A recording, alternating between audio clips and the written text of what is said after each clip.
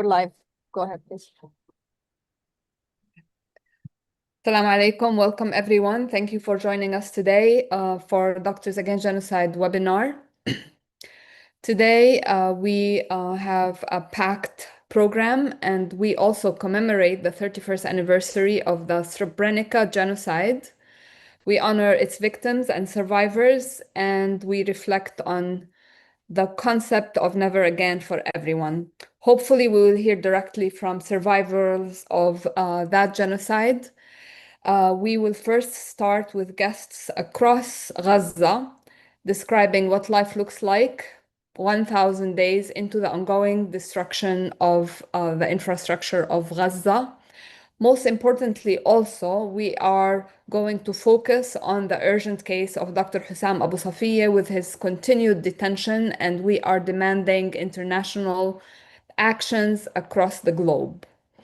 We will be joined by Dinao Mengosto, who is an acclaimed novelist, and he is the former president of PEN America.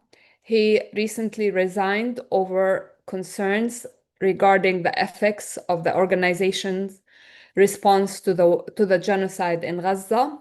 So we will hear from him. We will start with Najia. Najia is our educator partner who lives in a tent in Gaza. Najia has been instrumental in our understanding of how children are surviving the genocide in Gaza.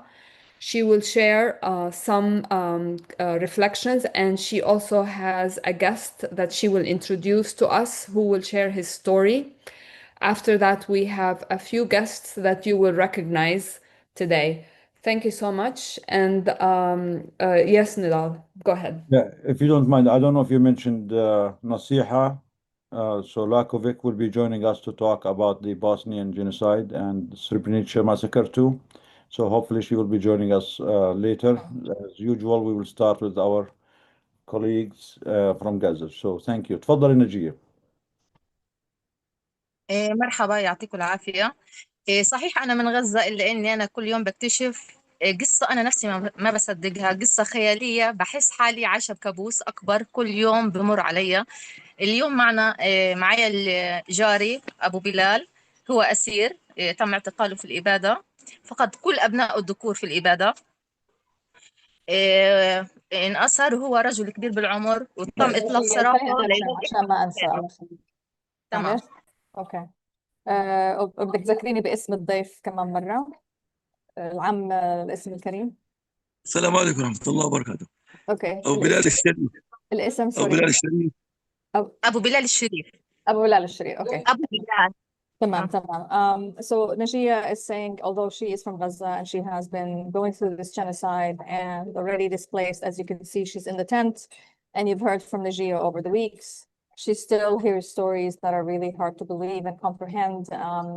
And one of these stories is her guest, Mr. Abu Sharif, and he basically was detained, tortured, released from the Israeli detention centers after losing all his male sons who were killed by the Israeli occupation forces. تفضل يا نجيب أو تفضل يا عمنا.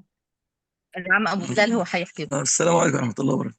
أنا أبو بلال الشريف، راجل من منطقة الشمال، عمري 68 سنة. عندي مرض الضغط وعندي مرض ارتخاء في المريء. كنت أتقيأ، فجاءت حاصروا المنطقة بتلاهي وإحنا في الشمال، وقالوا كله يخرج. خرجنا، فاتفاجأت إنهم بياخذوني وبيزعقوا اسمي. أنا يعني إنسان عادي مطمئن طالع، لكن اتفاجأت إنهم بيزعقوا اسمي ويقولوا تعال. جمعونا غاد، لفوا علينا. خليني أترجم. أول شيء Abu Hilal is from the northern part of Gaza, and he suffers from health conditions. متأسفة أنا نسيت العمر، 86 أو 68. العمر 68 مش هيك؟ The age is he's 68 years old, has high blood pressure and acid reflux. And they were giving orders for people from the north to basically to move south. And he was very surprised that they were actually calling his name specifically. this is like the Israeli occupation forces. They were calling his name specifically. This is an older man who has, you know, no activity that warrants this kind of being called by the detention authorities. تفضل يا أبو هلال.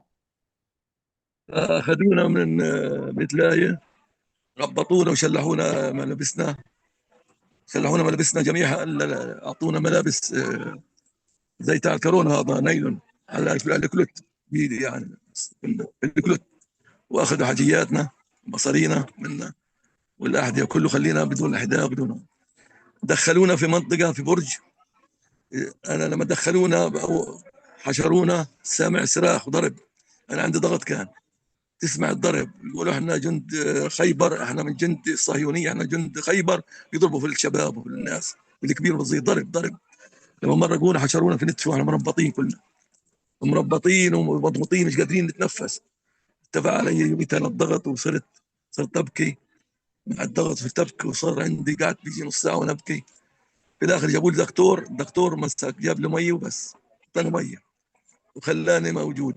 اوكي بعد قاعد يلعب كرسي، بعد شويه راح الدكتور قاعد يضرب فيا. خليني أترجم بس بعد إذنك. So they were taken along with other people to Beit Lahia. Basically, they were put in a very, very, very small place, and they were stripped naked and were given plastic underwear to wear. And they started beating them. And they were using profanity and language, saying, "We are the soldiers of Khaybar. We are here to torture you and kill you." And basically, you know, his blood pressure went up. He was terrified. He started crying, and there was a doctor who just gave him a sip of water and left. And then when the doctor left, the soldiers resumed beating and torturing him. تفضل. بعد فتره عنينا واحنا محشورين في البرج، شفنا حالنا نحن حاطين على مربطين، كنا حاطين على عجلات، رجلينا وايدينا كله مربط ومقصوعين هيك على الارض ورؤوسنا، وكنا ورا بعض، شباب اختياريه كله ومضغوطين. صار يكب علينا ميه، يحدف علينا احجار، بعدين تمشي تروح وتيجي، يهزوا فينا هيك، خلونا نخبط في بعض ونصرخ كلنا ونعيط، ويعني حسينا حنا ان رايحين الموت احنا. فالطريق اخذت وقت طويل معنا، يعني مش عارفين وين رايحين احنا، يعني مغميين ومربطين، وبرد كان يوميتها، برد شديد، واحنا مش عريانين، يعني ما فيش علينا ملابس الا غطاء زي تبع كورونا، هذا النايلون. وقاعد يقول مين انت، وابعد عني، خفف عني، انا تعبان، انا، ونصرخ، وما حدش يدور علينا، ويلق فينا ويهز هيك رايح جاي في العجلات. يعني للامانه عانينا معاناه وطويل، قعدنا يمكن 3 ساعات في الطريق مش عارفين وين رايحين.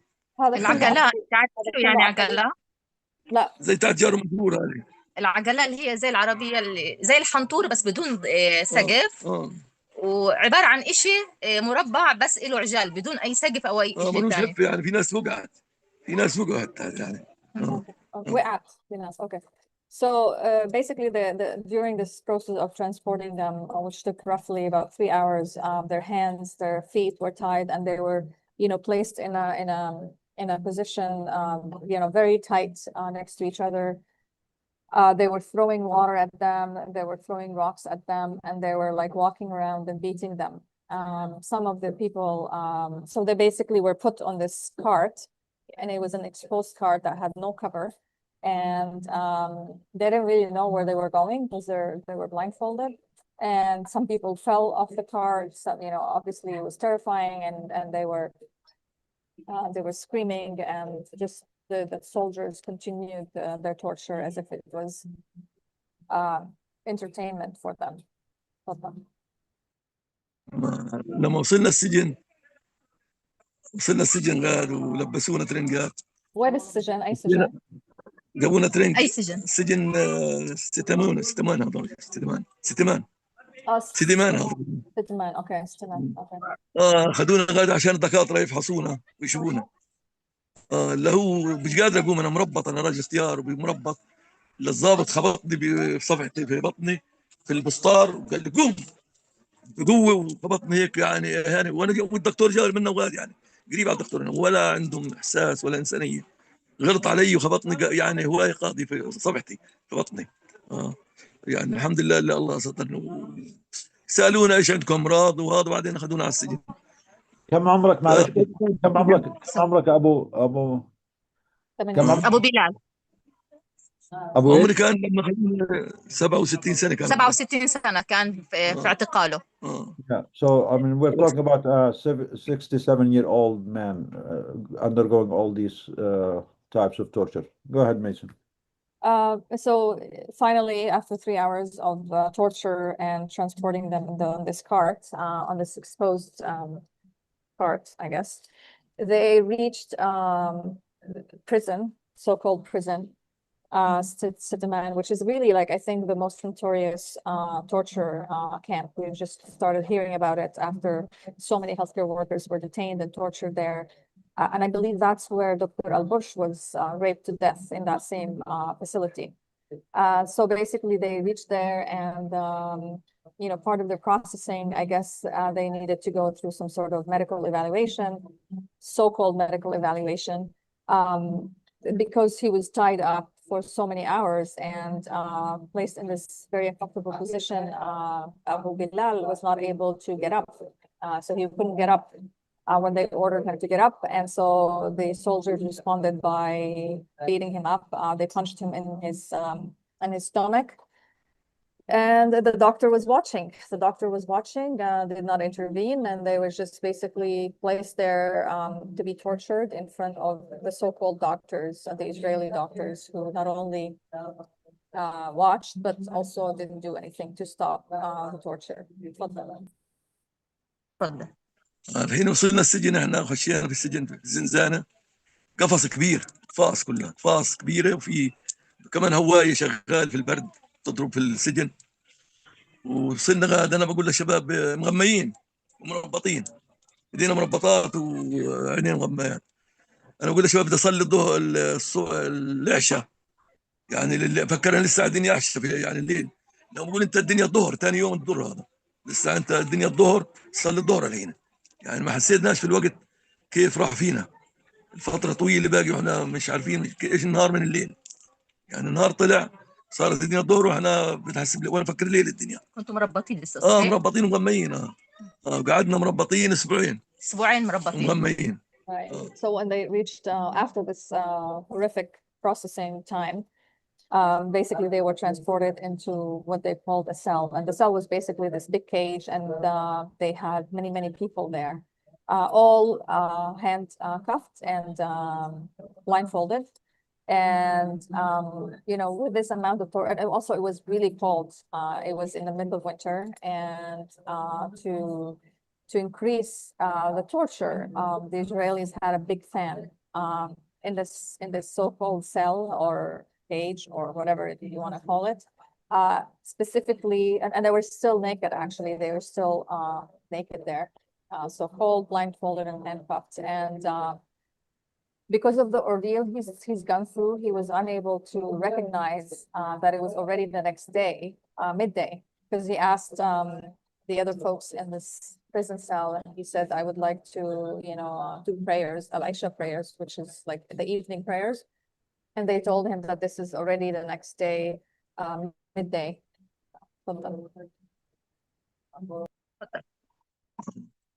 كنا في خشينا في الزنزانة هذه الكبيرة مع بعض، كنا ننام على الأرض، فيش لا مخدة، على الأرض ننام في أقفاص.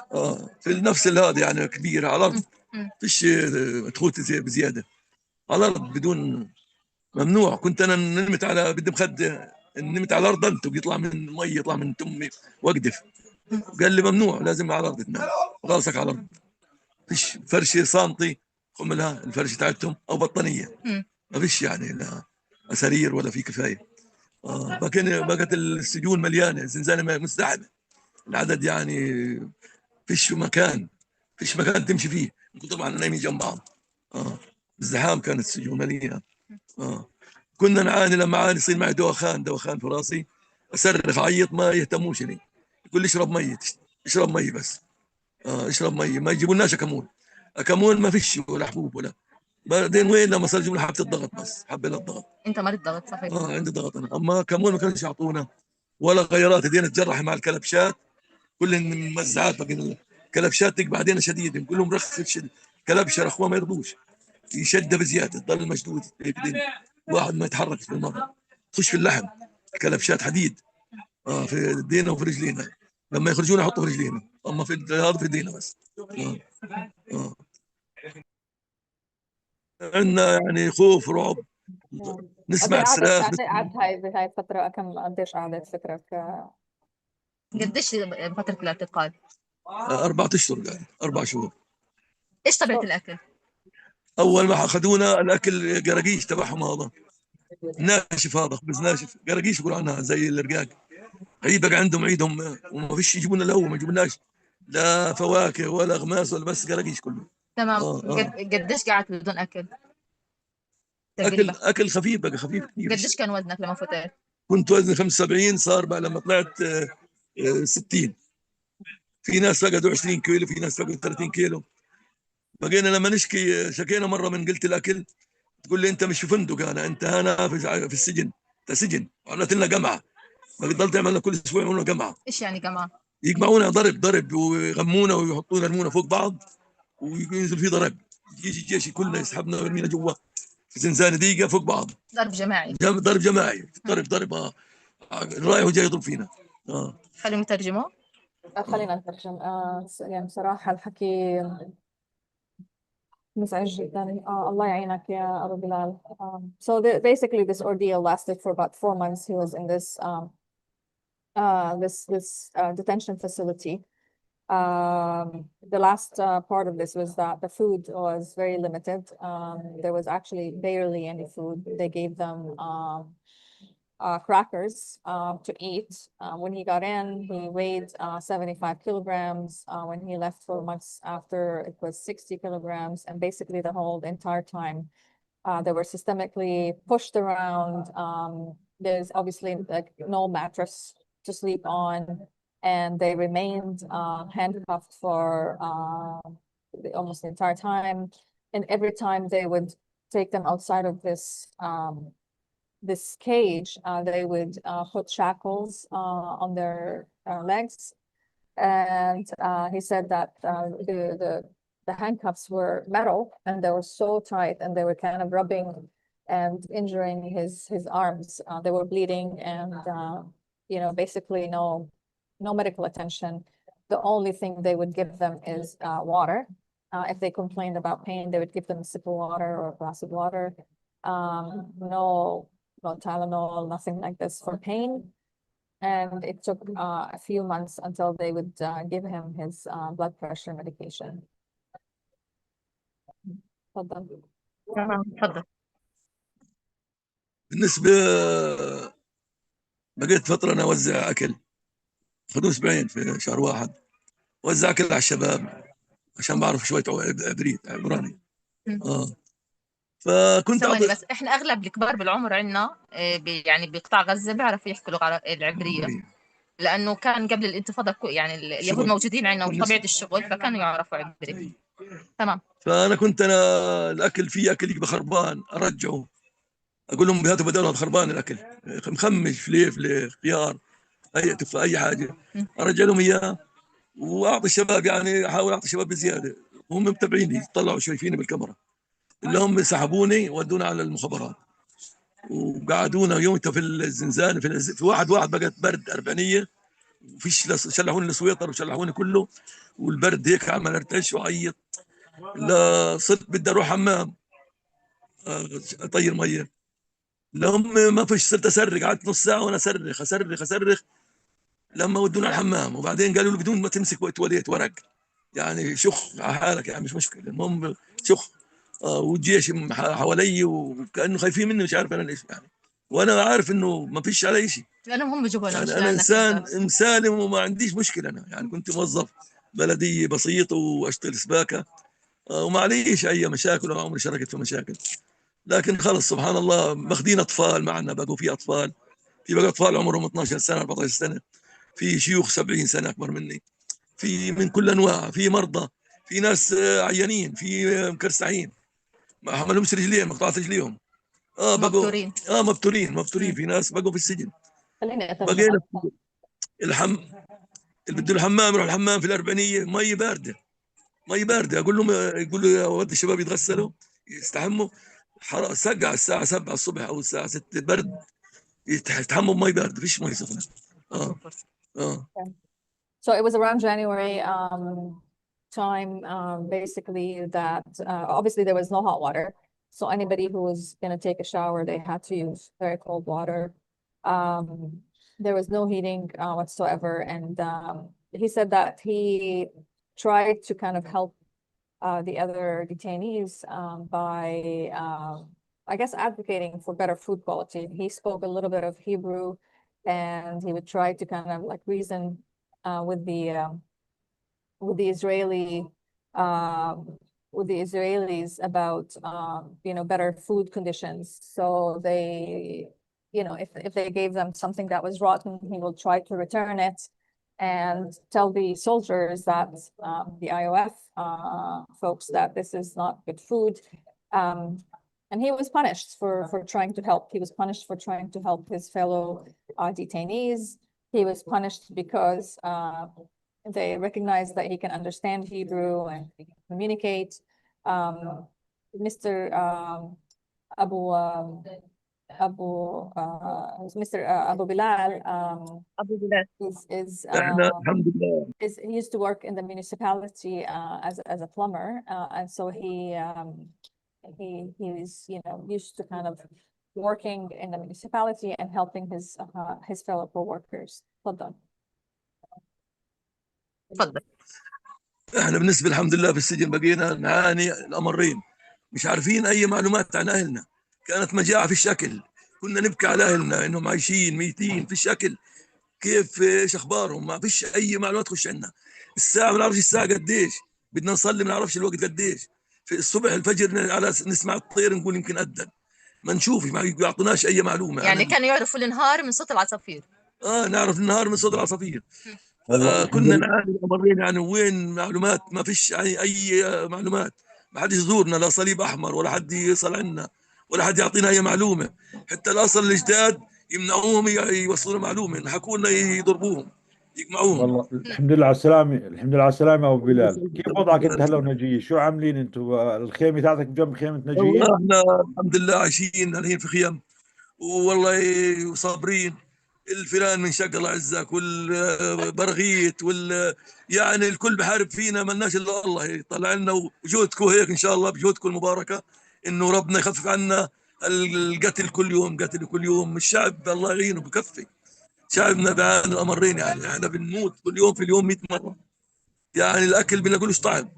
انا فقدت اولادي الحمد لله، وفقدت جوز بنتي، عندي يتامى في البيت، عندي في 10 انفار اطفال، العم 3 أبو ارامل. بلال فقد كل أبنائه الذكور، يعني ابنائي كل أولاده الذكور فقدهم، شباب متزوجين. وبنتي جوزها راح، وعندي ايتام 10، وبنعاني في الخيمه، الحر حر شديد. كم ابن ذكور كان عندك يا أبو بلال؟ فقدت 3 وجوز بنتي 4. واحد آه. سيء. Yeah. Do you want me to translate this? Yeah. So Abu Bilal currently lives in a tent next to Najia. The situation is terrible. As we all know, the tent does not really provide any decent shelters. They have the rats and stuff all over the place. They cannot provide for themselves. He himself lost all his sons, 3 of them, and the husband of his daughter. He has 10. I mean, his family now is consists of 10 people, and he has no way to provide for them. And the situation continues to get worse and worse, as we all know. نجية، أنت شو حابة تحكي لنا يا نجية؟ حابة أحكي لكم إنه الضغط مش بس جسدي عليهم الأسرة كمان نفسي. يعني هو أساسا أجا خبر إنه أولاده استشهدوا من الضابط بالسجن، الخبرات إنه إحنا قتلنا كل أولادك. أنت تخيل يعني رجل كبير بقفص يتبلغ من عدوه إنه أولاده ماتوا.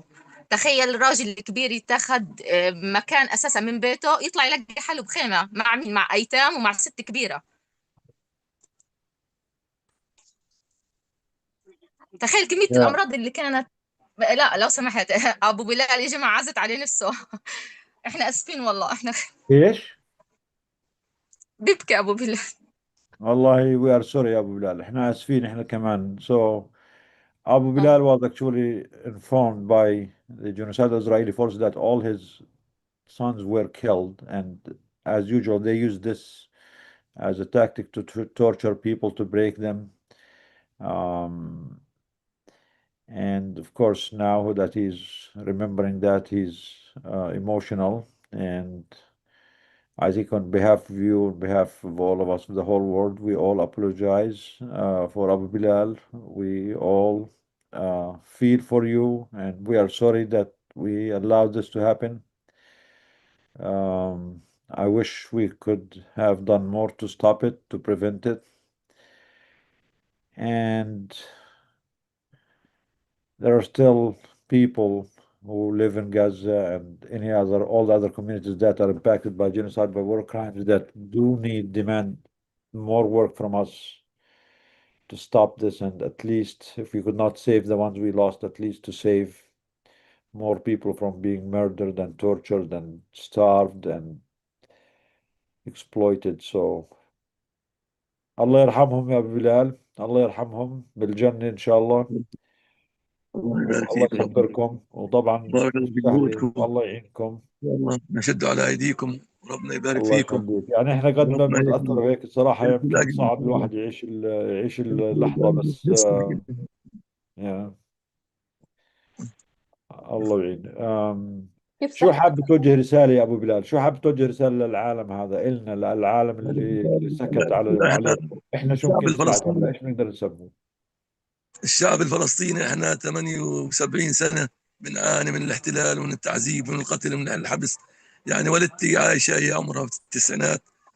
يعني الله يعينها، الله يعينها. عانت الحروب كلها وعانت الهجرة، ومتأمل في الله خير إن شاء الله، إنه ربنا هيك إن شاء الله بجهودكم بفضل الله، ثم في جهودكم الطيبة يروحوا الأسرة. لأنه أنا بحس في الأسرة كأنه كلهم أخوتي بتعذبوا، وأنا كل ما بتذكرهم بحسهم بدي إياهم يطلعوا.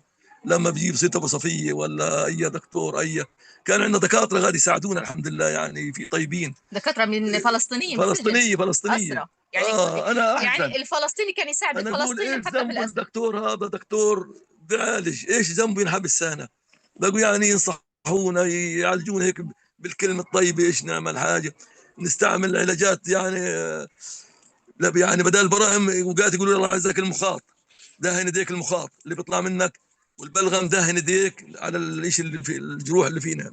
نقعد نستعمل المخاط والبلغم من كثر بقى قاعدون على الاراضي، دائما قاعدين، ممنوع نقعد على البطانيه، ممنوع نقعد على السرير، لازم البطاطين يسحبون منا، لانه كان شتاء، ابو يسحبوا بلال كان مريض في السويطرات الشتاء. في النهار، يسحبوا السويطرات والبطاطين، لازم نقعد على الارض على البطون، ممنوع نقعد على بطانيه. انا So اقول لهم راجل كبير. خليني أترجم يا أبو بلال. So Abu Bilal is a message to the world that the Palestinian people have been going through this for more than 100 years. The Palestinian people have really endured too much that the world thrown at them. His mother, who's still alive, she's in her 90s, she's a Nakba survivor. She witnessed all these wars. She witnessed the Nakba, she witnessed the ethnic cleansing, and she witnessed all the wars that happened since then. And like him, like all of the Palestinian people, they have been going through this without any real intervention of the world to stop this, to give them justice, to give them their right to live and to be in peace in their land. He mentioned something that actually made a lot of sense, that his main demand now is to help release the hostages, those that Israel have been detaining illegally. He has a special place in his heart for that because he knows, being there himself, he knows how much they endured there. And he really thinks or demanding or asking us to do everything we can to demand the release of all the hostages, all the legally detained Palestinian people, especially the doctors, because he's giving testimony now that the Palestinian doctors who were there imprisoned with them were the ones who were providing care for him. So Israeli doctors, Israeli medical service were not providing any medical services for the prisoners or for the hostages. The only one who was helping them is if there was a nurse or a doctor, Palestinian doctor, who is there with them in the prison. They are the ones who used to take care of them. And that's what made him wonder. I mean, these are doctors. Why are they even here in the prison to start with? And I mean, this is the first time I hear it from him. But we heard this last week. I think Karama and me and Dr. Abu Salmiya, he's the head of Al Shifa Hospital. He was also a hostage for 7 months. And he mentioned last week that at one of the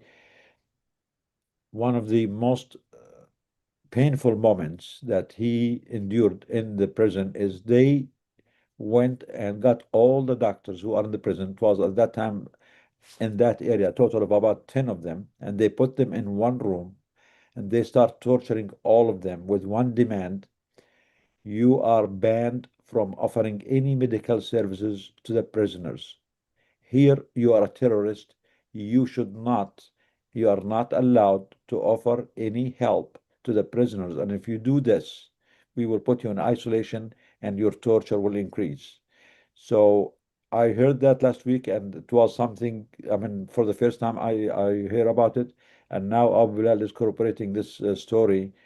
So this is really, I mean, we owe these people, we owe those doctors who, I mean, we know them. We know how professional they are and how much they carry their profession, their moral obligation to help wherever they are, even if they themselves are hostages.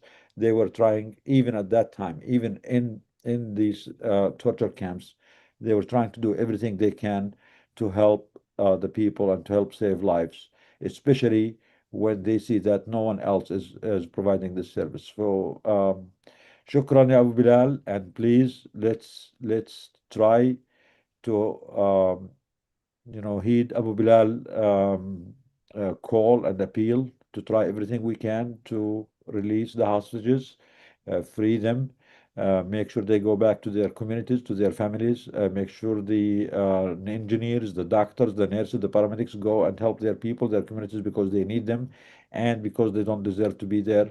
And also, please remember DAG, please support DAG, please donate to DAG, because we need to support these families like Abu Bilal and many other families who do need our support. The hospitals, the medical points, the trauma points, the ambulances, they still a lot of support. And no one is giving them any support. Actually, whatever they call the Board of Peace is trying to make the conditions on Gaza harder and harder.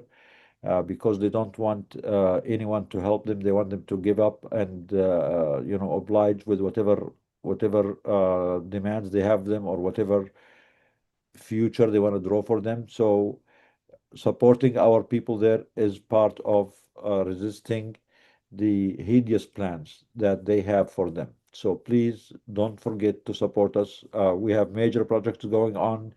Al Shifa Hospital, the field hospital there, we are in the completing phase, but we still need more money to complete it. The emergency room at Al Shifa Hospital is also about 70% done, the project, but they need at least another $200,000 to complete their project to be able to open the emergency room. We also, along with Dr. Aburish, there is, as you all know, there is no pathology unit in Gaza, zero. All the pathologists were killed except, I think, one. But even that doctor who's there, he does not have the equipment. He does not have, the supplies that he needs to do it. So part of our new project is going to be to rehabilitate the pathology unit, which is going to be the first one, not the first one, the only one in Gaza. And the cost for this is going to be also, unfortunately, maybe $200,000. We're still in the final stages of putting the plans, the costs. So please don't forget to support DAG and support the communities in Gaza and all communities impacted by genocide in any other way that you can, as long as we don't leave them alone at the mercy of the perpetrator. If you know other organization that can provide support, you are welcome to do so.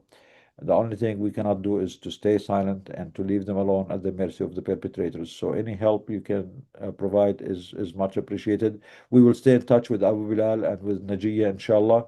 But sorry, Najiyah, because we have so many other speakers. So we're going to go ahead with Ahmed before we lose him. Ahmed is there. Ahmed Abu Amsha Yes. to give us some inspiration and maybe a call to relieve or to release the hostages. Maybe you need to make a song for Abu Safiya, Ahmed كمان. تفضل Ahmed. Yeah, I was planning to do that inshallah soon. I will make a song. I hope he's will be free soon. First of all, I miss you all guys. I was have a lot of work, a lot of activity with the kids. Even in these circumstances, we still try to spread joy and love. But you know, there's a lot of wounds inside us. Until now, they are bombing, they are killing. And today I was in Gaza City. I was have activity with the kids, and suddenly they bombed.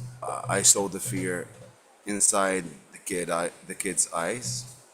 I just let them forget what. Hey, let's play, let's sing. Don't worry, nothing is. Everything is okay. Then we continue. Then I go back here in the Zawaida and the beach. I will be honest with you guys. I'm exhausted, and that's enough. That's enough. 3 years, 1,000 day killing, intense. No good food, no good water. Until now, we carrying water. A lot of innocent people die without doing anything. That's enough. Where is the world? I'm just sitting in the night there in the beach and ask myself, what is next?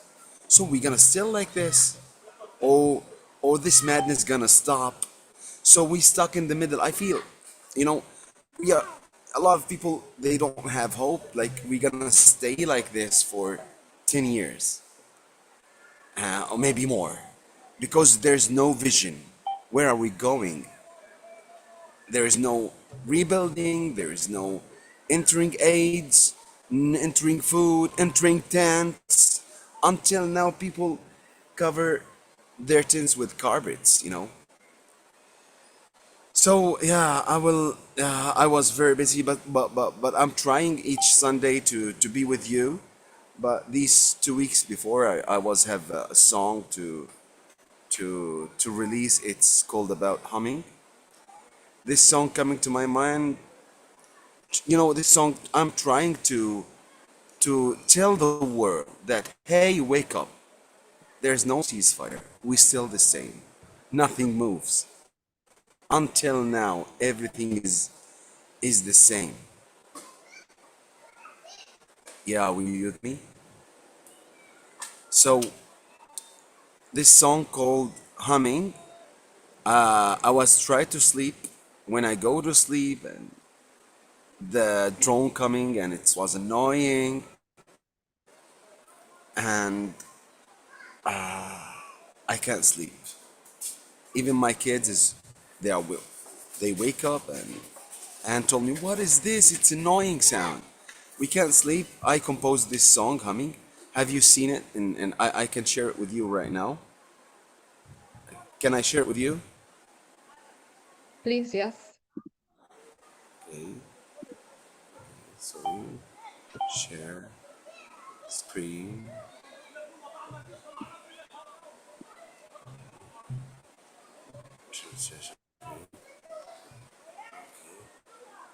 This is the song.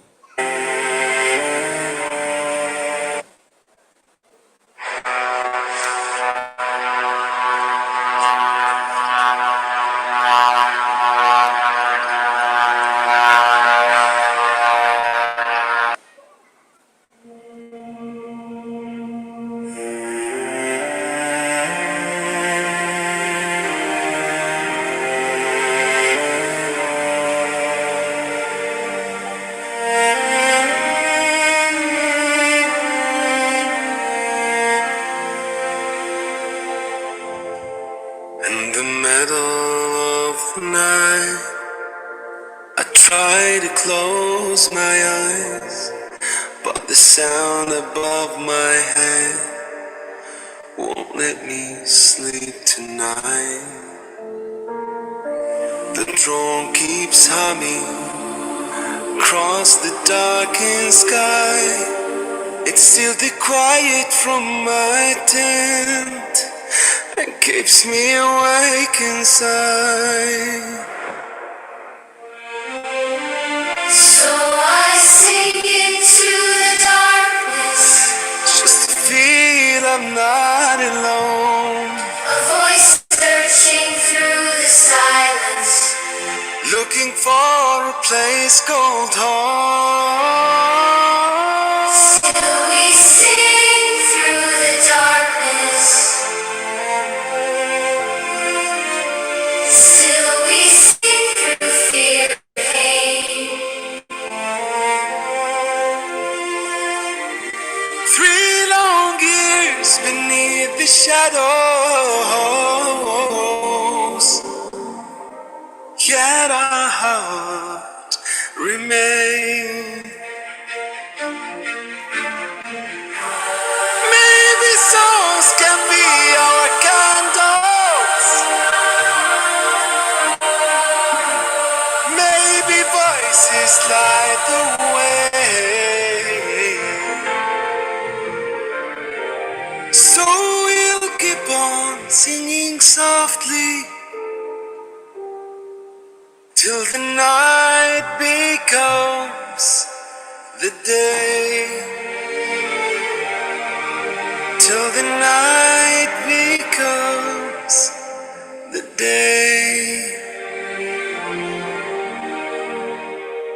Till the night becomes the day.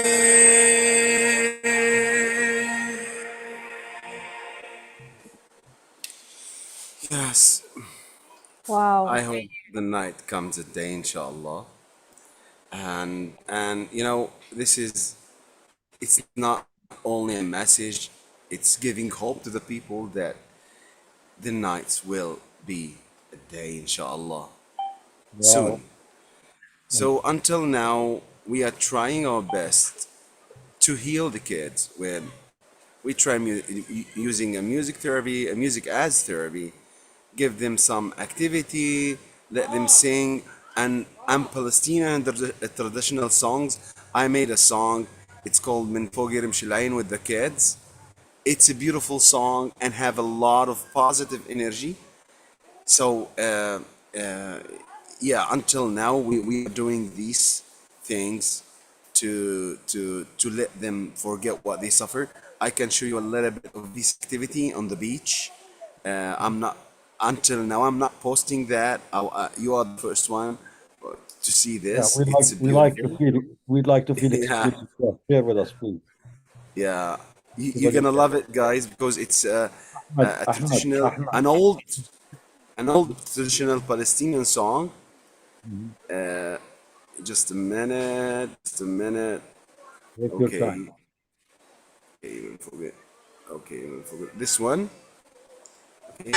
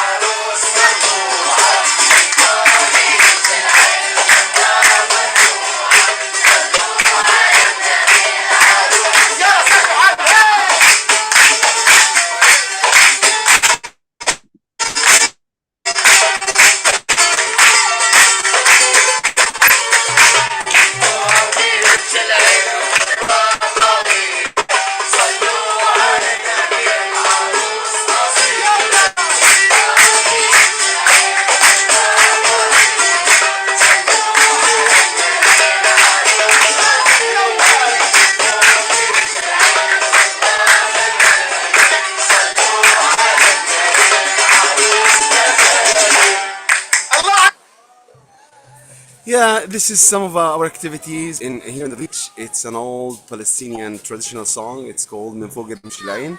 They were singing that song in the wedding parties. Uh, it's an old Palestinian song and it's beautiful. It's like a stampa of songs.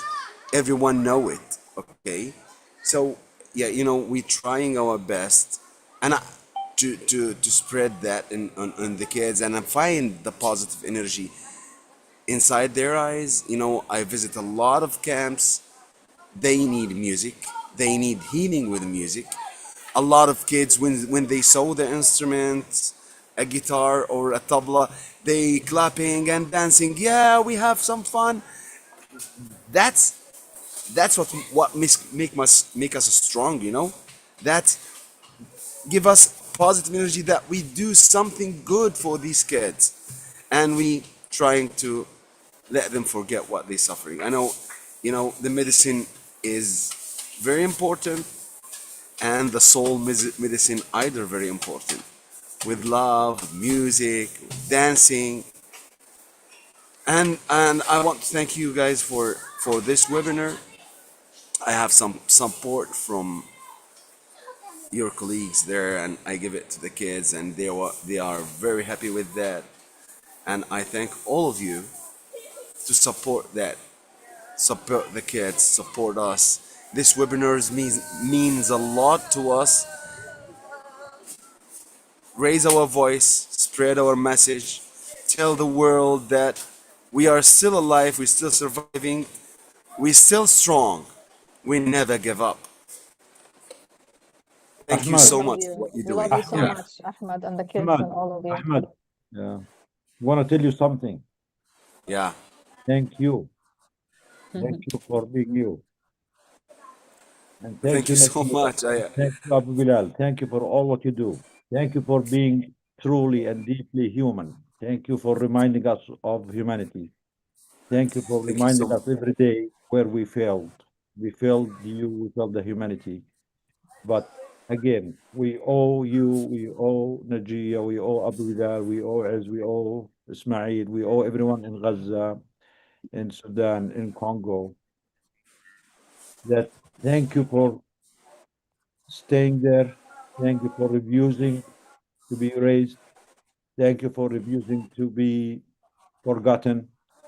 And thank you for reminding us every day through the Doctor, struggle. I want to say something after. Yeah, after you speak about Abu Safiya, I hope he gonna be free soon. After the webinar, I just shocked how much messages, how much posting about Abu Safiya. You do a good work. You do a hard work really, and it's effect on the people. A lot of I have a lot of followers in Instagram. I just saw a lot of messages about Abu Sofia and Doctor Against Genocide, and we have to continue to let him free. And I think this webinar is the very important webinar right now that can affect the people, can deliver the message of our people. So God bless you all, guys. Continue. I'm with you. Ahmad, we promise you and we promise Ez and Ismail and Abu Bilal, we will not stop until you get justice and peace and every perpetrator gets held accountable and no people, no community in the world will ever go through what you went through. And we will make Gaza, inshallah, the end of So much. all these genocidal projects and all what is wrong in the world. You are freeing all of us. You are empowering all of us. You are making all of us powerful and brave and courageous and reminding us of what it truly counts. So thank you, Ahmad. And that is our Thank you promise. so We will much. Thank not you so stop. much. We will not stop. We will not leave any stone unturned until we bring you justice and peace and life. And inshallah, thank you with all Thank of you you, so much. every Thank you one of so us. much. Thanks for everybody. God bless you all, and I'm sending so much respect and love to all of you of what you're doing. It means a lot, really. Ahmed, Thank you so much. keep singing, and keep taking care of the children for us, I please. will. I will. I will. Until we I get will. there, please take care of them. I will. Thank you. Dr. Azzululu, how are you? It's your turn now. I'm doing well, alhamdulillah. How about you? Well, I think, sorry, Ismail, I think is next. Is it Ismail? I'm sorry. Okay. Yeah, sorry, he has a Either or, presentation. yeah. It's okay. It's okay. It's okay. Continue, as Sorry, we have some miscommunication, me and Maisa, but it's fine. Either one of you can go, guys. You are both from Gaza, okay. both dear to our hearts, so it's fine. Anyone? Do you have anything to go? Do you have your connection good? Who can stay a little bit longer? It's up to you. Ismail, go ahead. Okay. I'm glad to be with you again. I just want to share my screen to start my presentation talking about civil defense in Gaza. Can you tell us who you are, Ismail? معلش, for people, for new people, just introduce yourself. Allah يخليك. I am Ismail Matar from Civil Defense in Gaza. I will speak today about the civil defense situation after this war, that it didn't end until now. So I will be just with you for this presentation, describe how we face challenges. تفضل. أهلا وسهلا. We're waiting. أهلا وسهلا بإسماعيل. You are the first responders, and we know that the people of Gaza need you too.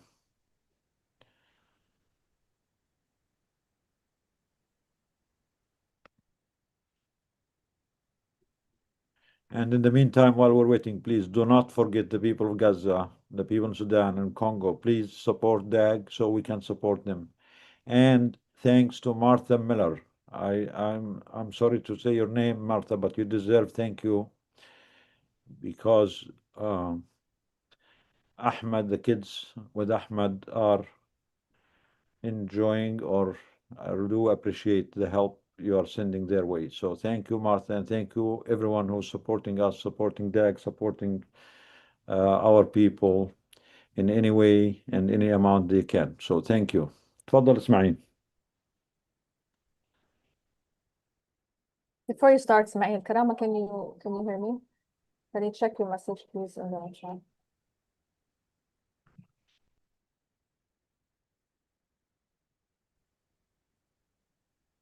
Yeah, of course. Yes, go ahead. اسماعيل تفضل. The view, please.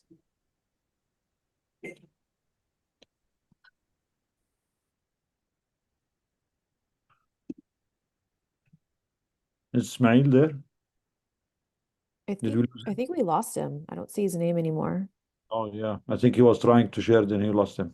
Do you mind if we go as? I'm sorry. So let's go with as while Ismail fix his connection. As we all know, I mean, I'm here in the United States. I have the most powerful connection, and I still struggle with these things. So we understand the situation in Gaza. Most of them, they have to work on half charged old battery or laptop or phone. Go ahead, Azzuddin.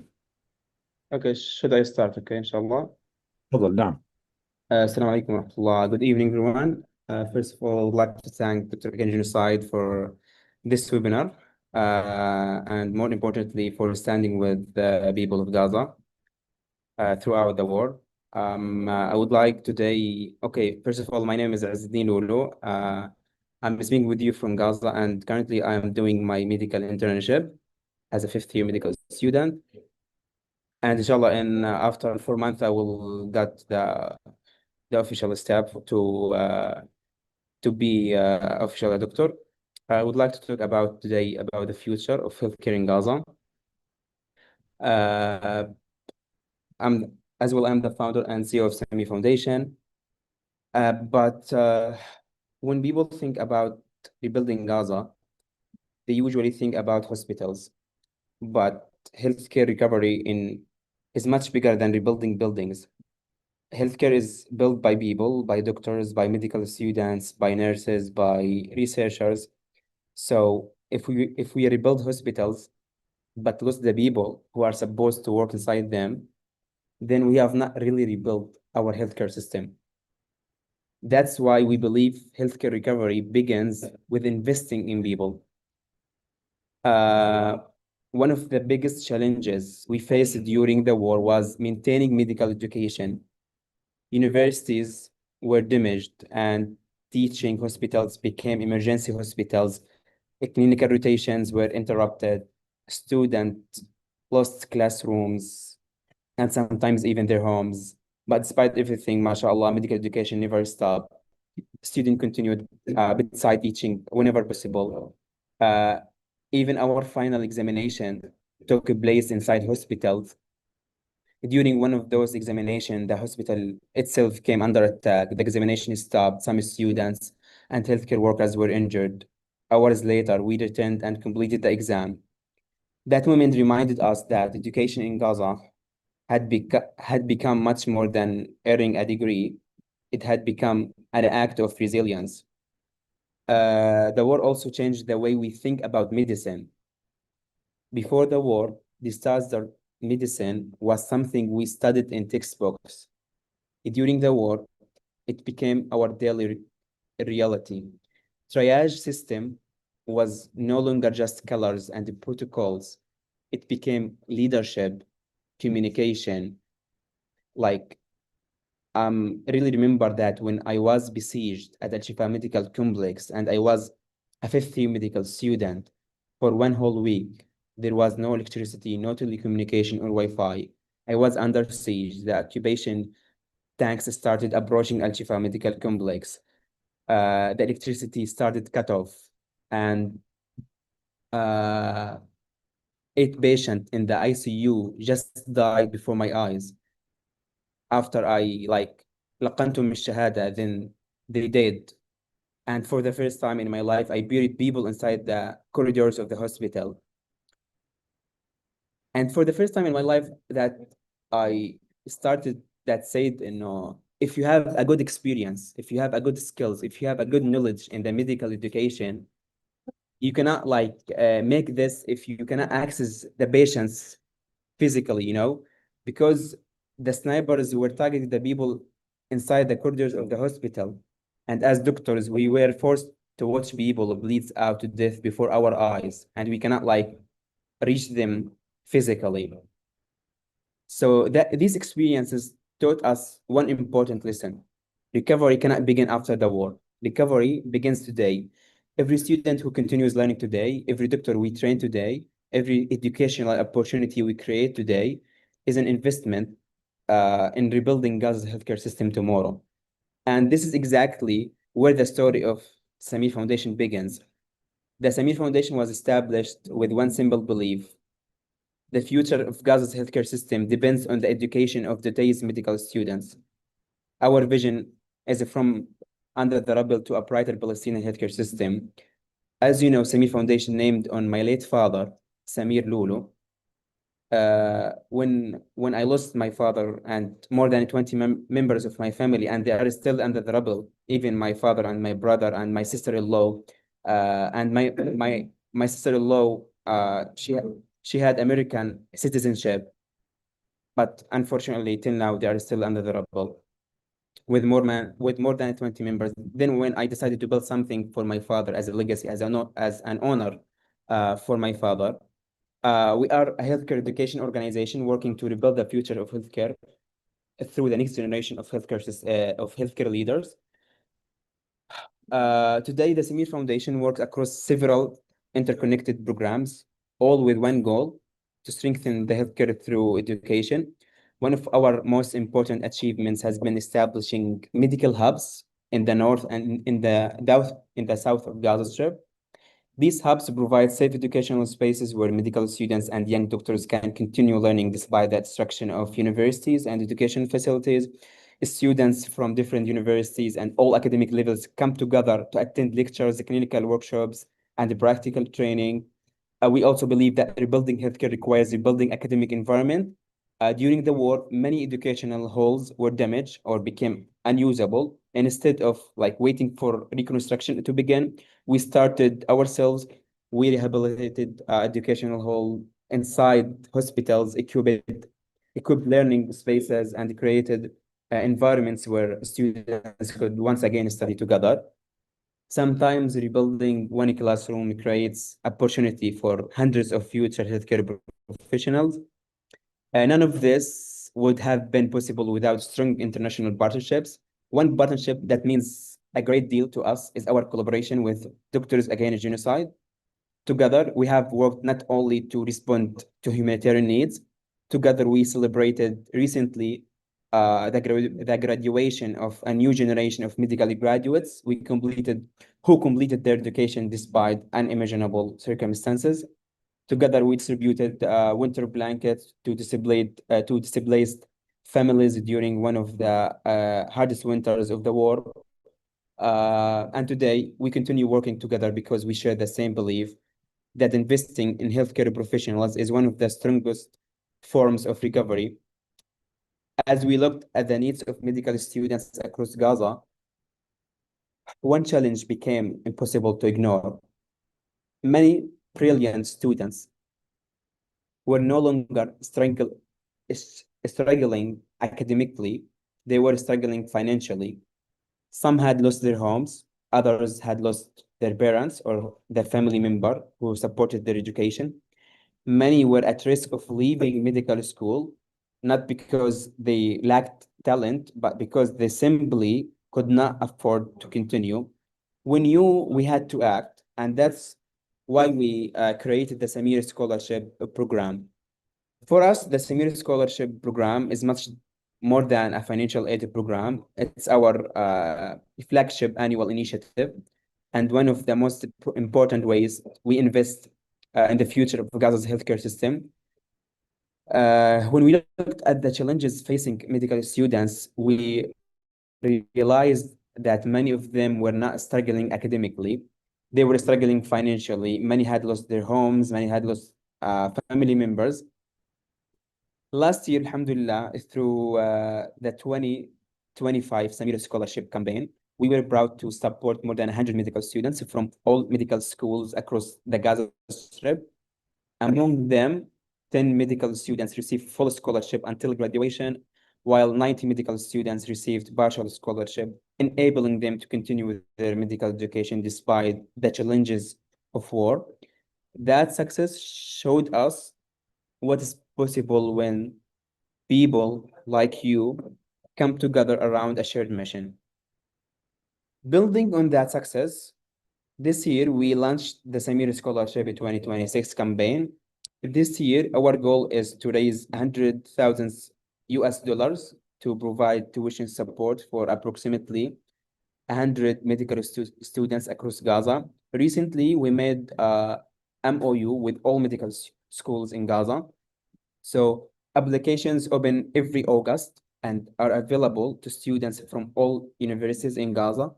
Each application goes through a transparent and selection process, including application review, field verification, and interviews, ensuring that support reach students with the greatest financial need and the strongest commitment to completing their medical education.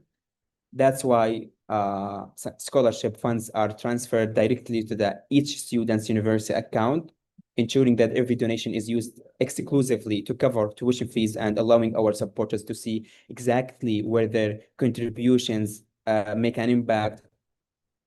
For us, this scholarship is not simply about paying tuition, it's about protecting the future healthcare workforce in Gaza. Because every medical student who graduates today will go, inshallah, to care for thousands of patients throughout their career. Every scholarship is an investment in future surgeons, pediatricians, emergency physicians, family doctors. So today I would like to invite you to become part of this journey. We have less than a month to open the registration for Samir Scholarship in 2026 in partner with Dr. Against Genocide and other donors. So if you believe that rebuilding healthcare begins with education, if you believe that every talented medical student deserves the opportunity to graduate, I invite you to support the Samir Scholarship Campaign 2026. I think the donation link has been shared in the chat. The donation link with Doctors Against Genocide. every contribution, no matter how small, helps another future doctor stay in medical schools. There's some of donors like that love to support one student to cover their tuition for one semester, for one academic year, or until the graduation. Together, inshallah, we're not simply funding education. Together, inshallah, we are rebuilding the future of healthcare in Gaza, one medical students at a time. Inshallah, as well, I will send you some of links of some of story of medical students that are struggling inside the Gaza Strip, alongside the donation link. I think Dr. Karama sent the link. Yeah, and thank you so much for listening to me. I appreciate for everyone who feel like is supporting Dr. Against Genocide and everyone like that support healthcare system in Gaza. Thank you, Rez. Thank you, powerful. Thank you for all what you do. Like everyone in Gaza, you're I'm inspiring just us. gonna say something real quick, Yeah. Nidal. But I One think, thing that just اتفضل. my Karama, like I think you sent another link. No, it's not the right Yeah, one. yes. And send it again. Uh, So, ابعت لي إياها عز على الشات yeah, just give me a second. Okay. I will send it now in the chat. Yeah. Thank you. Is it work, Karama? Yeah. Okay, here is the link. I just wanted to say something that I learned recently while I am working with some of the neurosurgeons in Gaza. Several of the surgeons have been killed or detained in Gaza, and there was an escalated line to graduate medical students and residents to fill the spots of those detained and killed doctors. So we know that the medical students and the nursing students in Gaza have been very busy saving the lives of in their community. So thank you, Ez. We're very proud of you, and please donate generously to this campaign. And it is our duty to continue to support you and support all the medical students that come after you. thank you, Rez. Thank you for all your work. What you said is very profound, powerful. Rebuilding, helping the victims starts with education, building capacity, building the skills that will help their people. And we know you have been doing a great job on this. We are proud of you. We appreciate it. And for our colleagues out there, for our supporters, you know that those who are supporting the perpetrators are giving them billions of dollars to kill people, to bomb, to supply them with more weapons. It is our role as people of the world who are disgusted with this and do not approve this to at least give the minimum to help the victims. We cannot leave them completely unprepared and completely unsupported in the face of all these billions and billions and billions of dollars of bombs and lethal weapons. So please support us. Please support Ismail. Support Dr. the Nidal, just community. there's sorry for interrupted, but there is a question in the chat, like said, $100,000 is it per student? But no, the $100,000 is a total fundraising goal, or is it the minimum goal for the 2026 campaign, not for one student. Absolutely, yes. This amount will provide tuition support for approximately 85 to 100 medical students across all medical schools in Gaza. Some students will receive full scholarship, while others receive partial scholarship, depending on their financial need and tuition balance. A scholarship, or every scholarship, a payment is transferred directly to the student's university account, ensuring full transparency. And the most critical thing that this student will pay it to protect this student to rule out from medical schools. We will not like support all the years of this student. We just support as much as students to prevent ruling out this student from their medical schools. So this is our mission. Yeah, thank you, Riz. So please support as much as you can the people, the victims of this genocide that our countries are supporting need our help. They need our support.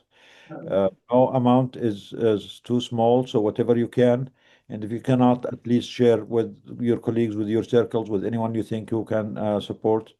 And for those who are asking, how is Dr. Abu Safiya? I saw this question. We don't know. Unfortunately, his lawyer is trying to make, they already submitted an appeal to be allowed to visit him again, and they did not hear back yet.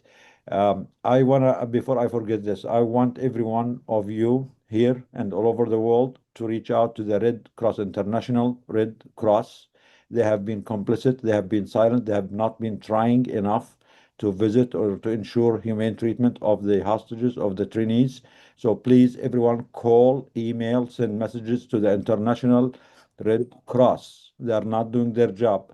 This is their job. They are the one who should be visiting. They already have they already have a clearance from the court, Israeli court, that they should be allowed in. They need to push for that. They need to exercise the mandate that the world gave them. Otherwise, they are siding with the perpetrators. They are siding with those who are torturing people, with those who are sexually abusing doctors and nurses to death. Please, please, please, before this meeting is over, everyone send a message, a call, an email to the International Red Cross and make sure you demand that they fulfill their mission that the world entrusted with them. Thank you, Az. And again, we have too many guests. We have Mr. Mengistu is here too, and we have a guest to talk about the Bosnian genocide and the memory of the Serbian Srebrenica massacre. But if you just give me, we have to hear from one more speaker, Ismail, because he had a problem with connections. And once Ismail finishes his presentation, we can go with Nasiha, then with Mr. Mengistu. So thank you for joining us. We are, really appreciate you coming to our webinar and to hear from you, to share your story, and for all of us to work together to be the voice of the voiceless. Ismail, تفضل. Hello again. I have like electricity problem. It's not stable now. So we hope that we can finish our speak because it's not stable. So I'm Ismail Matar from Civil Defense in Gaza City. I will speak today about the civil defense situation now after this genocidal war. I will talk about what we face from challenges and how we treat with it. And I will talk about the needs or demands that we need to recover our system to respond for civilians who need help. So be with me about my presentation. Yeah, while you are preparing your presentation, we want to thank all of those. We are getting donations as we speak, so we really appreciate all of you who did donate, and we hope that more and more can donate to help the people who need our help. So we really appreciate it. We see you, we know you, and we are getting lively updates on the donations we are getting. So much, much appreciated. I think the children and the students in Gaza will appreciate that. Go ahead, Ismail. I want to mention that I deliberately used the real photos and the video from the real reality of Gaza. So every photo or video you see here, it's real. It's not from the internet. And we will have a short video to show you the systematic targeting of our crews when they were on their mission of rescue and evacuating the civilians from attack positions. اسماعيل So اسماعيل إذا بتقدر تحط البرزنتيشن برزنتيشن مود ما في جربت قبل كده. ثواني. في زي على ايدك الشمال في زي صورة سكرين اكبس عليها بتصير برزنتيشن مود. من الويبنار ايوه ولا من ايوه بالضبط هيها السهم تبعك عليها ايوه هذه؟ اكبسها. يا تمام معي.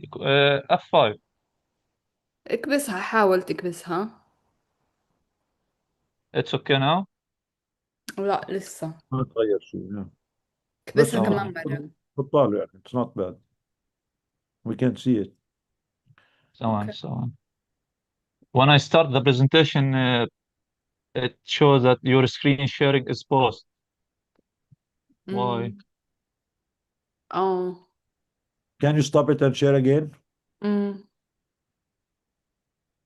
تمام. وين ميسة؟ لاحقين يا ميسة. ميسة حطتني هوست نضال خلاص أنا هلا بدك أنا إشي وياك. بدك تسألني أنا. اوكي ورطنا معناته. Can you share it for him? Ismail, can you send it to us in the WhatsApp group and we share it ourselves? Maybe it will be better because we have. Yeah, it's good. Try to share it once again. كبيرة أكيد to share. Does it show now? ظبطت ولا لا؟ لسه لسه المرة الأولى كانت لسه أحسن. لخبطناك يا إسماعيل. أنا أرسلته لميسة بس ثواني.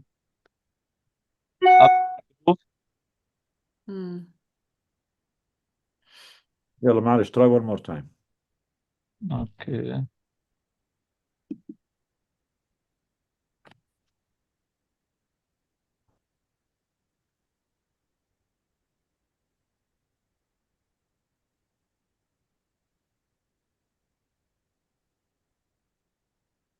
شوفوا على الجروب 1000 days. اوكي.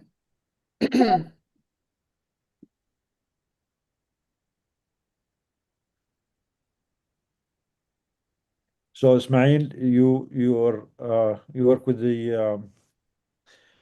civil defense and emergency services all over Gaza or just in a particular area? I'm speaking from civil defense of all Gaza, يعني north, south, middle, Gaza city itself. So it's general, not about a small area. Okay, great. Yeah, inshallah, هلا كرامة once we share it, it will be good. دقيقة.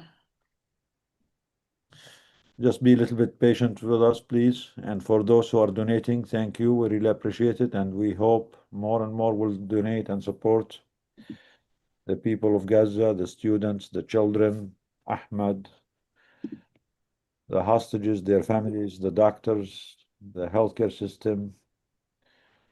We are getting donations and we really appreciate that.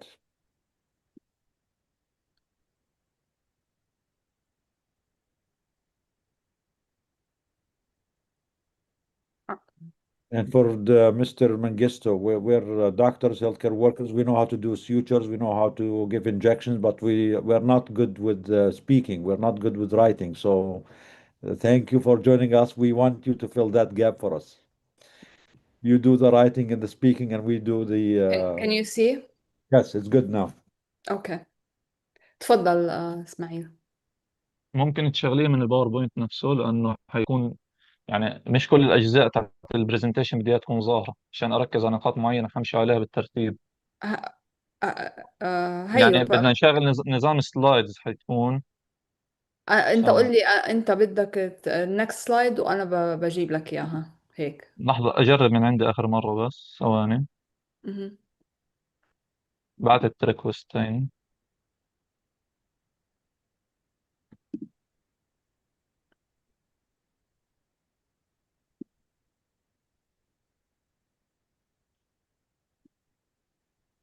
كده تمام؟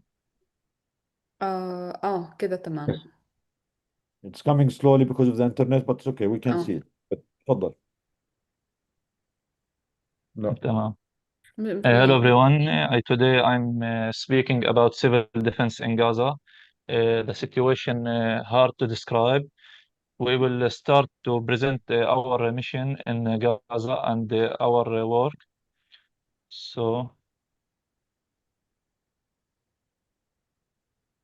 sorry.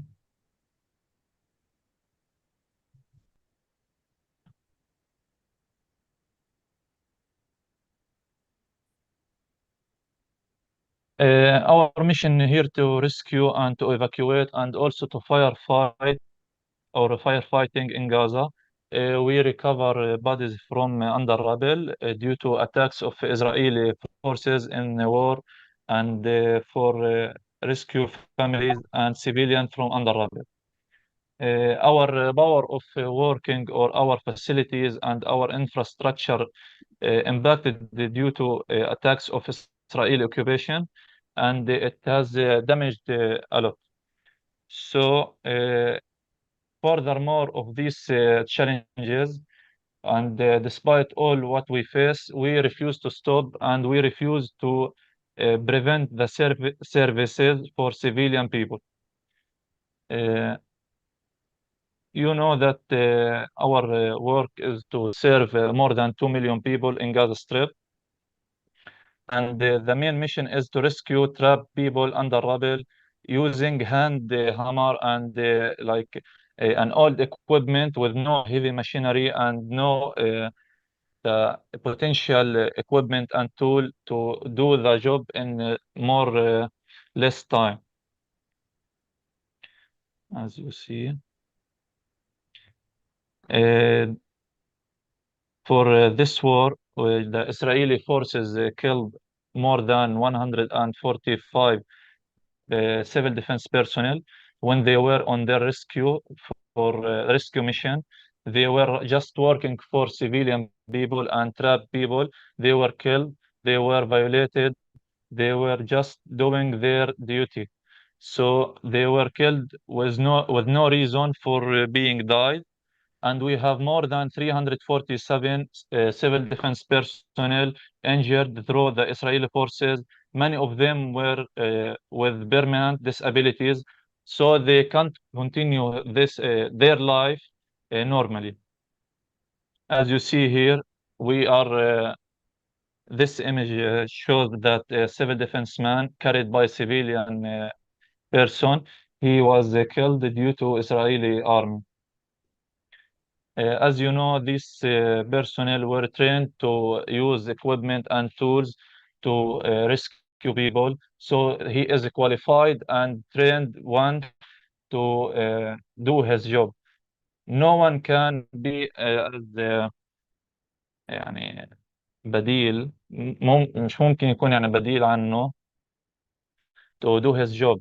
He is trained and qualified. We will show you a video that shows a systematic targeting of civil defense personnel when they just do their job. They were attacked by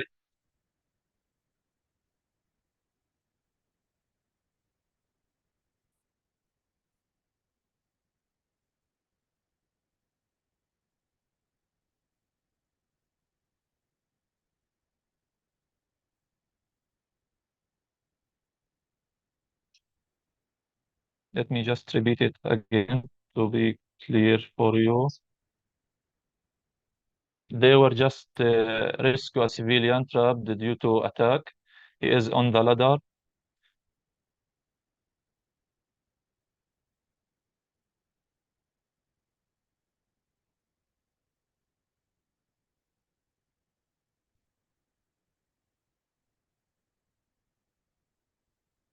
And again, Ismail, you don't have, I mean, you're using this very basic equipment and usually just the manual stuff because you're not allowed major equipments and big equipments are not allowed into Gaza to help remove the rubble and help rescue people the proper way, yeah? Yes, there is no heavy machines to help us to remove the rubble or even to rescue people from these attacks. So the mission, it need like half an hour. It may continue for days to be accomplished and finished. So there is not effective work or effective rescue mission. It needs more resources and more power and more time to be finished and accomplished. In this video, when our mates were attacked, the Israeli forces killed my colleague Ali Muhammad Omar. He is in these images. He just do or did his duty to rescue civilian people. He were killed in his mission.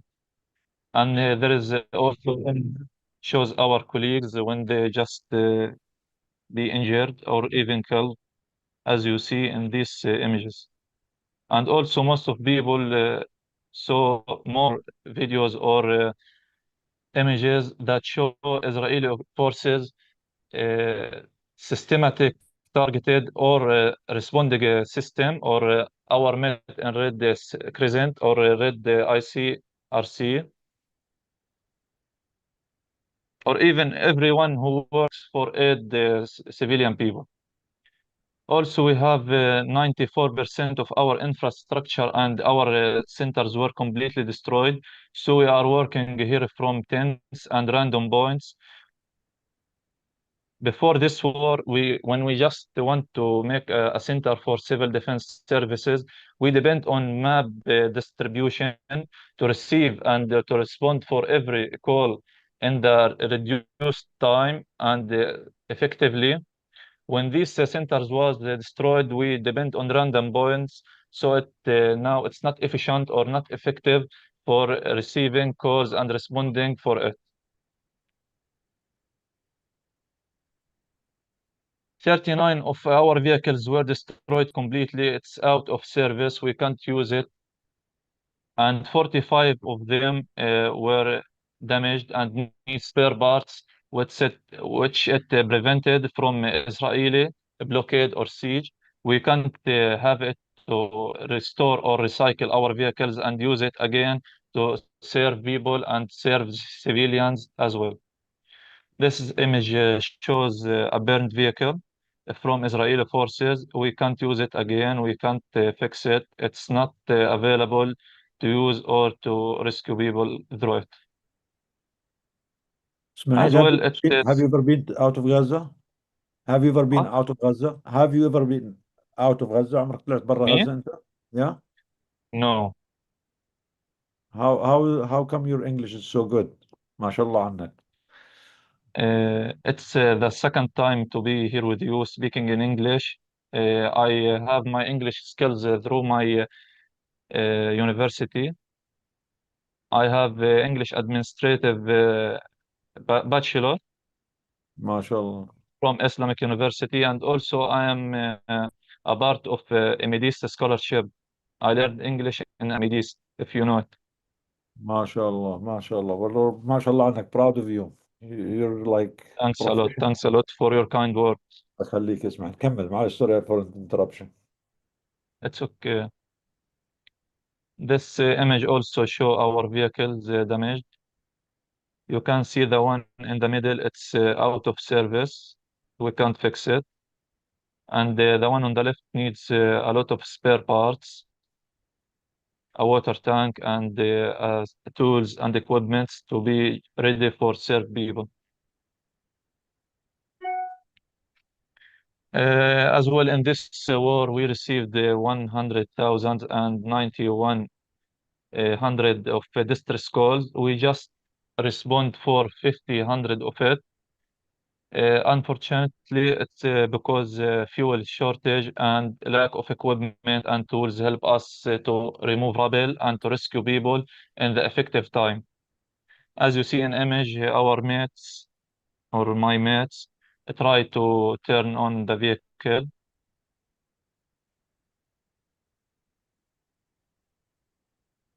Also, we have bodies under rubble until now. We need to recover them. Some of them needs more heavy machine to be done or to have our mission done. It's like more than 9,500 bodies under rubble. We work on a project to remove this rubble and recover them, and their family is waiting for them to be recovered.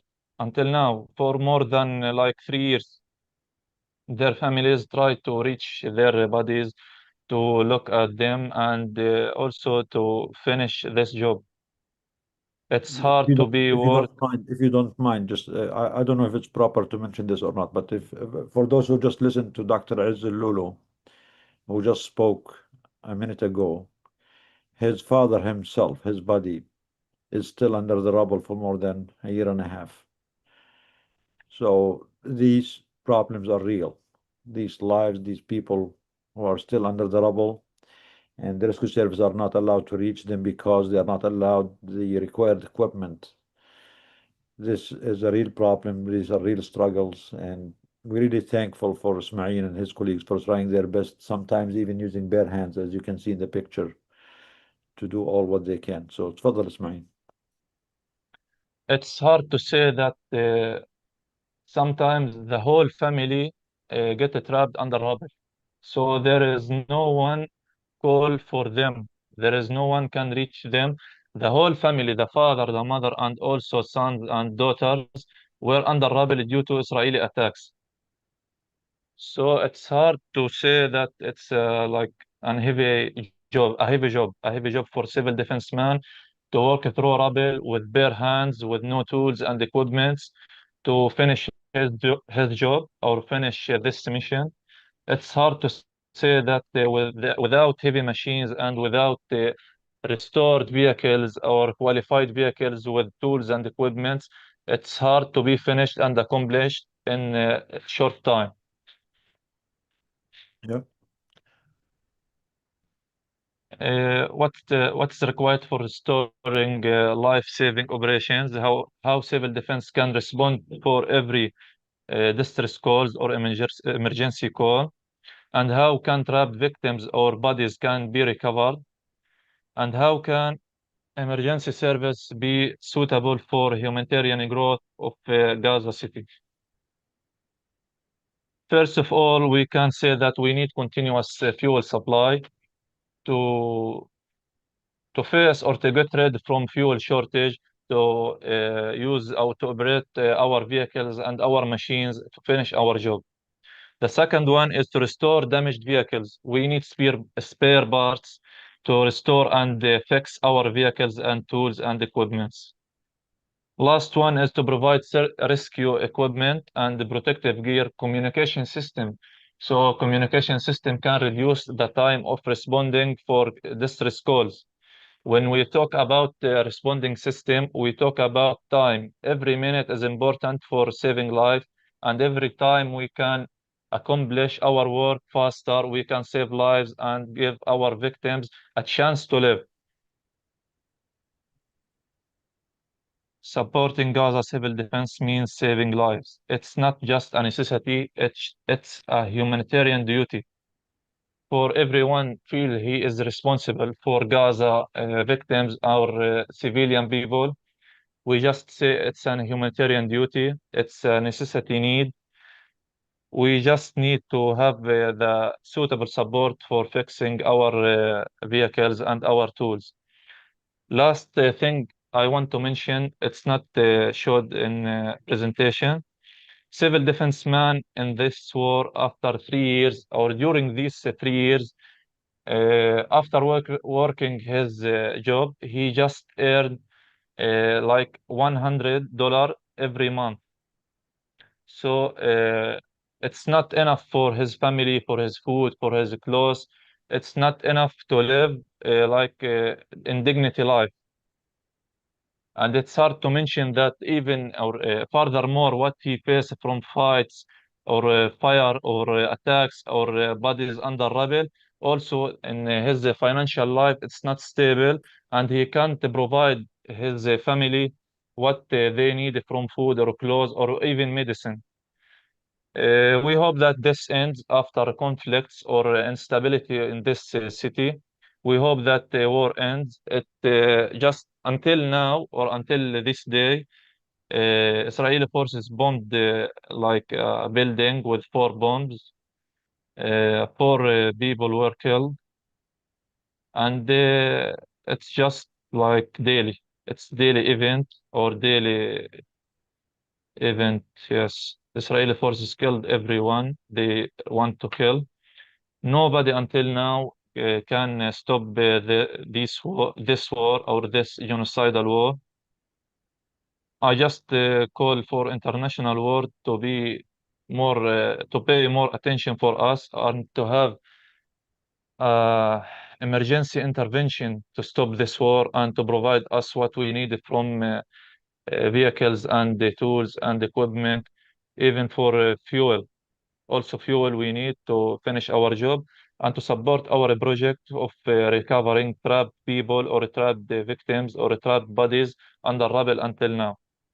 Thanks Thank for you. listening and paying attention for this presentation. I hope that you will not get bored from what I said. And we want to reach our voice for everyone. He pay attention for us or he need or want to be a free Gaza. اسماعيل كم عمرك اسماعيل؟ معلش هذا سؤال شخصي. 26. ما شاء الله. So Ismail is 26 years old and he's leading the whole rescue operation in all of Gaza. We're really proud of you. Thanks a lot for your kind words.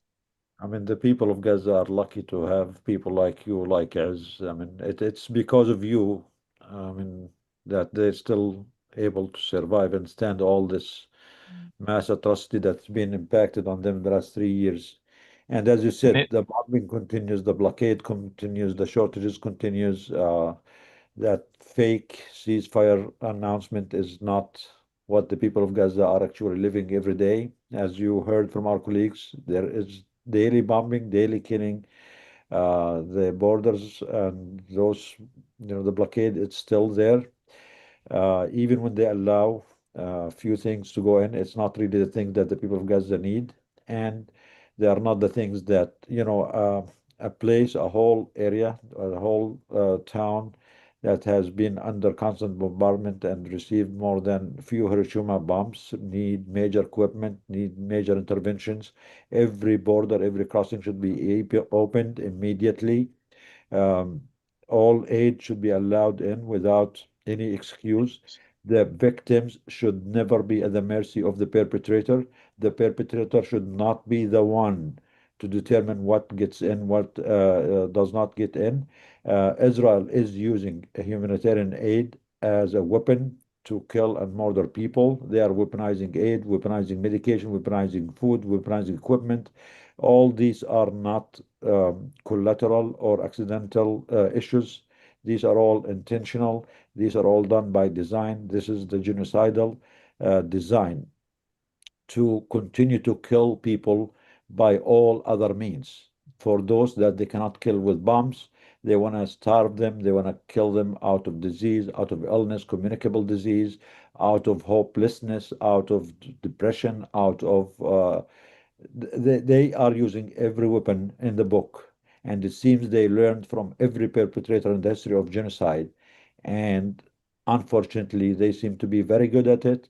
And what's making things worse is that the West, whatever they call the West, whatever they call the champion of human rights or human words, champion of human rights in the free world, is the one that is giving this monster, this cancer on earth, all the impunity, all the tools, all the bombs, all the money to continue these crimes without any accountability.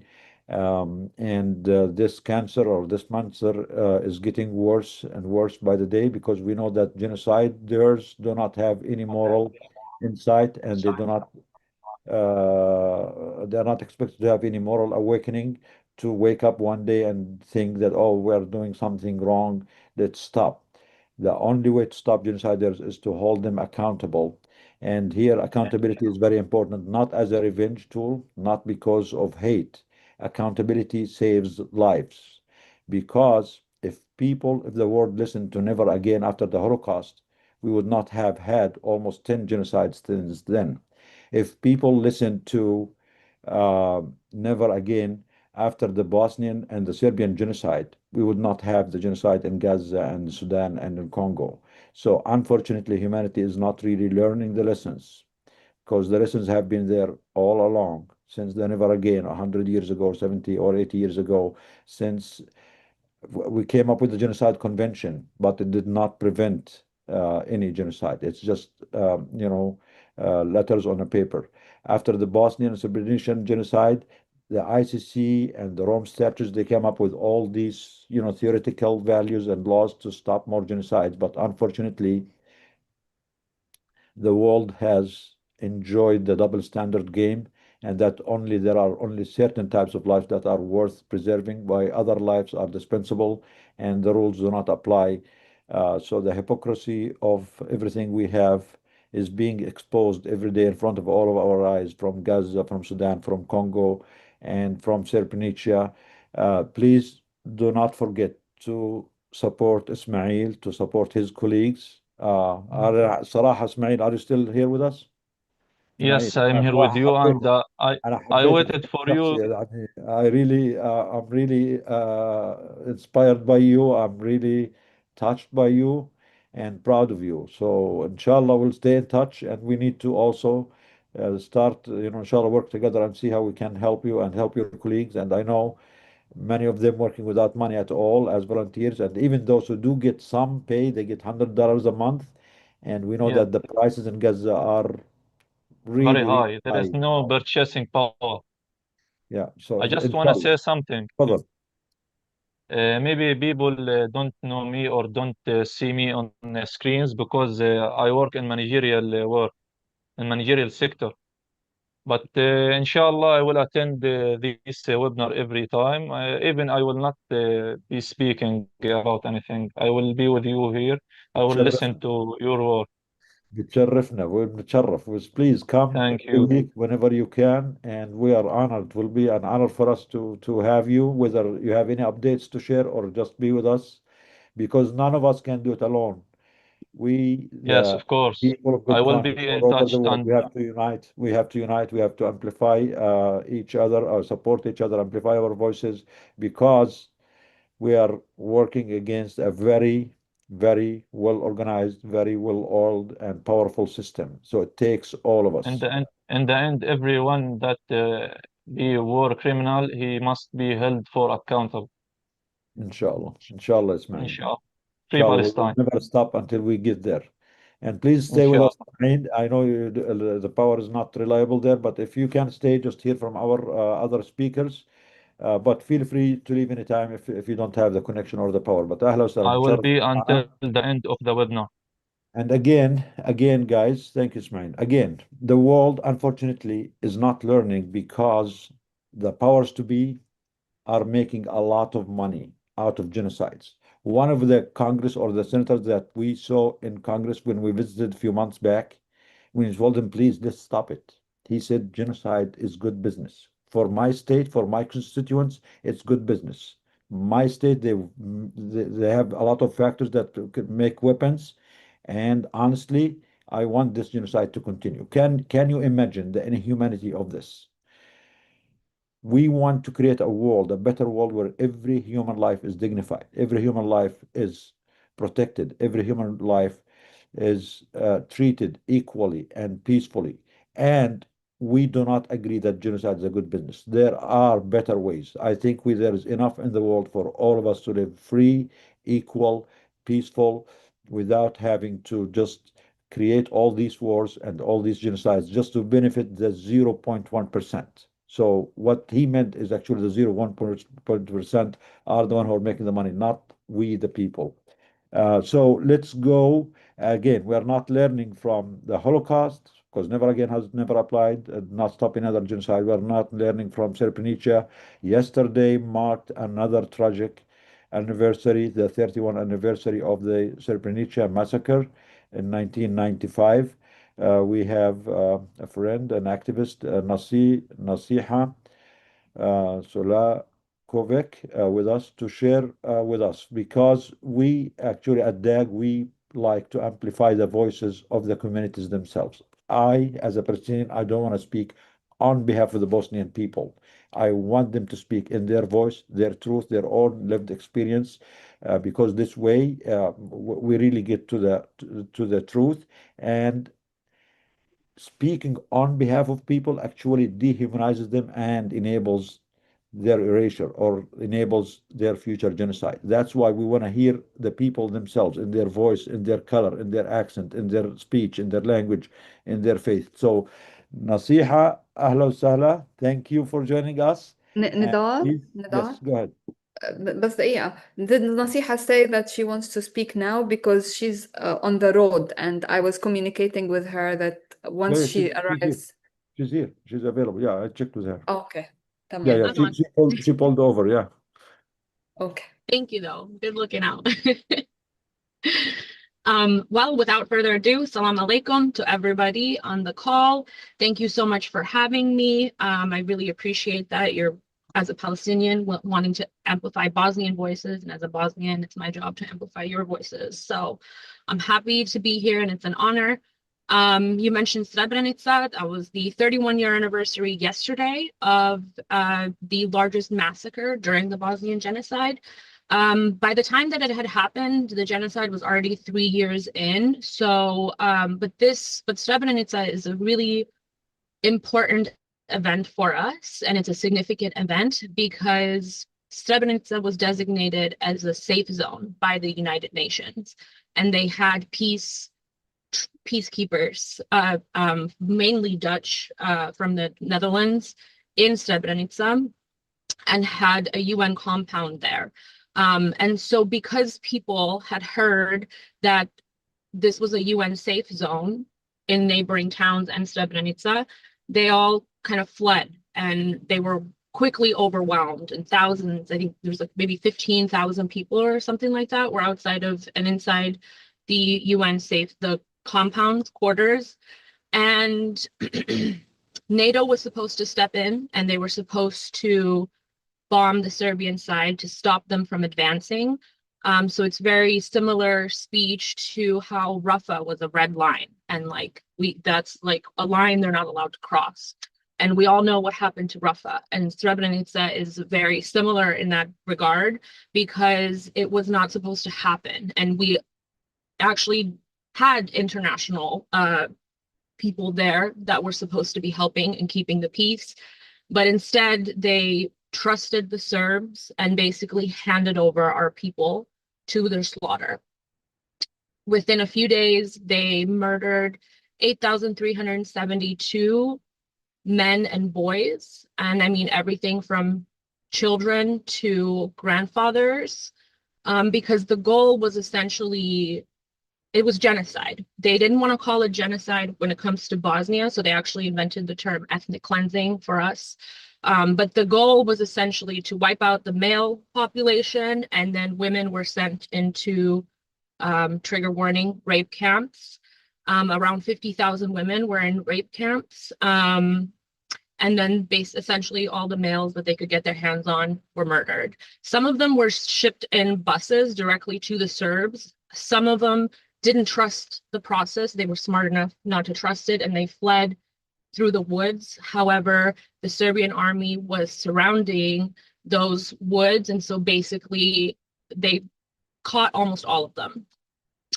They were buried in mass graves, and they were reburied and moved from mass graves and moved into other places to essentially spread out the evidence of what had happened. And so to this day in Srebrenica, the families, every year on July 11th, they bury the new bones that they find. And it's been 31 years. So many people still haven't been found, and so many loved ones are burying pieces of their loved ones, because you might find like a rib bone in this mass grave or a leg in that one, and so many people aren't even buried whole. So essentially that's what happened with Srebrenica. Bosnia in and of itself as a whole, for example, I'm from Sarajevo, which is the capital, and that was the longest siege of modern warfare history. It lasted about 4 years, and there we see the parallels again to Gaza and Palestine, because they cut off fuel, medicine, water, food. No one could get in or out. The only ways that anything was getting in or out was through smuggling. But unlike Gaza, that is so completely cut off, we were able, basically we call it the tunnel of life, and they had built a tunnel underneath the close to the airport. And so some people would either leave, or they would leave Sarajevo, get supplies elsewhere and bring them back in, or it was also a means for escape.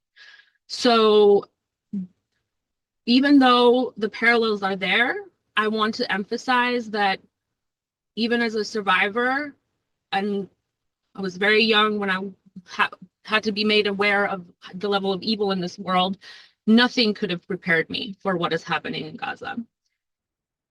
What happened to us is widely recognized as a genocide. However, every single one of us will be the first to tell you that Gaza makes what happened in Bosnia almost look like child's play. And it took me a long time to be able to say that because my people have suffered a lot and I never want to minimize their suffering. But when I walk the streets of Sarajevo, a lot of the damage and the bullet holes and where the bombs were dropped are still there. And they, instead of basically rebuilding and patching everything up, they filled the site of the explosions with like a red resin of sorts, and they call it the Sarajevo rose. So to this day, you can see that, and you can see the site of the impact and the shrapnel. And when I see that, and when I see the bombs that have been dropped on Gaza that are leaving like 50-foot craters, it's absolutely incomparable. So to me, as a Bosnian, watching this world deny the most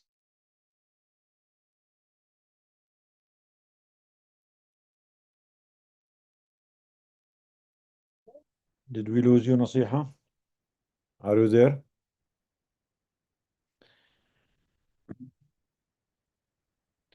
We'll wait for her. I think she was on the road. Maybe her connection is not the best. What a powerful testimony.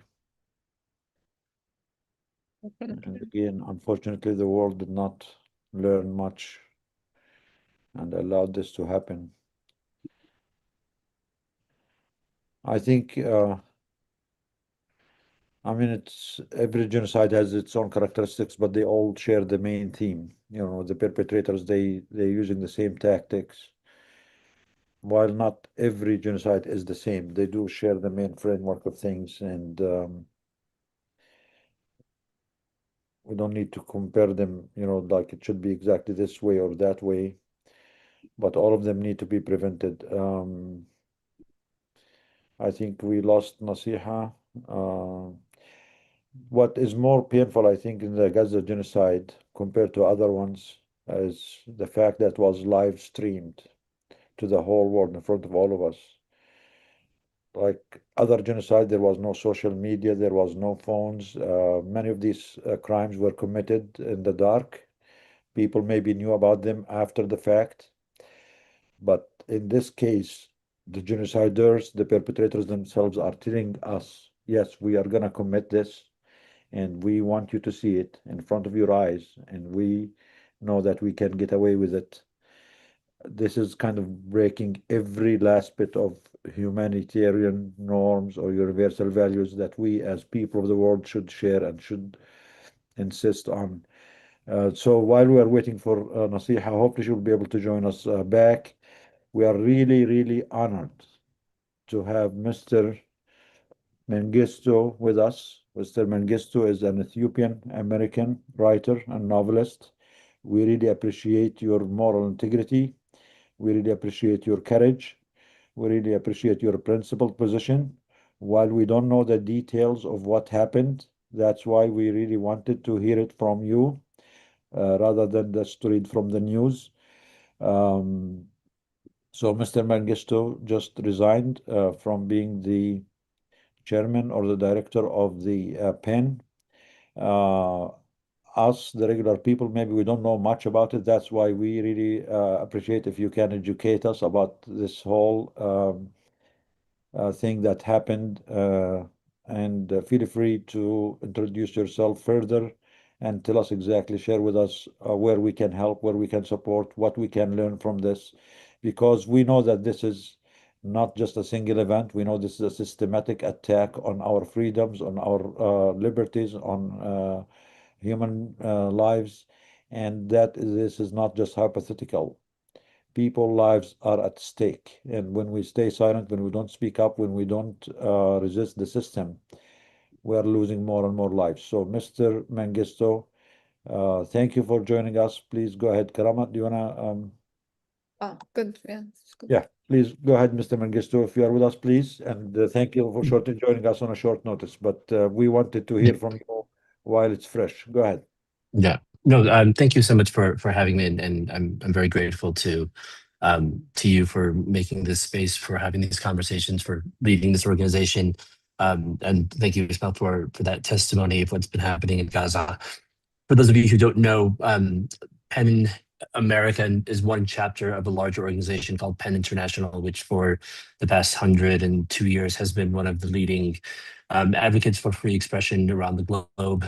PEN America is one chapter of that larger global organization, but being based in the US, that does mean we are the largest and sort of most financially well endowed organization out of all the 138 PEN chapters. I've been president of PEN America for 7 months, a member of the organization for much longer. And the history of the organization has always been problematic. Its position on issues related to Israel and Palestine has always fallen way short of what I think most writers and what most of the members of the organization wanted it to be. But a lot of us persisted in believing that the organization, in fact, could and would possibly change, particularly after it faced a very large boycott from writers in 2024, where a number of writers, hundreds of writers, refused to work with the organization until it changed its position.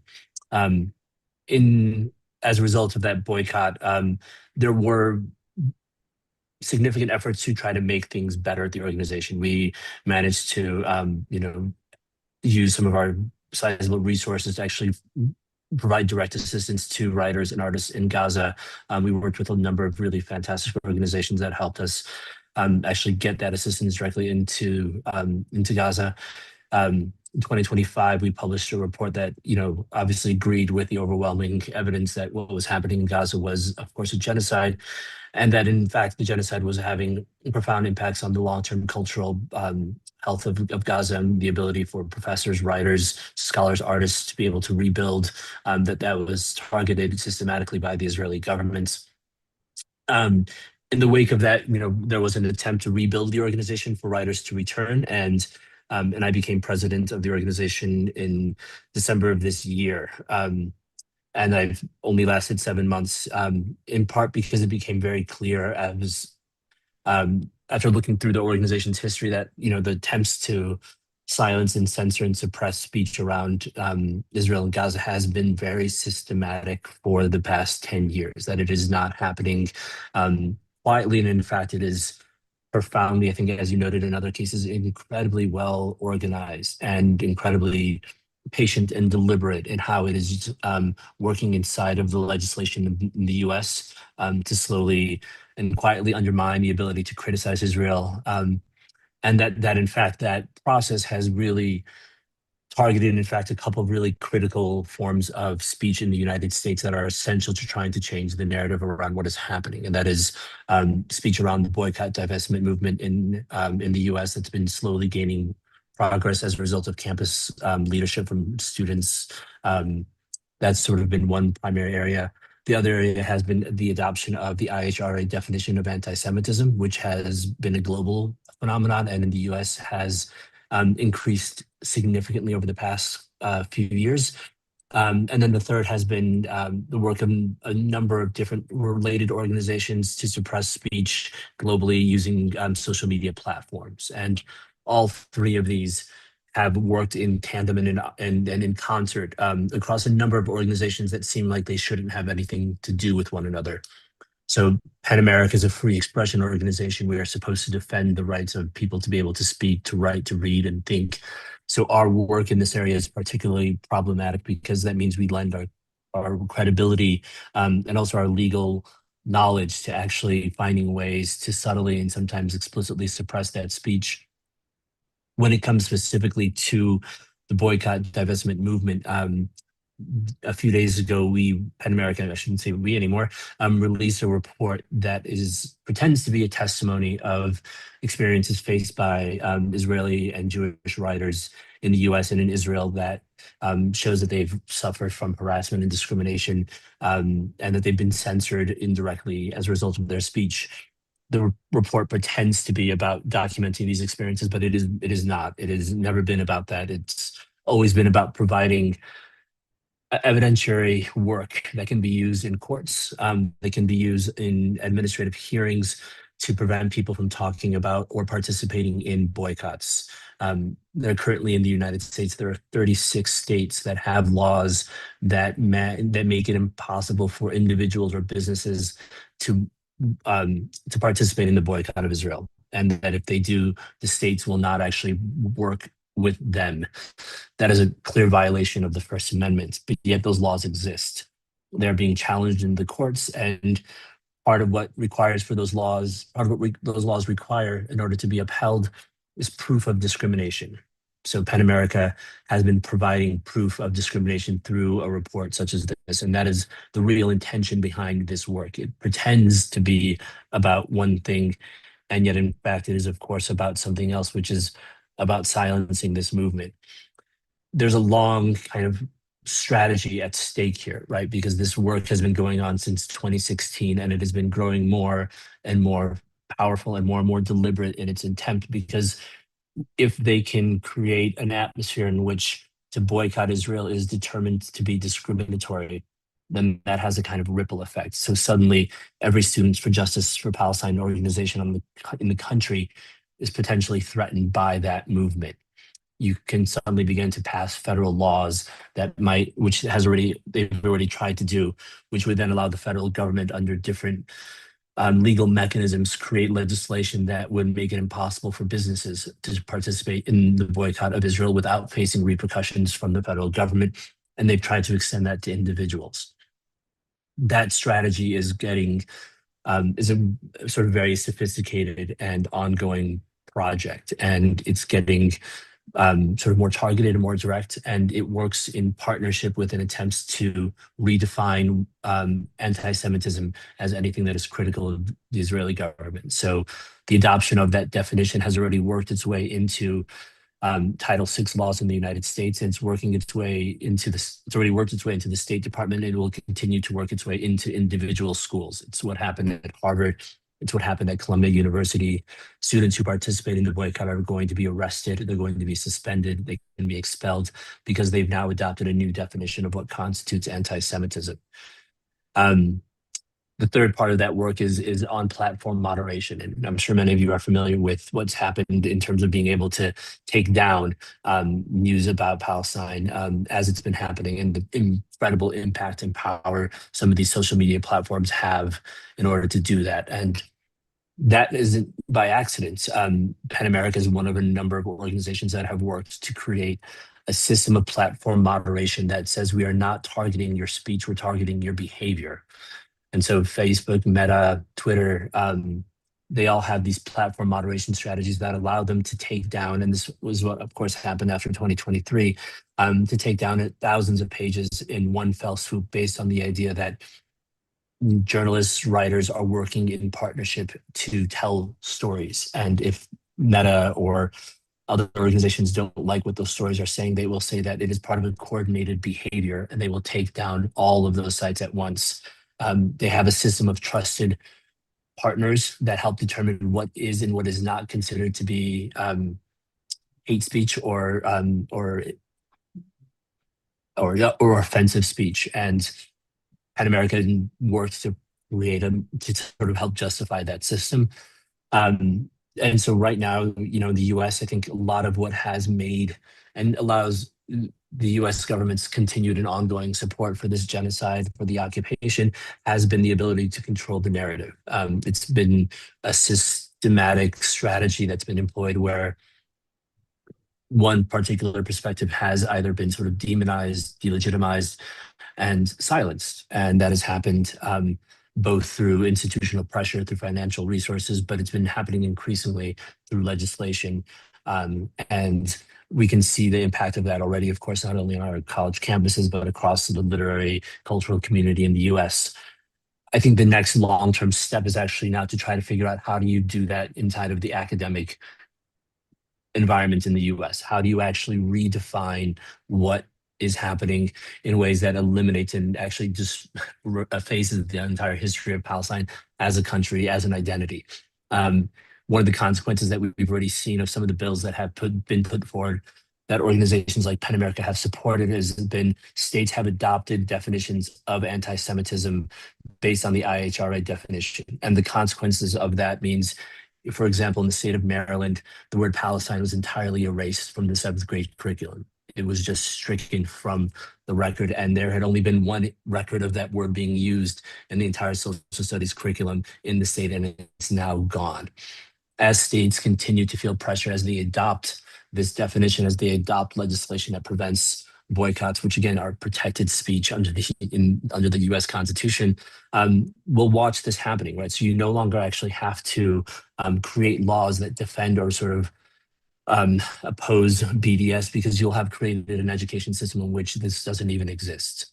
And that is, I think, part of perhaps the sort of most frightening and kind of long-term strategy, rather than trying to just oppose one particular form of speech to completely erase and kind of deny the existence of that. And that is, again, it's the kind of systematic structure that makes that possible. It doesn't happen overnight. It happens, in this case, I would argue, over a decade of work. And that work continues, and it continues sometimes very much,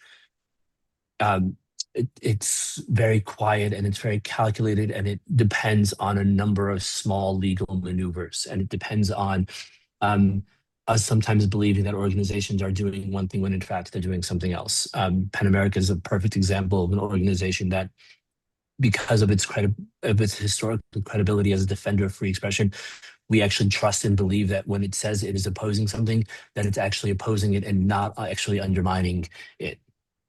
I have a lot more information that I could share. If there are questions, I would be happy to take questions. There's more of what we're trying, what will sort of happen now in the next weeks will be to try to actually explain this more publicly to media across the United States, to make sure that people understand how this type of suppression happens. It happens quite, it's opaque, and it can seem sort of, but it requires a kind of careful attention on all of our parts. Insidious, yeah, that is the word. Yeah, thank you, Dinao. Thank you. Wow. I mean, we all knew the situation is bad, but honestly, I mean, what you shared is making us even more scared, more frightened. And as you said, it's not what we just hear on the front pages of things. It's the work that they're doing behind the scenes and at the table to try to even erase the discussion is really scary. So really, thank you for sharing this. One of our colleagues, I think Dr. Ghassan Abu Sitta, came up with a term called the genocide enabling complex. Because as we all know, the genocide is not just the ones who are doing the killing and the bombing. It's the complex around it here in the West that enables this to happen. And that complex is the institutions, the universities, the media, the high-tech organizations that are all participating in protecting and supporting and sponsoring this genocide and silencing the voices of the students, of the professionals or the academics, the doctors, the healthcare workers. That is all part of the genocide enabling complex. If it was just the people are doing the killing while we are free here to people express their thoughts, we could have stopped it.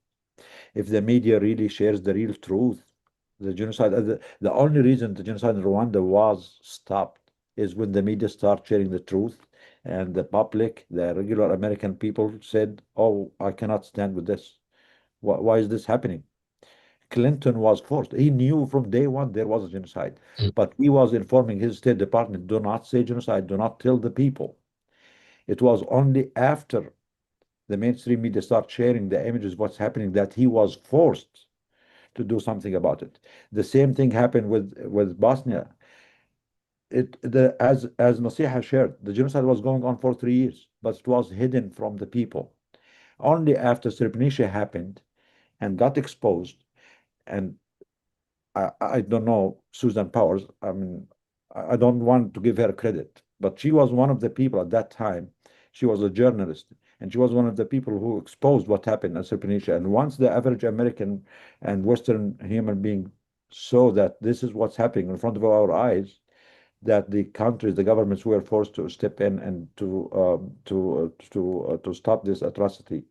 And what is happening now, what you shared, this is exactly why the genocide in Gaza is continuing. Is they're repressing the voices, they're repressing the truth, they are refusing to share the truth, and that is enabling the genociders to continue with impunity and with cover and with support from the institutions that are supposed to be there to protect humanity, the progressive ones, the Harvard, the Columbia, the Penn should be like the leader, for humanity and for human rights and universal values and dignity and stuff like that. So, I mean, thank you for sharing this. We really need to hear more from you and to learn more from you. This is really scary, and as much as we think we are paying attention to what's happening, it seems there is a lot more happening behind the scenes that we were not aware of. So, thank you for sharing your truth. Go ahead, Karam. Yeah, thank you so much, Dinao, for this report. And I think awareness is very important. Also, trying to counter act against this. And just, coming from Palestine, I just arrived yesterday. The erasure of the Palestinian narrative is an ongoing process. Everywhere you walk in the West Bank, Israeli flags are on the roads. Every like 3 to 6 meters, there's a flag. And the farmers are not allowed to go to their farms, so the Palestinian life is now restricted to Buntastans, where people are not even able to venture to harvest their olives or harvest their fruits or produce. So it's a very coordinated effort to erase in Palestine, to erase the voices that speak for Palestine, and to erase any narrative that goes against the Zionist state that is committing the genocide. I think it makes it very, very challenging to oppose this, but we are seeing more and more people getting aware of the problem. So the more they are repressing the truth, the more that the truth becomes very apparent. And it is on us, the people of the world, to keep speaking and to keep fighting this erasure, because if it succeeds, it will affect humanity at large. The Palestinian case is an experiment in erasure, and we do not want it to succeed. So thank you so much for your input, and please let's stay in touch and think together, because we really need to fight this erasure for the sake of all humanity. Thank you, Karama. If anyone has any questions for Mr. Mengistu, please. I really hope, I know you're traveling with the family today. Maybe you don't have too much time, but we really want to hear back from you in more detailed session. We want to dedicate maybe a whole hour or hour and a half and have our members prepared with questions. Plus, we really need to learn from you what we can do about it. How we can fight this. I mean, this is scary. It is very systematic. It's very devious, and we really need to be smart. This is not, as you said, it's not going to go away, and they're going to keep doing it, under the table here and there until we reach a point a decade from now, while everything we do becomes illegal, even a webinar like this. I mean, we can reach a point that even a webinar like this will become a crime, that we can all be charged with it if we stay silent now. So the urgency of the situation, we cannot really overemphasize how urgent this situation is. So we have questions for you. Let's start with Dr. Suyang from UK. Go ahead, Dr. Suyang. Thank you very much Before talking to us. just 1 second. Nasiha, we Nasiha's know you back. came back. Thank you for coming back, Nasiha. After the questions, we'll get back with you to hear more about the Bosnian genocide. So thank you for trying your best also to be available. Go ahead, Dr. Sweet. No, I'll make it very brief. It's just that this is part of genocide denial, and it's a war crime. That's all I want to say. I think we have to confront it along that line. Yep, genocide denial is a war crime too. Yeah. It is one of the crimes of genocide to deny a genocide, especially an ongoing one. Dr. Phil Brewer from Connecticut. Hi, thank you so much for your moral clarity and standing up for basic human rights. I'd like to know what are your next steps? Are you still a member of PEN? Is there talk about forming another rival organization? I mean, it sounds like there's been an effort to reform it from within, and that doesn't seem to be advancing from what you've just said. So could you speak to that a little bit, please? Thank you. Yeah, thank you. And yeah, there isn't, when the boycott happened, the boycott was actually an attempt to continue a type of dialogue. It was done as a real expression of faith and hope that the organization would try to actually live out its values in a way that is just and equitable, and that's not possible. The internal architecture of the organization won't allow that to happen. And the only real option, because I do believe very much in the necessity of this work, I believe in the power, the profound power actually of narrative to shape and change the way we understand how these stories are performed. And the overwhelming majority of writers that have reached out to me over the past few days, I says very clearly that yes, we do need to create another organization. And I don't even think of it as a rival. I think the other organization that's there now is very much sort of intent on doing what it is doing. What we need to do is actually speak and make clear the values that I think are essential to make sure something, not only that this genocide doesn't happen, but that another one doesn't happen, that we kind of create a culture in which an expression of human rights is sort of deeply valued and at the forefront of what we do. So we are working really quickly right now to actually start making that happen. And I should be clear that PEN America is just one chapter of a larger organization, and we are incredibly fortunate to be supported by PEN International, which is the headquarters and based in the UK, and they have been profoundly aware of what's been happening and really support wanting to make something better. And so that is where we are, and I hope very soon that we will be able to sort of stay and start working really quickly to mobilize a large community of writers and scholars and journalists to start changing what the narrative looks like in the US. Thank you very much. Now there's a few questions in the chat. One question is, did you get any support from other members in the PEN US, and should people boycott PEN, and how would that work? Yeah.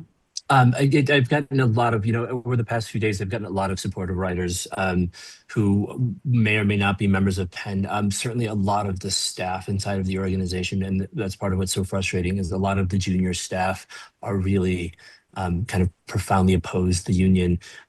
They are, young, they live in New York, they're blocked by their sort of need to sort of make. Some of them, I think, will probably sort of resign. But I don't think a boycott is the answer anymore. I think the boycott, again, continues to suggest a possibility of exchange and dialogue, that if we withhold our participation, that something will change. I think the only response really left is to start over and to make something that is actually better, that is actually lives up to, I think, the mission and charter of PEN International, which is to create and fight for a world in which the free expression of values and ideas is shared, and which peace and human rights are respected. So that won't happen with this organization. I spent a decade trying to believe really hard that it could happen, because you want to believe in people. That's not going to be the case anymore. I think that's very similar to what we have experienced with the medical organizations, and one of the motivation for Doctors Against Genocide to exist is we really felt that genocide, war crimes, and crimes against humanity are a health risk, And as a medical community, we should have a platform to speak up against them. It sounds like this effort needs to be spread not just to medicine, but to literature, writing, engineering, even AI, all aspects of life. So thank you so much for taking a principled stance, and I'm sure it was not easy to leave a position where you were honored to be given. So thank you. I have a question actually. Honestly, I mean, from what I heard, you have a lot of deep insight about all these mechanisms that are going, not necessarily in front of our eyes, but behind the scenes. We really need you to help us with this. So we need to build an ongoing relationship with you. On the other hand, we managed, as Karama mentioned, the medical community, because we gave up on the major medical institutions because they themselves are complicit in this genocide and supporting it and silencing any voice that speaks against it. That's why we were forced to create our own independent organization, because we knew that this is the only way we can, practice and exercise our freedom and our moral and professional obligation to defend life wherever it is threatened. So how we can help you, how we can support you. We're really ready. We are ready to help in any way possible. This is a collective fight for humanity. We are not against anyone. We don't hate anyone. We just want to create a better world for everyone. And I think unless we all unite together, learn from each other, brainstorm together, that they will succeed. So we really happy to support. Please tell us Yeah. now, I mean, or we'll have an ongoing relationship, how we can work together, collaborate in the future. Go ahead.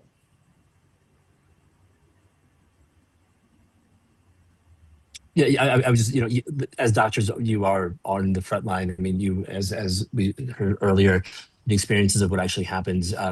The doctors, the aid workers are the ones who actually are standing in front. It's the partnership for us is actually how writers and artists in the cultural community can actually help take the things that you've experienced sometimes much more immediately than we have, and help make sure that those stories actually kind of enter and become part of the public discourse.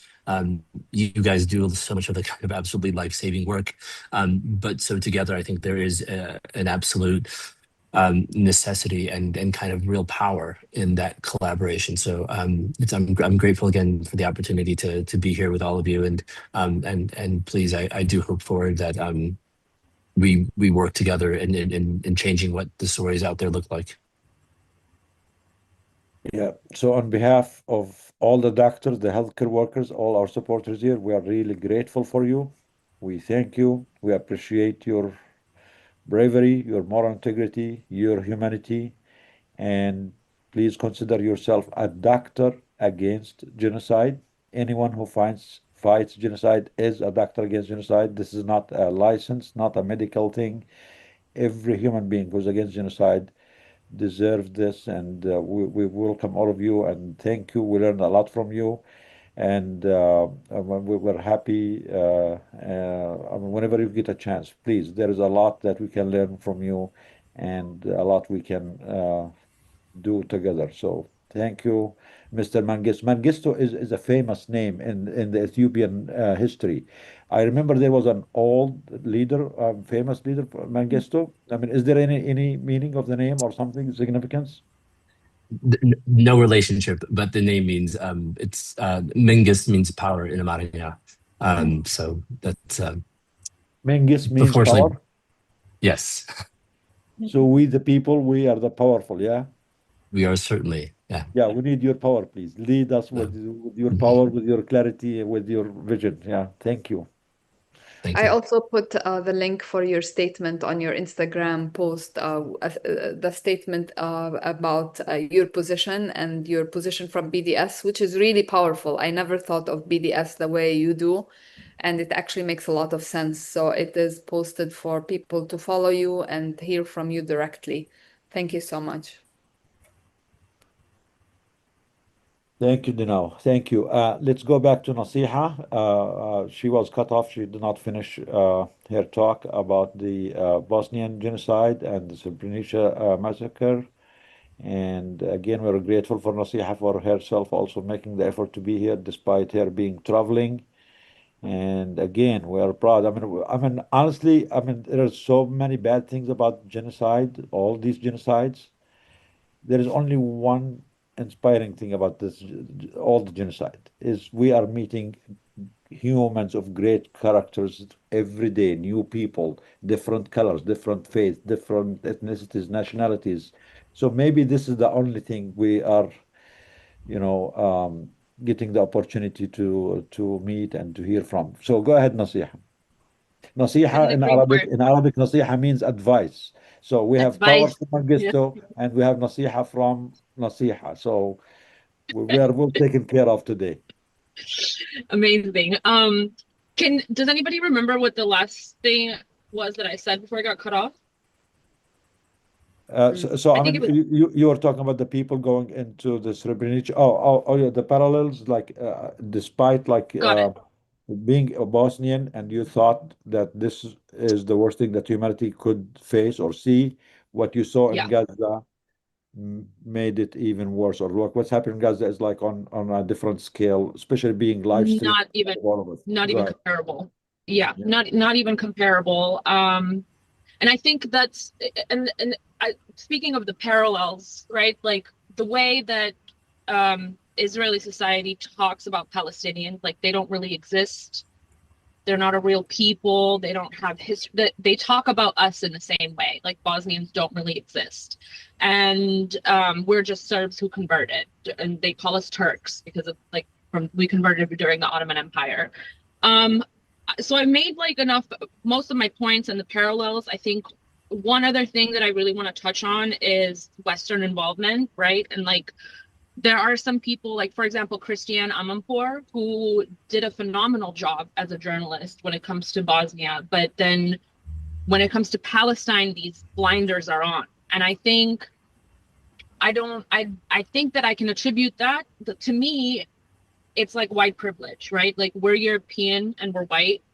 They still didn't intervene until 3 or 4 years into the genocide. They actually only intervened when we started winning back our own territory and our own land. And then our Balfour Declaration essentially is the Dayton Accords, where they said they essentially rewarded our genociders with 49% of our land in our country, and they split it up and they said, this is where the Serbs will live. And then Bosnians and Croats, you guys will share this territory and you will have 3 presidents. You will each vote for your president, 1 passport, 1 main international border. But they've kind of created this political mess and this like power grab, if you will, every election because we don't have 1 president. So nothing gets done because they're always fighting with each other. So I think it's like one of the things when it comes to Gaza is a lot of people like, where is the international community? Where is the West to step in? International rights, human rights, all of that.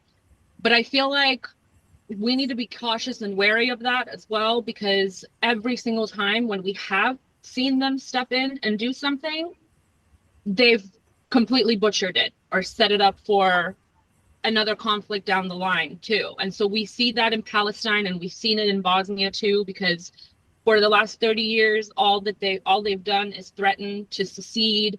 And if they do, there would be another war. And I wouldn't be surprised if there's another genocide in Bosnia. So essentially, even when they do step in, they just they're never on the side of the victim. And they kind of basically set you up for failure in that regard too. So I think that's my main point, and I can put a bow on it unless other people have questions. You can also reach out to me directly. I'm happy to be here and to be speaking about this because most people have never heard about Bosnia, let alone the genocide. So I'm really grateful that you're highlighting this. We are really grateful to hear from you. Thank you. Go ahead, Kalam. Yeah, this is really powerful, and I'm really happy to hear from you and our solidarity with the people of Bosnia and any people that are being erased or have suffered from a genocide or are currently suffering from a genocide. These connections are very important to maintain, and they definitely make us more powerful. We learn from each other, we support each other, and it's really the fight for justice and the fight for the truth that unites us all. So thank you. Thank Yeah, you. Nasiha. Yeah, Nasiha, please, I know, first of all, thank you for joining us on a short notice, like what happened with Dinao. But please, if you can connect us with more people from Bosnia. I know everyone is busy now because yesterday they were, commemorating the anniversary. But we really want to hear whenever we can more people, the survivors of the genocide, the people who are still living there. And I know that from what I heard that the people in Bosnia are not off the woods yet. There is still a risk of genocide there. And the international community did not hold all the perpetrators accountable. Many of them, many of the war criminals who committed the crimes continue to be around the people there in Bosnia. So there's a lot of work that still needs to be done there. And if we just turn our heads the other way, another genocide might still happen in Bosnia because it was not taken care of the right way to protect and to build all the protective mechanisms to never allow this to happen again. So again, it's a job not finished yet. Accountability is still not there. A lot of work needs to be done there in Bosnia and of course in Gaza and Sudan and everywhere. So thank you, Nasiha. Anyone has any questions for Nasiha, please? I know she has to go also because she's traveling. Any questions for Nasiha?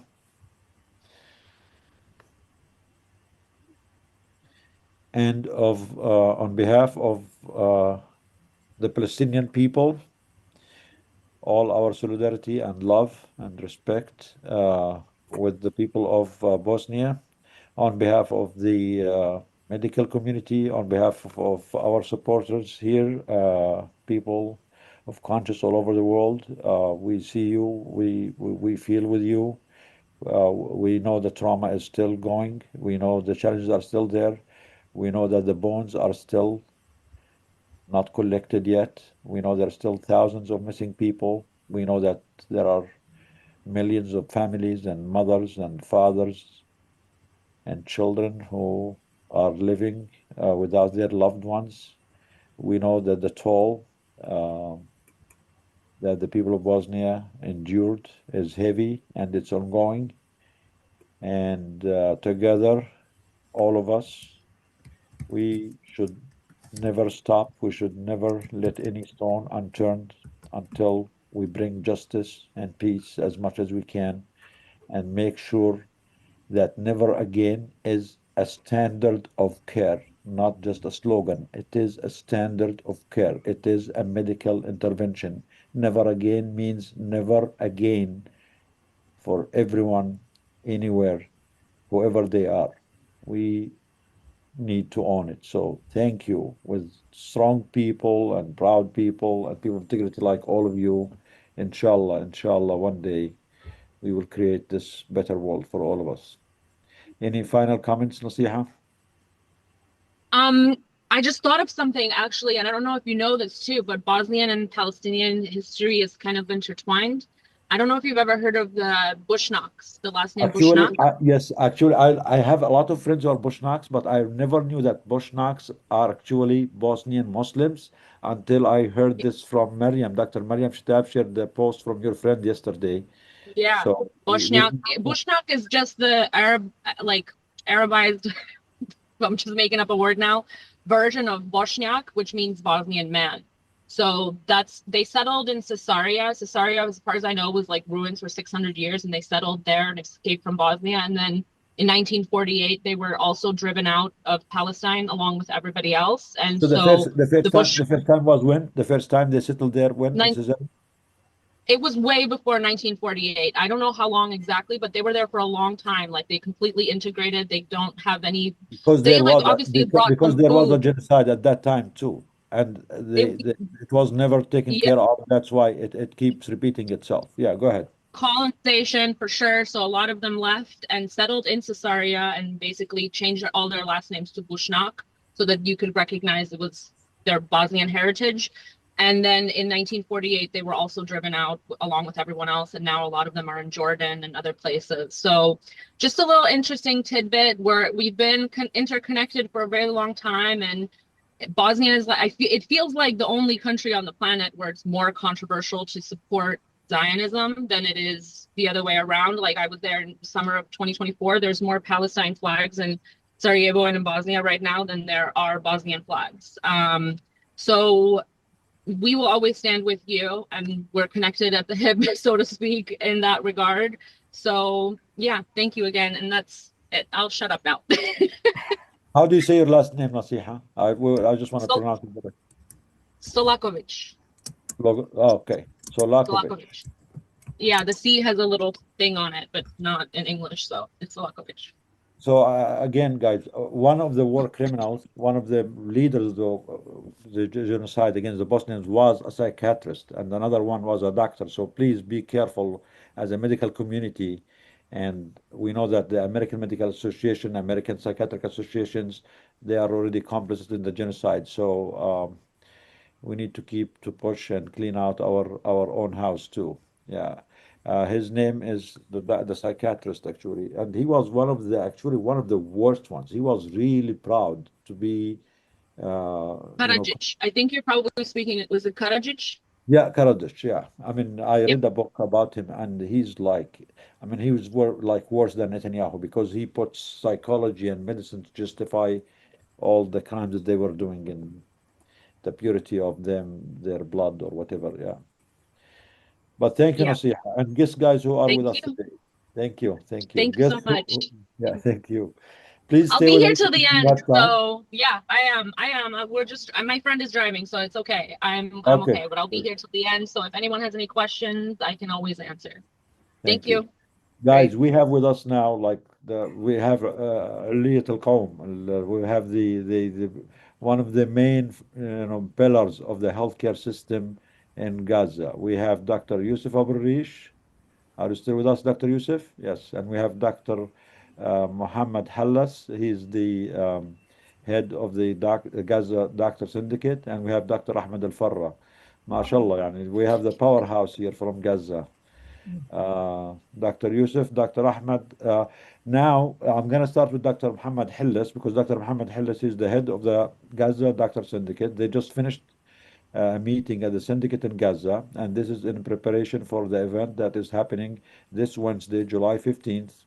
As you all know, Doctors Against Genocide is responding to a call from the Gaza Doctor Syndicate for a global day of action to call for the release and the freedom of our detained colleagues, Dr. Hassan al-Safiya and his colleagues, the healthcare workers, and all the Palestinian hostages. The Gaza Doctor Syndicate is going to take the lead on this. They do have an event this coming Wednesday at 10 a.m. Gaza local time. In Gaza, they have to do it a little bit early because of the power problems and stuff like that. But for the global action, we are recommending that people do it at 12 p.m. their local time. It's easier to do it. But again, we are leaving things open as long as there is any type of action, any event.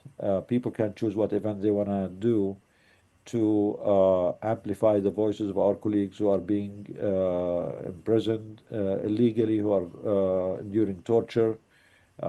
We need to be their voice, and we need to use everything, every effort, every voice we can to demand their immediate release. Dr. Muhammad, are you with us? Dr. Muhammad Hallas?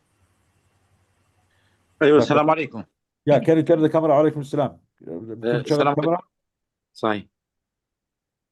اهلا وسهلا. Yeah, Karama, if yeah. you don't mind, can you change I shared my link with Dr. Muhammad. Dr. Muhammad Hallas, Dr. Muhammad is the head of the Gaza Doctor Syndicate. تفضل دكتور محمد.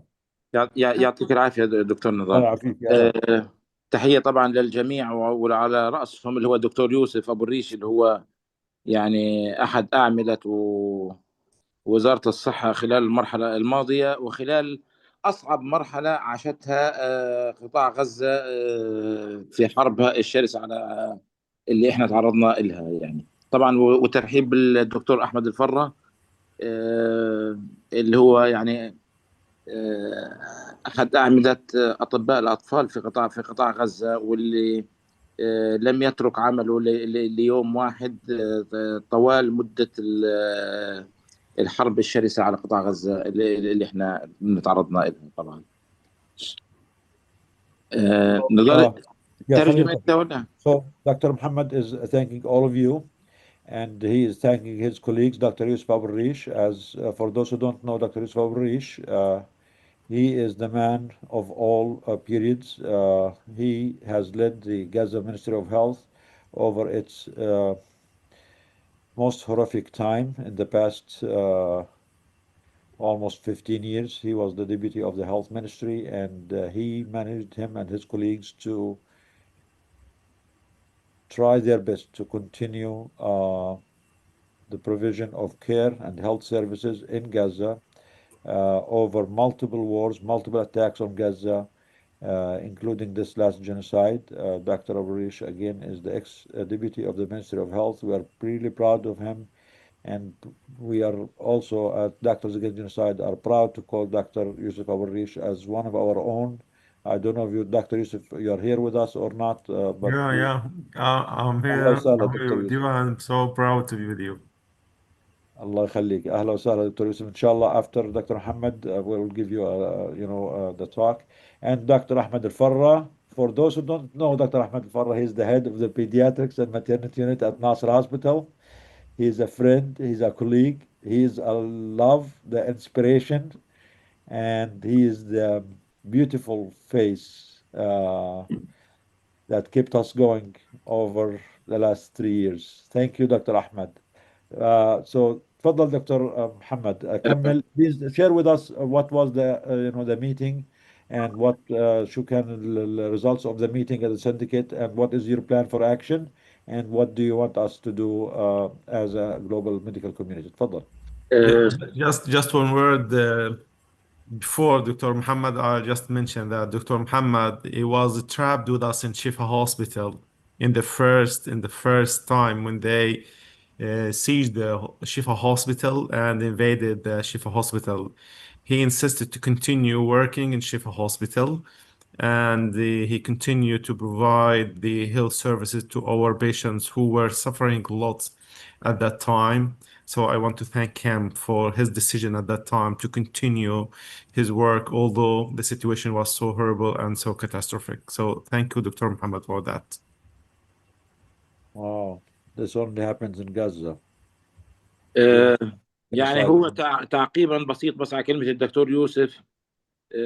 احنا ما بقينا في الشفاء لوحدنا، احنا بقينا بالشفاء لانه في قيادة كانت لوزارة الصحة على رأسها الدكتور يوسف، كان هو قائد تلك المرحلة في مجمع الشفاء الطبي.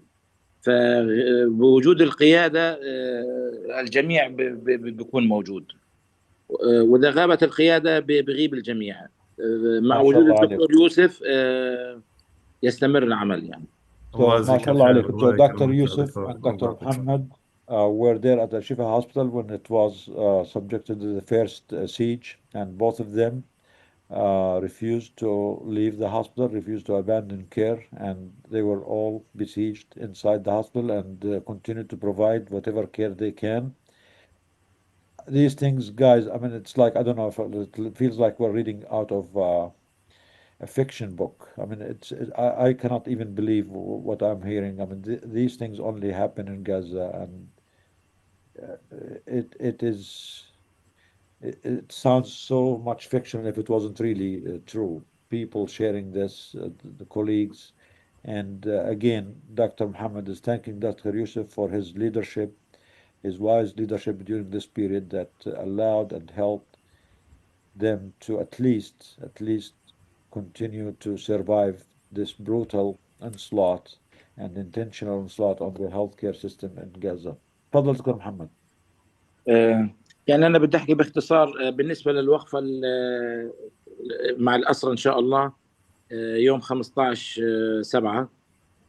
جاهزية النقابة إن شاء الله عالية، الهمة عالية. على الرغم من التعب والإرهاق اللي بيعانيه الطواقم الطبية في قطاع غزة. بعثنا عدة رسائل لجميع أطبائنا في جميع المواقع بحثهم على المشاركة في قطاع غزة. كان في مراسلات قوية بيننا وبين الإخوة في الضفة الغربية، ونقابة أطباء الضفة الغربية والمجلس الطبي في الضفة الغربية. كنا سعداء بالقبول الجيد لديهم. قاموا بتنزيل بيان مشاركة في جميع مستشفيات الضفة الغربية مع قطاع غزة بنفس الوقت ونفس الزمان. حيكون الوقفة يوم الأربعاء في جميع مستشفيات فلسطين. طبعا هاي الحمد لله رب العالمين. خلينا نترجم هذا. So Dr. Muhammad is sharing with us that the conclusion of the meeting they did at the Gaza doctors indicate that despite the doctors, the healthcare workers in Gaza are exhausted and tired and trying to manage under the most horrific circumstances, they are all very mobilized and ready to join this event to support their colleagues to call for the release of Dr. Hussam and all the doctors, the healthcare workers. And they agreed that both all the doctors in Gaza and in the West Bank and in all the hospitals in Palestine are going to be joining this event again on July 15th at 10 a.m. So almost every hospital, every healthcare institution in Gaza and the West Bank will be joining in this call, and they're calling upon all of us to join them and to amplify their voice and their message. تفضل.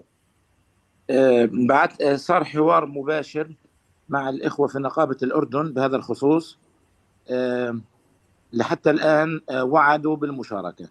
طبعا أكدنا عليهم طبيعة المشاركة، هل إنه حيقفوا بنفس الرؤية اللي إحنا يعني ماشيين فيها. ما جناش تأكيد كامل، لكن التأكيد البدائي المبدئي رغبتهم بالمشاركة الكاملة معانا في هذه الوقفة. هذا So they بخصوص also نقابة reached out to أطباء so they reached out to the doctor syndicate in Jordan, and they offered their initial approval and agreement that they will support, but they did not finalize the details of the exact action they are gonna do in Jordan to support the doctors in Palestine. تفضل. طبعا هذا نفس الحوار اللي مشي مع نقيب الأطباء في جمهورية مصر العربية. صار حوار مطول بهذا الخصوص. طبعا كلها تأكيدات برغبتهم بالمشاركة وأنه داعمين لهذا الموقف. ونفس الشيء وجهت لهم كمان رسالة اليوم، أنه إحنا بننتظر إعلانهم الرسمي عن المشاركة. يعني أوكي في الحوارات الداخلية قلوبنا معكم، ولكن احنا برضو حابين انه غير القلوب انها تكون اللغة الرسمية موجودة يعني. So they also reached out to the Egypt doctor syndicate, and they also offered their initial approval to join this, but without any final confirmation yet. So they are waiting to hear back from them about their final confirmation and what type of action or event they are going to participate in. But they do have at least the initial support and initial approval. تفضل. طبعا بالنسبة لنا في قطاع غزة، يعني كوادر العمل الصحي في قطاع غزة وعلى رأسهم طبعا الدكتور يوسف أبو الريش داعمين لهذه الوقفة. يليه طبعا اللي هو الدكتور محمد زقوت مدير عام المستشفيات في قطاع غزة داعم. الشكل العام انه احنا بننتظر يمكن شكل من الاخوه في وزاره الصحه انه تكون المكان مركزيه او نروح لعده مستشفيات. حيتم حسم الموضوع يعني خلال يوم الغد ان شاء الله، ايش الشكل اللي احنا نطلع فيه.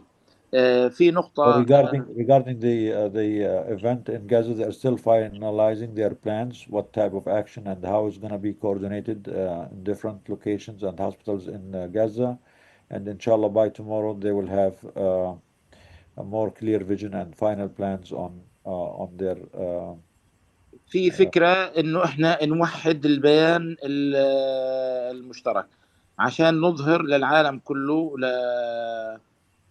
القنوات الإعلامية إنه الرسالة واضحة أو رسالة واحدة، زي ما بعض القنوات اللي كل شوية بتضلها تكتب 15 جولاي 15 جولاي. فإحنا حتى البيان اللي بدنا إياه يعني بنحاول إنه يكون يمكن خلال اليوم أو الغد في فكرة معينة إنه يكون البيان واحد في كل المناطق، في حال إنه اشتركت الإخوة في مصر أو الأردن، الإخوة في الضفة مشتركين، فإحنا نحاول كمان نوحد الخطاب البيان اللي حيصدر يعني. So the doctor syndicate in Gaza, their main goal is to make sure that there is a unified message across all these areas, across all the hospitals in Palestine, and also the doctor syndicate in Jordan and Egypt and global community. So hopefully they are working on finalizing the final call because sending a unified message is actually more impactful, and that is the message that we want to send to the perpetrators, that it's not just everyone is doing their separate or individual stuff. This is a collective action from the global medical community with a unified message that we, the doctors, the nurses, the paramedics, the healthcare workers in the world, and the people of countries all over the world refuse to be silent while doctors, nurses, paramedics are being tortured to death, while they endure all these inhumane treatments, while they are denied care, while they are denied food, while they are starved, while they are sexually violated.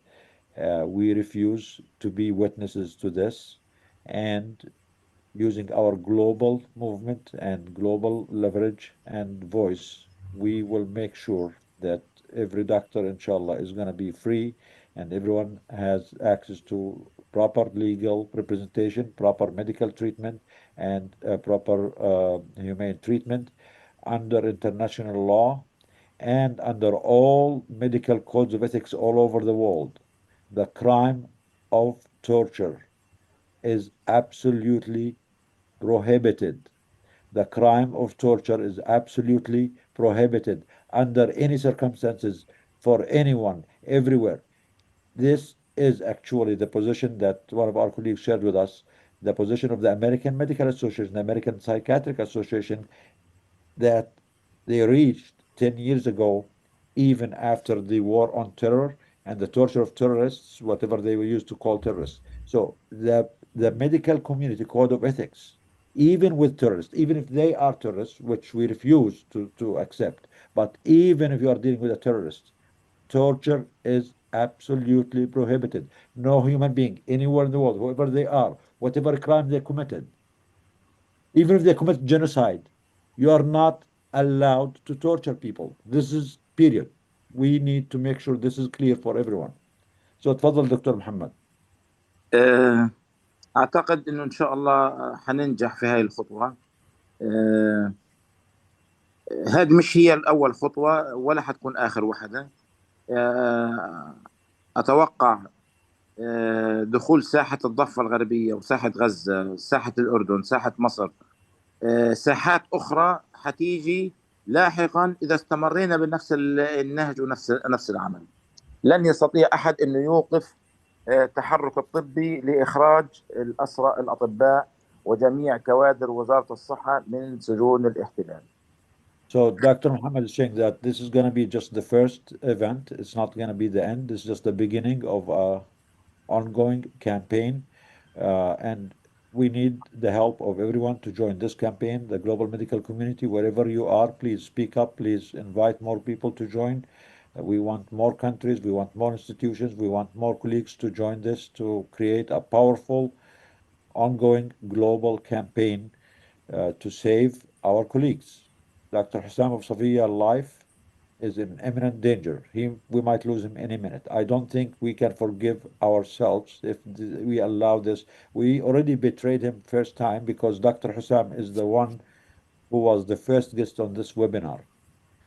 And he came here to appeal for us to the world to protect him, to protect the hospital, to protect the children, the patients, and his paramedics. And we failed him.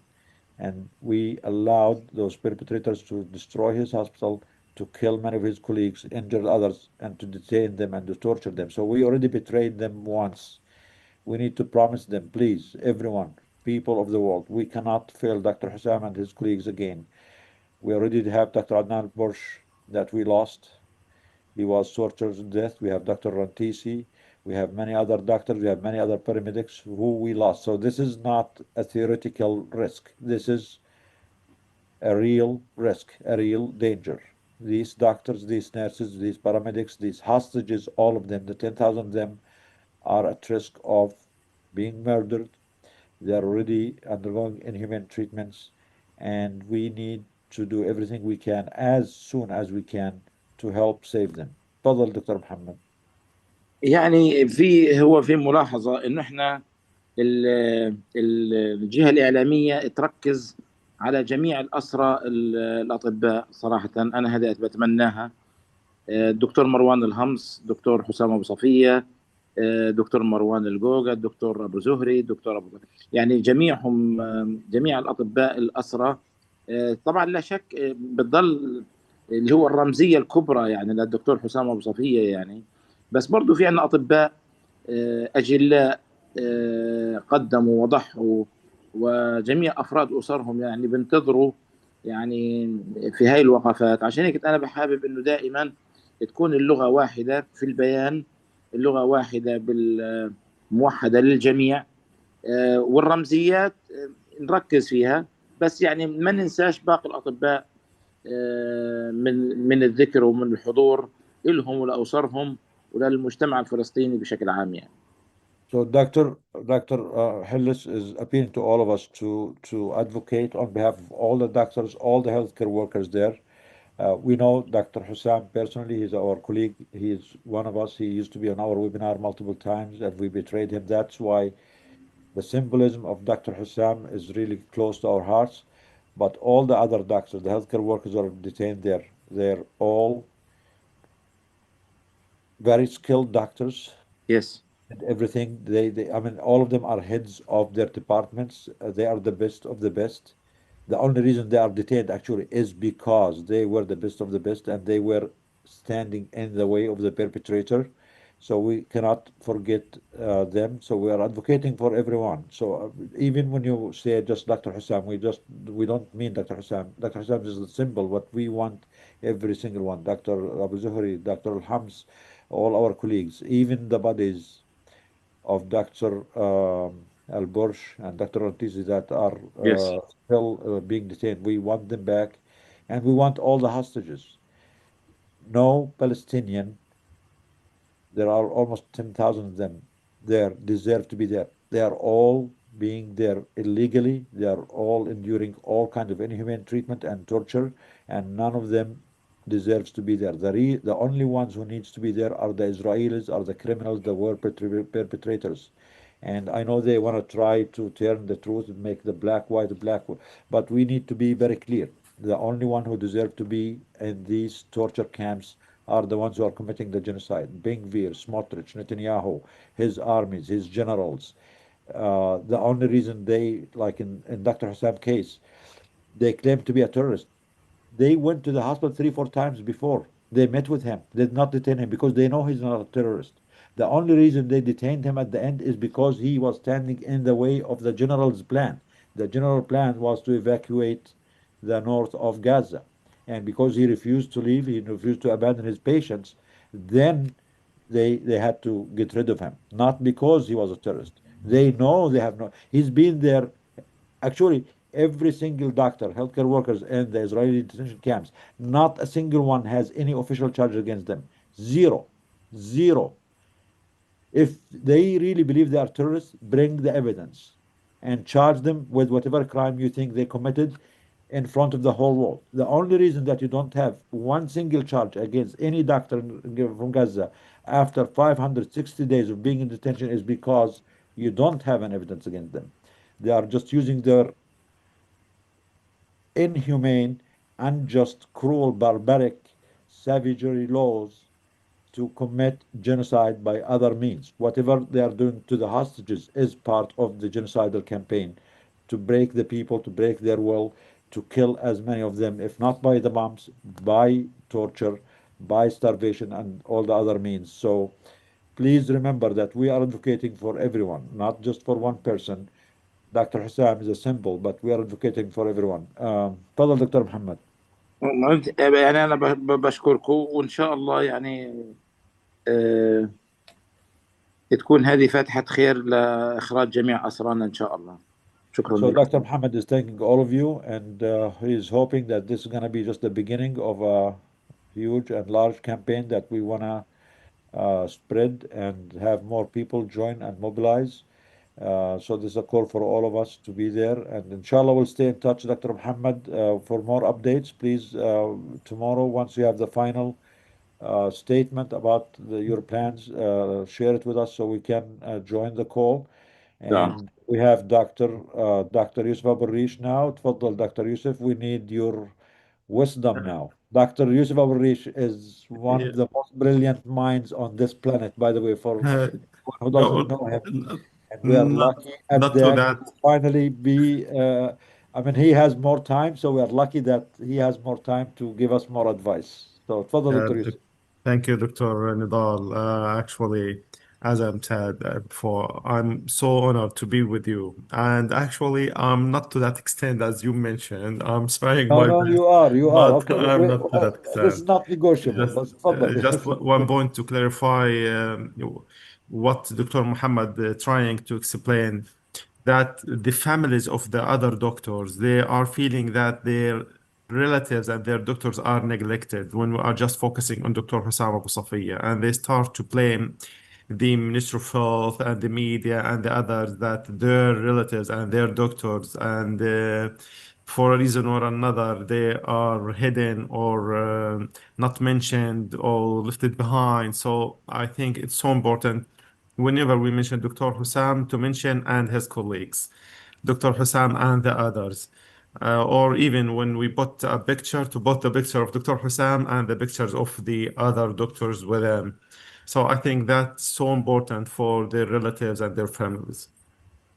That's number one. Number two, unfortunately, after almost 3 years of the genocide, we are still talking about the very essential needs. When anyone you want to ask me about what is so essential for the people in Gaza, again, I'll still mentioning water, food, shelters, safety, and the essential health services. Those are the package, the essential package or the life-saving package, which is still, unfortunately, till now, it's still not there.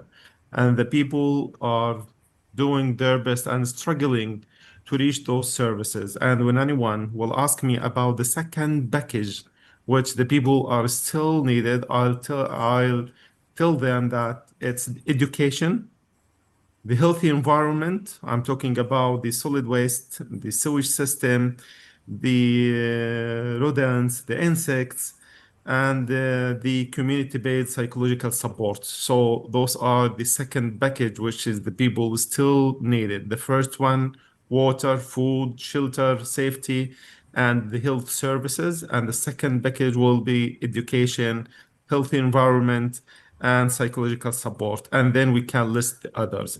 Unfortunately, till now, we are struggling, and our people, till now, they are not able to reach the medicine and they are not able to reach the water. Not like the other students or the other pupils worldwide.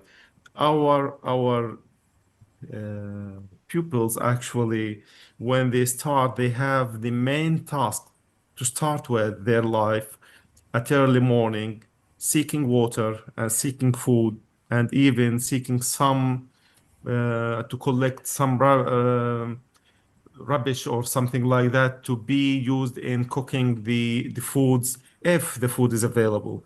So unfortunately, this is the situation here in Gaza, and till now, it not seem to be solved or even will be solved in the coming future while the people is keeping silent and there is no real action going on. So that's what I can mention, and thank you for having me again. Thank you, Dr. Yusuf. Yes, what you mentioned actually is key because we know that the genocidal project is using food, and humanitarian aid and medicine and healthcare as a weapon of genocide. They are weaponizing even the water. So the most basic of basics, just having access to clean water is still a major struggle for the people of Gaza. And as Dr. Yusuf mentioned, you know that the students, the kids who use supposed to go to school in the morning, like all children of the world, like our children, we wake up, we take them to school. The children of Gaza, their main task when they wake up at 6 a.m. every morning is to try to find where can they go out and get water or whatever quantity of water they can get, clean water for their families.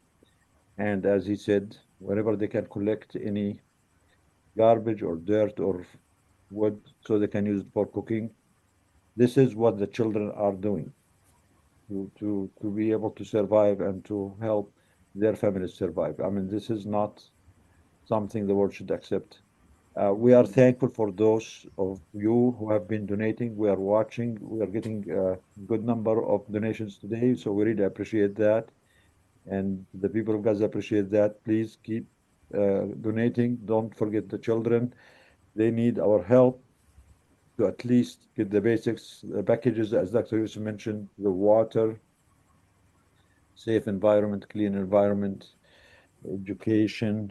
The kids need to be going to their schools, not to collect water and garbage to make fire to cook, and healthcare. So please don't forget to support and remind your friends, your colleagues, or anyone you think you can support to support them.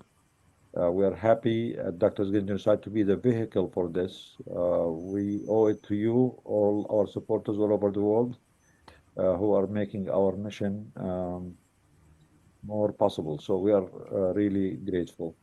And don't forget, we are advocating for everyone, for every human life. This is actually why we go to school. As doctors, healthcare work, we go to school to save life, to protect life, and that means every life, whether they are a doctor or a nurse or a child or a mother or everyone. So we advocate for all our colleagues. We advocate for all the hostages. Actually, thanks to Maisa. Maisa, I think she had to leave earlier, but she actually already made a video of all our doctors, the 18 of them who are being imprisoned, and we're trying our best to make the campaign inclusive of everyone. Every one of them is a father. Every one of them is a provider. Every one of them is a skilled professional doctor that his patients need him back. We know that one of our colleagues, Dr. Muhammad Abu Salmiya, he was detained for 7 months and a half. Actually, last week was the anniversary when he was released. The minute he was released, he went back to Al Shifa Hospital immediately, and Dr. Yusuf put him back to work immediately. And he said, yes, I want to go back to work. And since then, they have been able, him and his friends, to rehabilitate almost 300 beds at Al Shifa Hospital because they are working constantly. And when Dr. Hussam is released, he will go back to Al Kamal Adwan to rebuild it again. When Dr. Abu Zuhri is released, he will go back to Nasser, to the orthopedic department. Their patients need them, their community needs them after they lost many doctors, many nurses, either killed or injured or displaced. And while Israel is not allowing the international community to send enough doctors to provide there, these people, they know their community, they have the skills that that are needed to help their community. So saving their lives is not just going to save them personally. It's going to be influential, impactful for their families and for their patients. So please, please, everyone, everything you can for this. April 15 is just the beginning, but this is going to be an ongoing campaign that we are going to brainstorm together how we want to keep it going in the most impactful way. And we are going to take the lead from our colleagues in Gaza, in Palestine, and we will continue. This is an ongoing campaign, and this is to free everyone. And I think we have. Do you know Dr. Ahmed Al-Farra, guys? Does anyone know Dr. Ahmed Al-Farra? حبيبي Who knows Dr. Ahmed Al-Farra? ما بعرف انا شفناك قبل هيك. اهلا وسهلا. تفضل all yours دكتور احمد. يسعدك يسعدك. هلا انا شايف وسهلا. دكتور اشرف ابو العز منور الشاشه. انت حبيبك جيتوا مع بعض. وين الدكتور اشرف؟ وينك دكتور اشرف؟ انا شايف انديانا منوره الشاشه. انديانا وينك دكتور اشرف؟ دكتور كيف اشرف حال ابو مهيب؟ حبيبي يا دكتور، كيف حالك؟ ايش اخبارك؟ الله يبارك فيك ويعطيك العافيه. My friends, my colleagues, thank you for giving me this opportunity to talk this evening. Really, it's very hard to talk after that comment, that interaction. Dr. Ashraf, how are you? We miss you, my الحمد friend. لله الحمد لله. ازيك دكتور احمد؟ والله ايه we missed you اخبارك؟ too much. الله يخليك وانا كمان والله. Thank you very much for your kind words. دكتور Thank اشرف you. كنا اشتقنا لك. اهلا وسهلا. This is the first time الله we talk يخليك while. حياك الله دكتور اشرف. الله And يخليك الله يخليك سمير. ازي اخبارك؟ honestly, كيف اموركم؟ we want to take this opportunity انه نعزيك بوفاة الوالد. الله يخليك. تسلم حبيبي اعظم تسلم. الله اجركم واحسن عزائكم. الله يجزيكم الخير. شكر الله سعيكم. جزاكم الله خير. والله يجزيك الخير. We know you were there for her, especially in her final days, and we really appreciate this. والله يجزيك ألف خير ويعطيك ألف عافية والله يرحمها. امين يا رب امين. إنا لله وإنا إليه راجعون. أهلا وسهلا. بس إنا منورنا. لله وإنا خليك ما راجعون. تغيبش عنا. خلاص هلا we don't have an excuse دكتور أشرف. أنت ودكتور لا أحمد. ان شاء الله ان شاء الله ان شاء الله. We'll see you more often. Yeah, تفضل دكتور أحمد. Okay, my friends, my colleagues, Dr. Nidal, Dr. Karama, Dr. Dania, Dr. Iman, Dr. Mariam, and Dr. Swi, and everyone. Really, we miss every one of you. We really very happy to talk with you this evening. I'll talk outside the box, please. You know, my friends, this war against Gaza is both humbles and elevates. That mean increase in value and decrease in value for a lot of things among this world. That mean it reveals and exposes. For example, I want to talk about something happened when the Egyptian national team head coach Hussam Hassan decision to raise the Palestinian flag. This was a powerful and deeply meaningful gesture. It sent a clear message to solidarity and revealed the profound love and the profound heart feeling toward the Palestinians and toward the Palestinian people. I think this action was very simple for Captain Hussam Hassan, but it was very meaningful for Palestinian people, and I was among them. Really, I don't like football too much, but for that events, I was obligated to watch the match, and really, I don't know Messi and I don't know Argentina, but nowadays I hate both of them because because they are against Hussam Hassan and they are against Egypt. My friends, I want to talk about Dr. Muhammad Hillis. He's talking about our colleagues in the prisons. I want to mention that they didn't do anything. You know, Dr. Ghassan Abu Zuhri, the only what he did, that he treated the injured people, even the Israeli injured people, and he tried to help them, and they blame him, as we know from his family, that he treated the Israeli civilian who were injured among this war. So again, I want to talk about a very serious problem. Dr. Youssef mentioned three steps about, or three demands for Gaza. I want to talk about some little problem, but it's very serious. caused by the continued ban on the entry of car tires and motor oils. You know, if you want to move a case from a hospital to hospital, you have to wait because they want to get a chance for 3 to 4 patients to be sent in the same time because they don't have cars. You know, nearly 80 ambulance car was completely destroyed by the occupational forces. Even the buses that transport healthcare workers to and from the hospital will soon be forced to stop operating.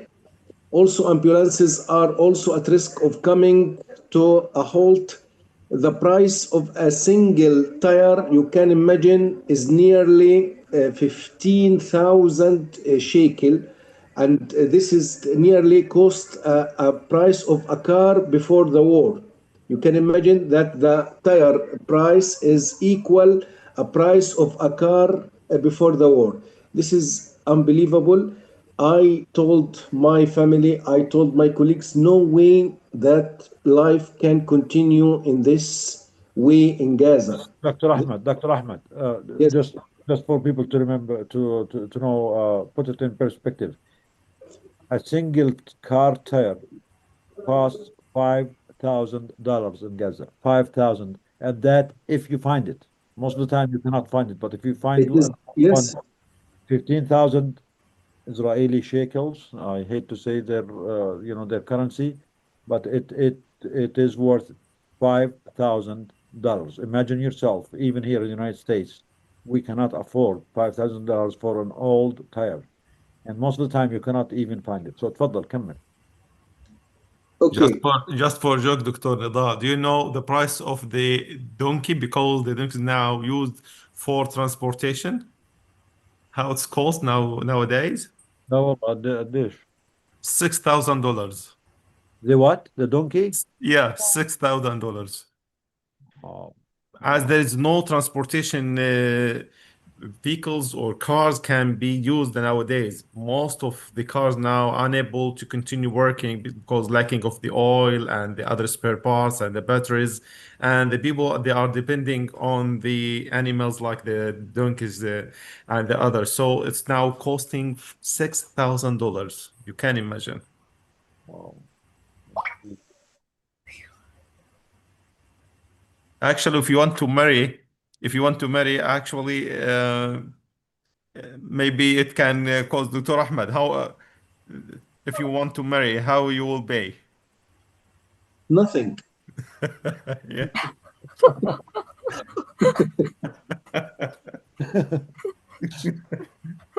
He's not even considering this option.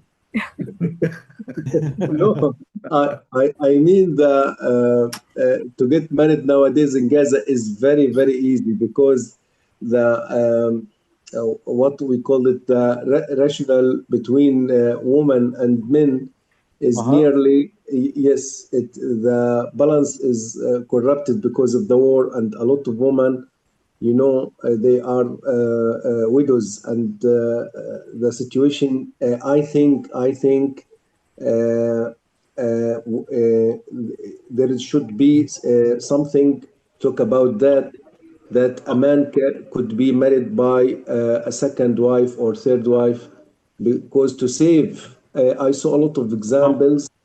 Yeah, Dr. Ahmed, sorry to interrupt you. Really, I'm so sorry.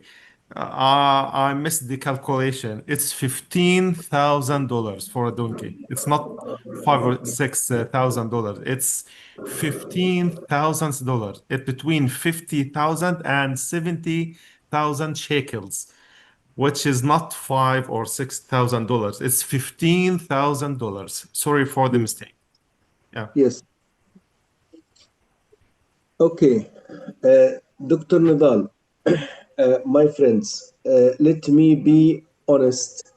That faith is not tested when life is good.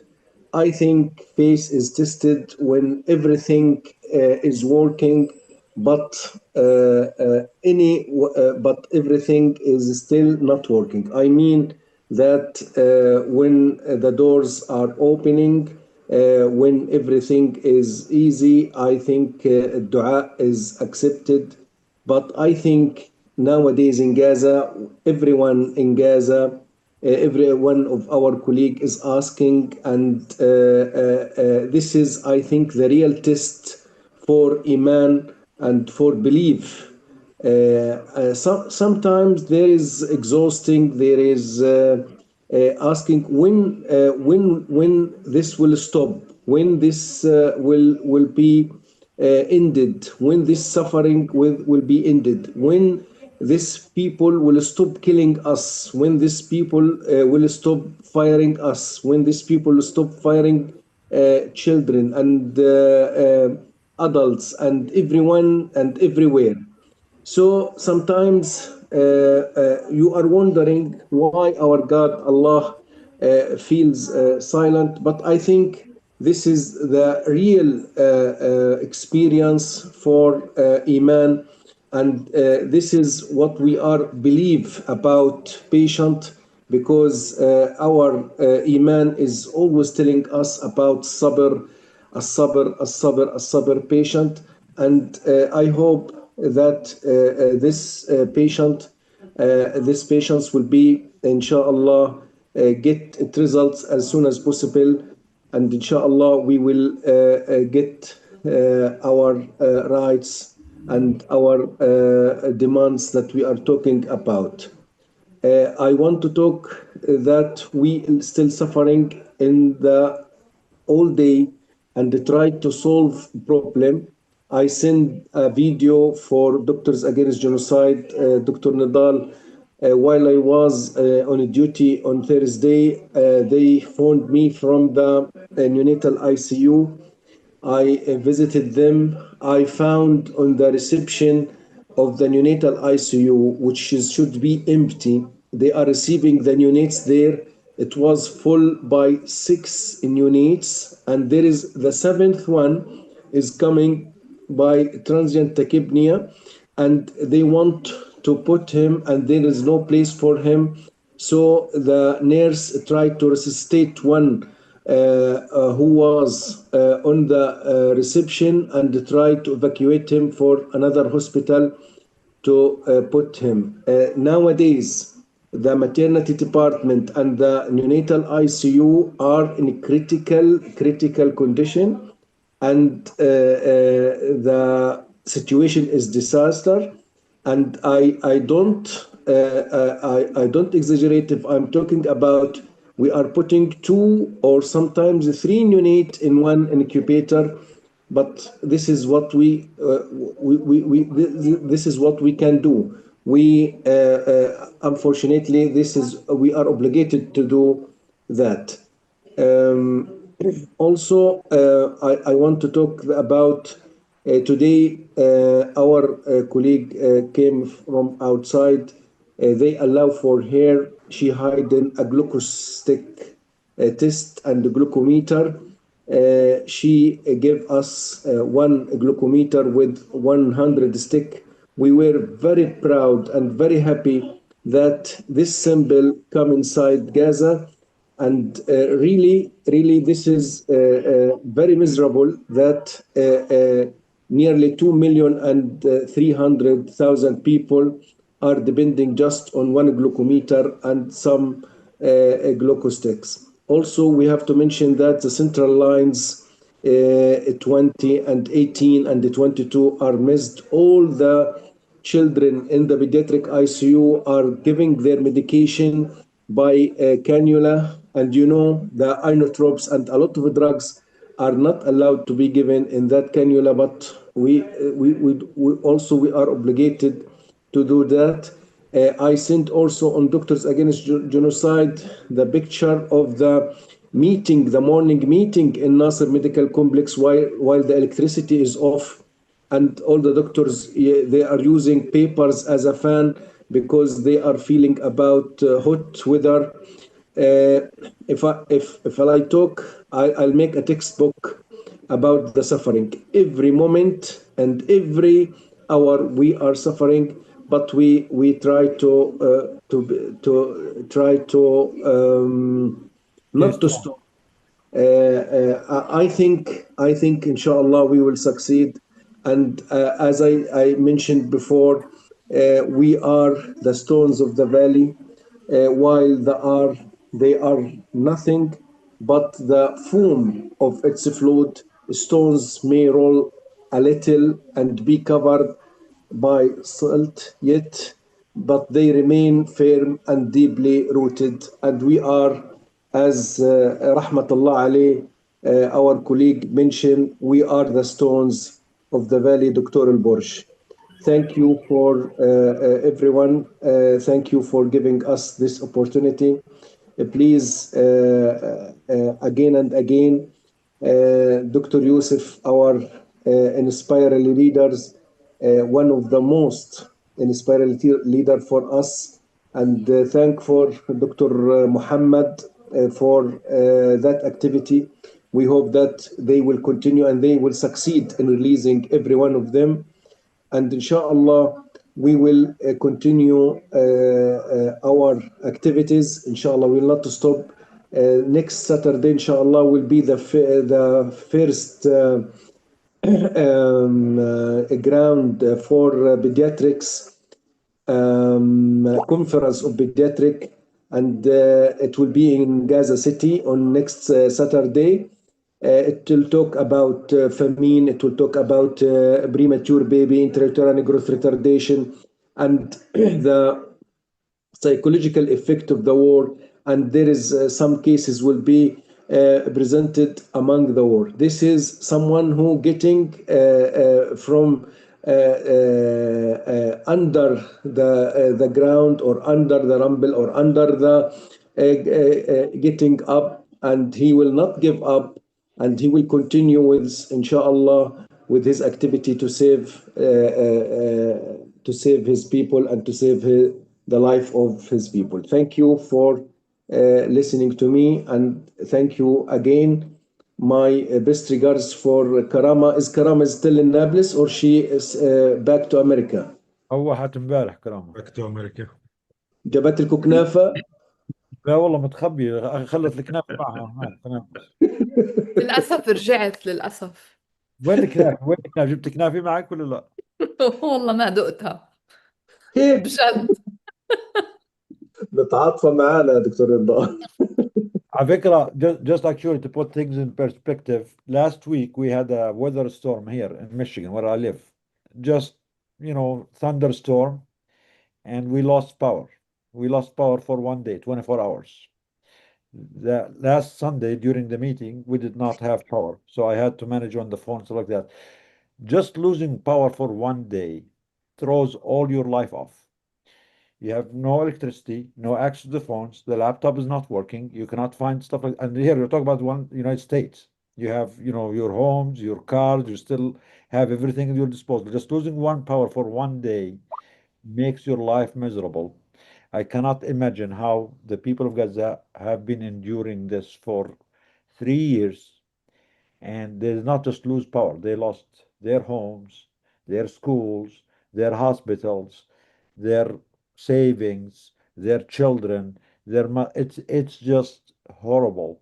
And as you all know, Gaza in the summertime especially is very hot. It's a very hot place.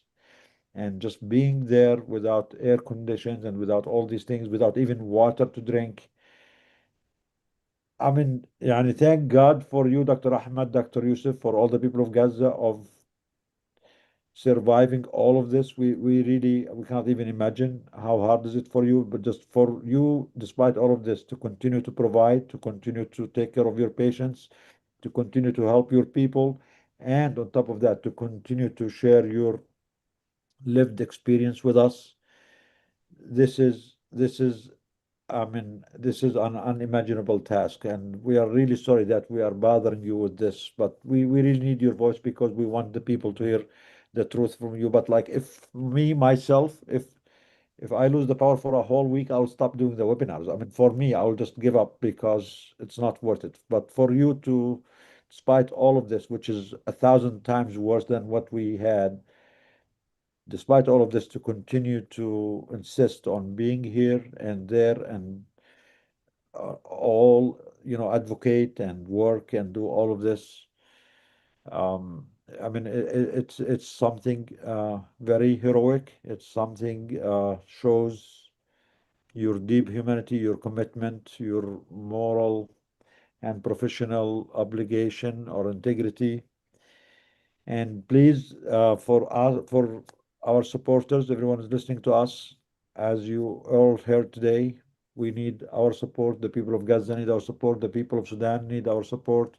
In Congo, I think we have Elvis, but I think we lost him now.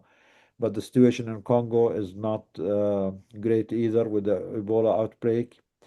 I wish he was still with us to get any updates. Maybe we can share with you later on. But yes, please support us. Please donate.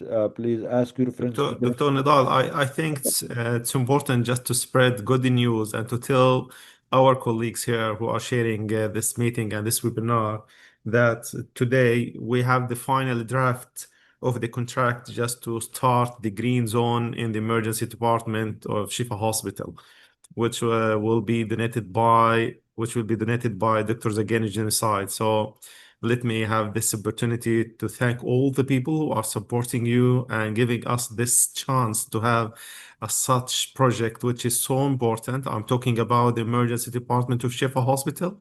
I'm talking about the area which can be used during disaster, like the triage area, and during the ordinary conditions as the green zone and the fast track. So I'd like to thank you for that and to pass this very great thing news actually and to share this news with our colleagues.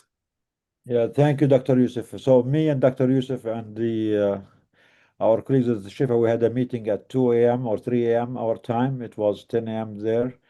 And Dr. Yusuf and the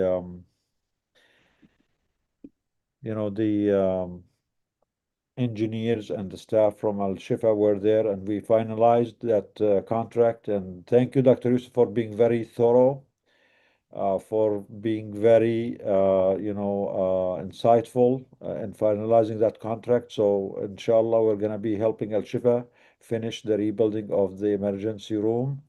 And Dr. Yusuf, when we were talking then, so the agreement was between the Ministry of Health, Al Shifa Hospital, and the contractor, and us. And when it came to us, we said us are the people who are supporting us. It's not really one person. It's not just an organization. It is each and every one of you who are allowing this to be possible. So actually, they were thanking you guys, all of you, for being there for them, for offering to help them. Inshallah, we will be finishing the project of the field hospital and the emergency room at the Shifa, both of them at the same time. The contract is to include both, and inshallah, you will see and hear good news about it in the next few weeks. The project is gonna be 60 days for both of them to be completed. And again, much appreciation for all of you, and appreciation to our colleagues, Dr. Yusuf, Dr. Ahmed, the administration at Al Shifa, the Ministry of Health, every healthcare worker in Gaza, every human being in Gaza who are continuing to rebuild and not giving up despite all the difficulty. So thank you. دكتورة كرامة تفضل دكتور كرامة. كرامة عندها سؤال مهم. كرامة ما بدك عزومة ترفع ايدك يا كرامة، هي برضه يعني ما هو عشان انت تعطيني المجال لا ارفع ايدك احكي عشان يعني. تفتح لي طريق. يعني قصدك انا بحكي كثير؟ لا لا لا مش قصدي ابدا. دكتور احمد، يعني you mentioned the conference on Saturday. I think this is a miraculous thing that Gaza is putting together a pediatric conference. Can you tell us how is it possible for us to attend the conference and hear the talks and share this amazing event? Yes, inshallah, we will send for you the abstract for every paper will be inshallah introduced in that conference. and we will try to make it, inshallah, on, I think, Al Jazeera Mubashir. She will offer it, inshallah. And if there is difference between time, inshallah, we will put it in record and send it for you. It it is something like a challenge. Dr. Karama, please, can you evaluate the situation in West Bank, in Nablus? You visited Ramallah, you visited Jerusalem, I did. Al-Quds. I Yes. visited Beit Lahem, I visited Ramallah, Jerusalem, Haifa. Yes. What is the difference between this visit and the visit before? Well, I mean, it is a continuum, so I unfortunately I was not very surprised. The last time I was there was in September, but there is there is a clear intention to erase the Palestinians from Palestine, and this is done by restricting movement between villages and between cities, and also by putting a lot of Jewish symbols and Israeli flags everywhere. So this was very intense. Like, I honestly had to close my eyes when I was in the taxi just driving. I just did not want to keep seeing this flag every few meters. So I really had to close my eyes. The other thing is the settlements have increased tremendously. Between every village and the next, there is a settlement. And these settlements are very destructive to Palestinians because they do not allow the farmers to go cultivate their land. And these settlers are very violent. So they burn, they kill, they push, they steal sheep, they steal, they kill olive trees, they kill cattle. It's like the Wild West on steroids in the West Bank. It's very, very disturbing. And I was just, thinking and contemplating, and exactly what you said, Dr. Farra, we are the stones of the valley. The numbers, I mean, Gaza has 2 million Palestinians. The West Bank has 3.5 million Palestinians. 48 areas, occupied Palestine has 2.5 millions. And it's just, do they really dream that they will erase all of us? I mean, they have tried the best weapons they can get their hands on in Gaza. And we're still there as Palestinians. I think, Dr. Karama, what they are doing nowadays in the West Bank is very good for us, because they are nowadays, everyone heard about their attack for CNN car yesterday, and the attack for the members of American Congress, even the attack for civilian, even the attack for animals, for sheep, for everything is now exposed, and everything is know about that. This is what our God told us in Quran, وَانْقَطَعَ حَبْلُ النَّاسِ عَنْهُمْ. This means that the support from the all nation and from the all government will be stopped.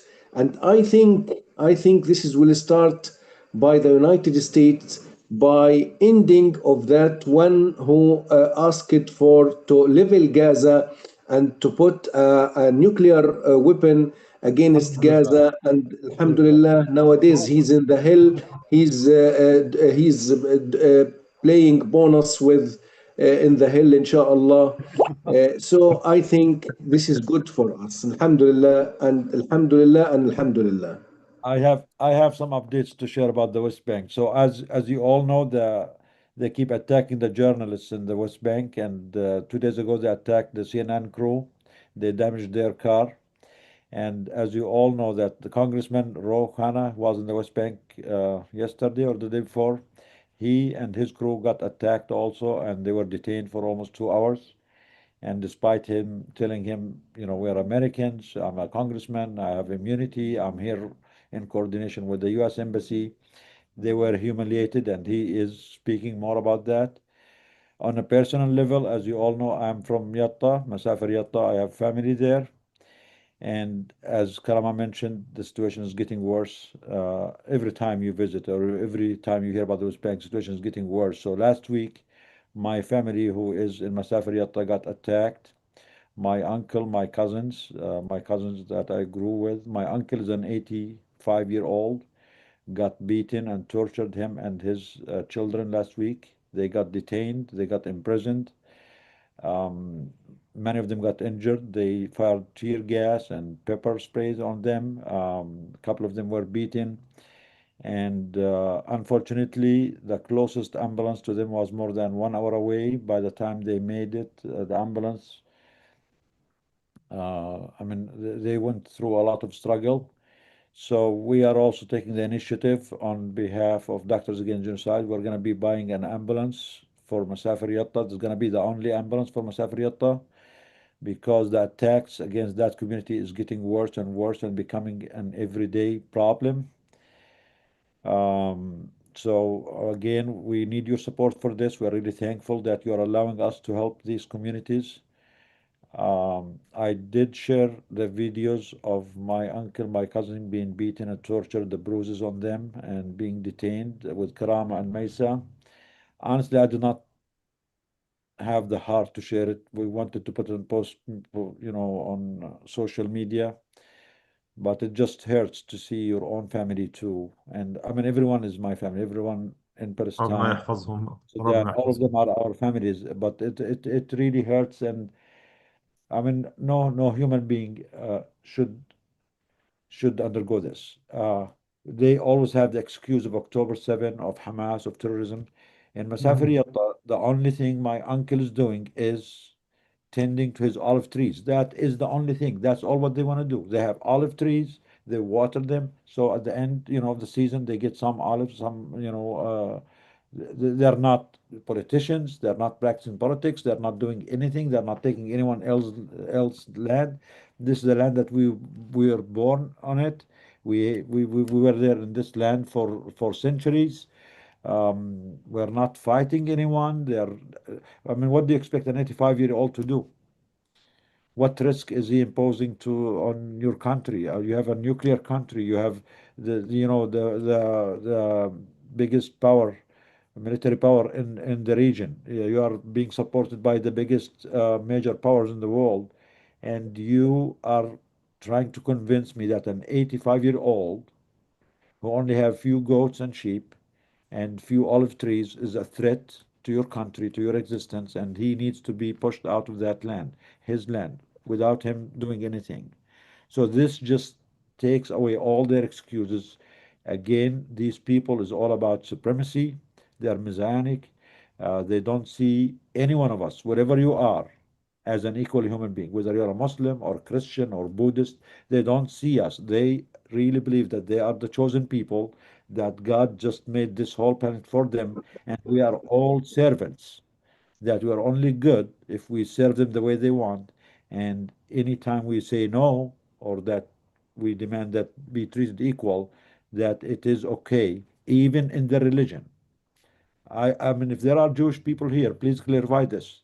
In the Jewish religion, it says many times, if you're not Jewish, it's okay to be killed. And there are many verses, more than 13 verses in the Torah, that incites genocide. If there is any Jewish people and you don't agree with this, please correct us. But are there more than 13 verses in the Torah that calls and incites and justifies genocide?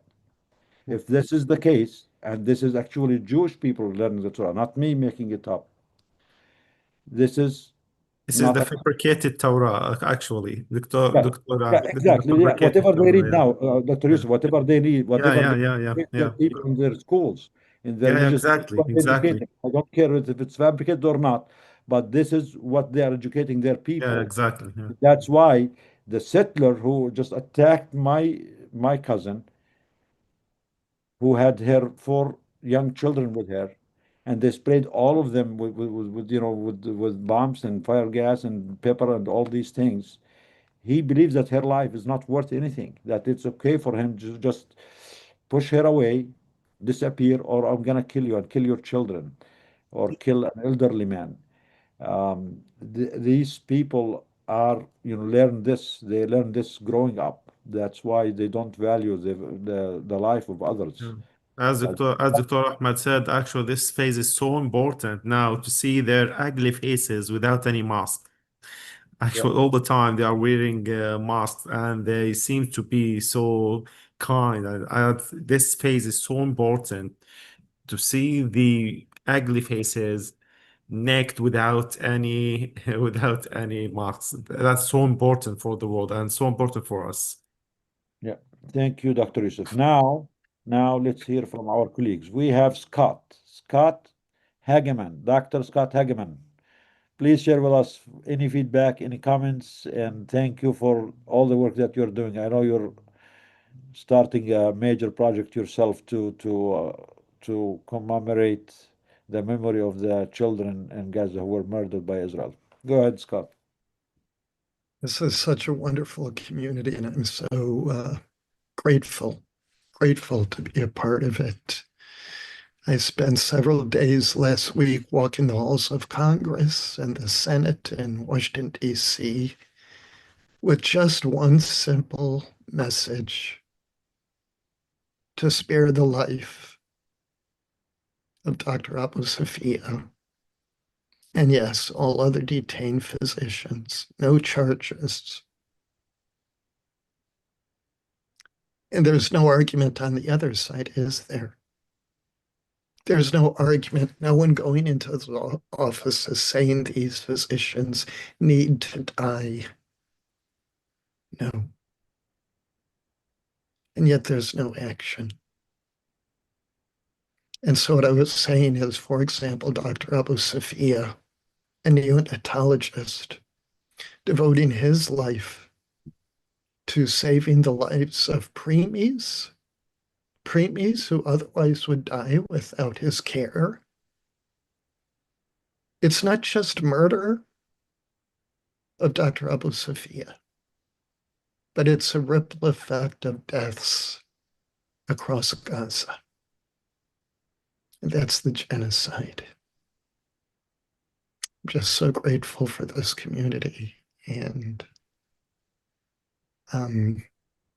tried to have an impact. Wish I could have a greater impact. Thank you so much, everyone. Thank you, Scott, and thank you for giving me a ride yesterday or the day before when I was in DC. And guys, believe it or not, whatever we're doing now does really help humanity, because me and Scott and many of our colleagues in DC, we were joined together to help uplift the voices of our colleagues in Sudan, because the people of Sudan are also undergoing genocide, and we were honored as Doctors Against Genocide because of all the work that we do, because we do have some logistics already there. We have a lot of members and supporters in DC. Because of all our work, we built a network that is not just for Palestine, it's for humanity. That network that we built, we were able to offer it to the health minister of Sudan, who visited DC last week, and me and Scott and Dr. Against Genocide, we hosted him at Busboy and Boyd's. We had almost 100 people come there. It was the minister of health from Sudan. It was the ambassador to the US from Sudan. It was the head of the emergency and ambulance services in Sudan and the head of their international communications. They all came, and it felt so amazing to bring them on and let them share their truth, their lived experience, without everyone just hearing about them from the news, to have them personally be there and give them the platform, not speak about them or for them, let them speak. They really appreciated this, and honestly, whatever we're doing now, whatever systems we are building, whatever experiences we are building, we will be able, and we are already able to help the people of the world, other communities, not just us. So thank you, Scott, for being with us. We're going to share maybe more videos about this, the talk and the information that was shared with us by the Minister of Sudan and the ambassador.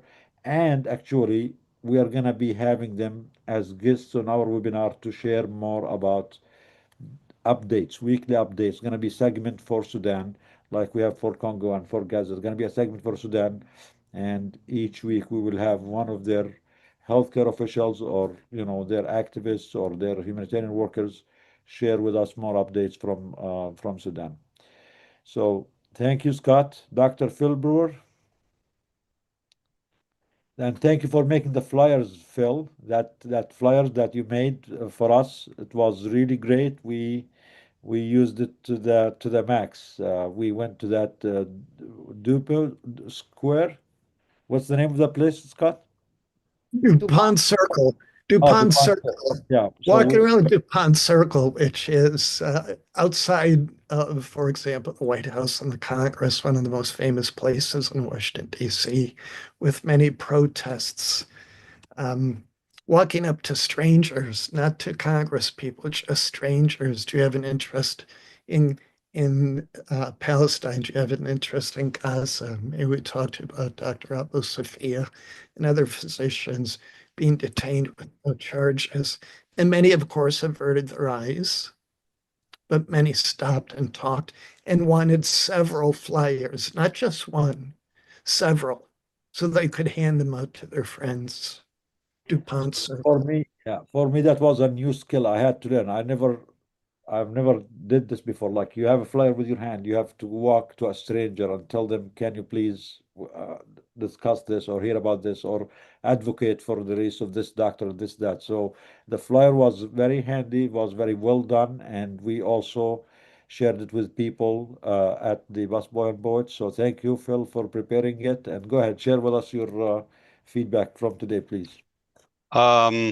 Well, as always, the ability to hear from people who are directly on the ground, on ground zero in a way, is just a very valuable thing to me, I think to all of us. As far as the flyer go, it wasn't just me, it was also Surab and Andrea. And so I think we've started a little collaboration for future flyers as needed. And I also found a wonderful printer in Washington who I haven't seen the flyers actually, the physical flyers, the final product yet, but I understand they turned out very well. So we'll keep doing that. And as part of this, I've decided to take my weekly local bulletin for our vigils and start calling it more of a newsletter and try to expand my mailing list for it so that can be a resource as well. And as always, I'm just very privileged to be part of this group. You're just the best people anywhere. Thank you. Thank you, Phil. Let's go to Dr. Mariam Shitab. I call Mariam Shitab, Dr. Mariam Shitab from California, the medical detective. If you ever need a medical detective, reach out to Mariam. Thank you, Mariam. Thank you for being with us, and thank you for getting, or what do they call it, our back and educating. Dr. Scott is trying to say us something between his hands. Yeah. Scott, are you there? You are muted. Do you need? You want to say anything, Scott? Yeah, this is the flyer. It's It's the flyer, like yeah. a card. It's like It's a the flyer that we postcard. shared. Yeah. Very heavy, beautiful, glossy, clear. So very easy. You can hear how heavy it is. Very glossy, very clear. So it's very attractive. So when you reach out to hand it to people, it's actually very attractive and people like want to see it. What's going on there? Yeah, excellent. Yeah, next time we go to DC, maybe we need to go to that DuPont Circle again. It's a good place to go to and spread. Were you wearing your white coats? Yeah, and of course, and I cannot walk without it. Scott the same. Me and Scott we're wearing Yeah, white that coats. actually makes it even more compelling. Yeah. Yes. And so people said, for example, people said, thank you, doctor, for what you're doing. Yeah. Out there in Actually, the Hunt Circle. there was National Guard there. That circle was surrounded by National Guards. Even National Guards told us thank you. Really? Yes. And they did Wow. not mess with anyone, did not interfere with anyone. So, Mariam, go ahead, Mariam. Amazing. I guess one thing that I've been thinking about since Dr. Muhammad and Dr. Yusuf brought it up earlier is I feel badly that the families of all of the other detained Palestinian physicians and healthcare workers feel like they're being overlooked because we've, out of necessity, really had to make Dr. Abu Safia the face of the campaign. And I don't know how we can offer them reassurances that when we use Dr. Abu Safia as an entry point into these conversations we're having with these offices, we do bring up all of the other physicians to tell them there is precedent. We are scared for a reason, and it's because they have done this to all of these other physicians we know by name.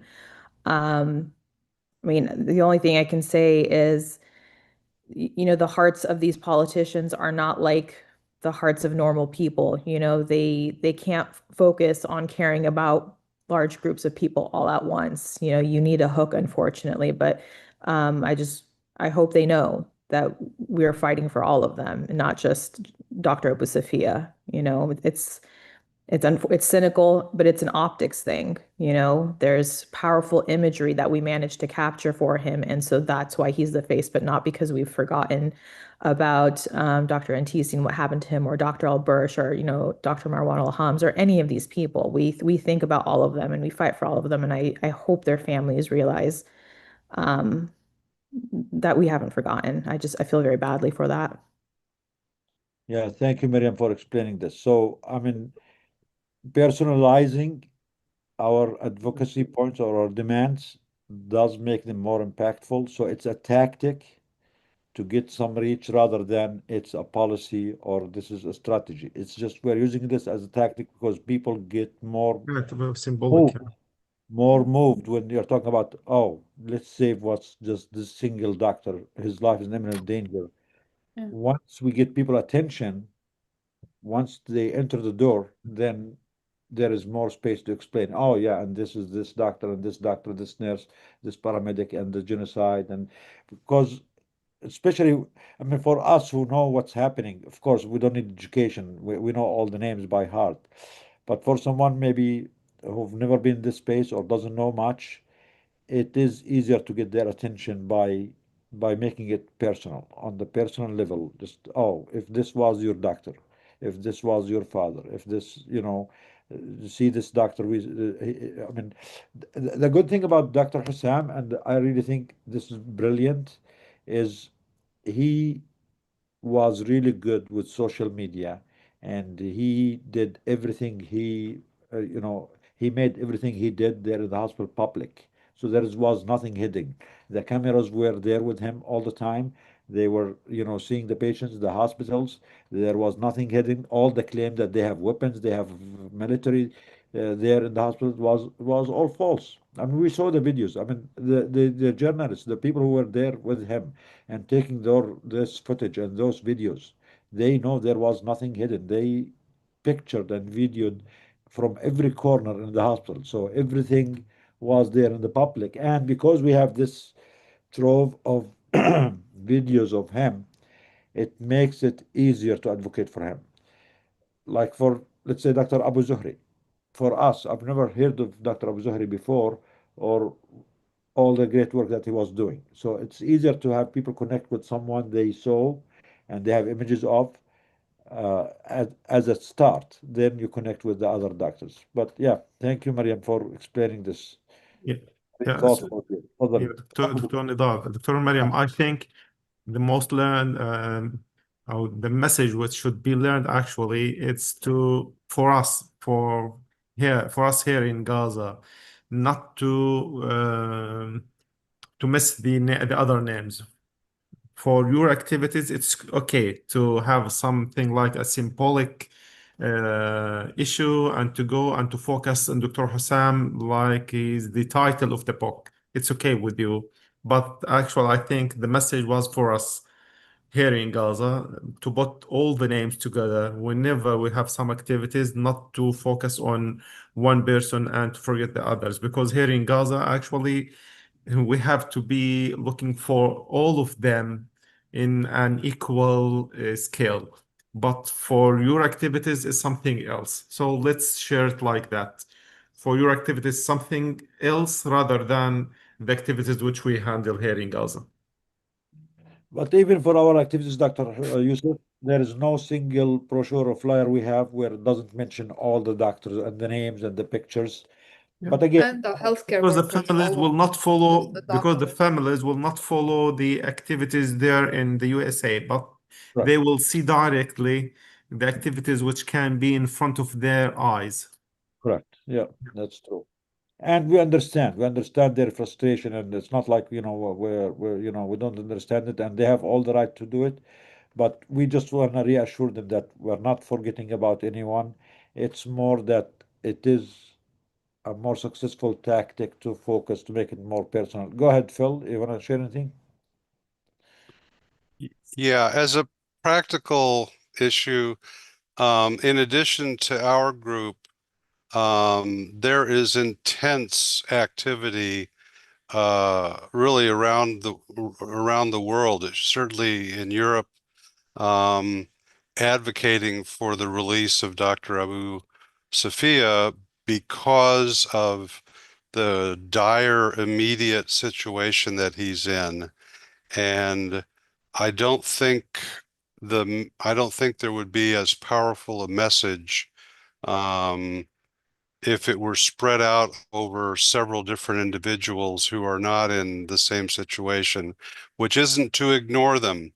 I see this as a stepping stone to making the world aware of what's happening to all of these people by looking at what's happening to this one person.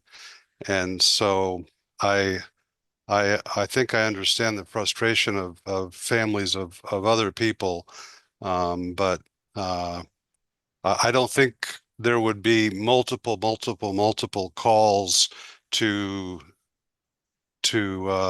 representatives and senators otherwise. So I see it as an opportunity to drill down and get the message about this one individual across as an example of a lot of other individuals. Yeah, thank you, Phil. And now let's go to Dr. إيمان حسني. المصريين هم قوة وعزم وإيش وهمة. أهلا وسهلا. And thanks to the Egyptian national team and to Hussam Hassan for remembering Palestine. إيمان, تفضل. Hey everybody. Yeah, honestly, I think most of us weren't so upset about the loss itself, but we really felt like this was something for our Palestinian brothers and sisters. I think that's what hit the hardest. I know I was talking about this with my family and my kids, and I think that was what really got us, like it's a game, right? It was the way it was done, but also because, Hassam had dedicated the previous win to the Palestinians and used his platform. And we're so proud of him that he did that. That's really what everybody who has a platform should be doing, and it's just a shame that, I remember as we're watching, like, how can all these people can gather for a game, right? But like, why aren't all these people doing the same, right? To yell and scream about the horrific things that are happening. So I wanted to piggyback on something that Dr. Farra had said, if you're a person of faith, in Islam, we believe that God tests us.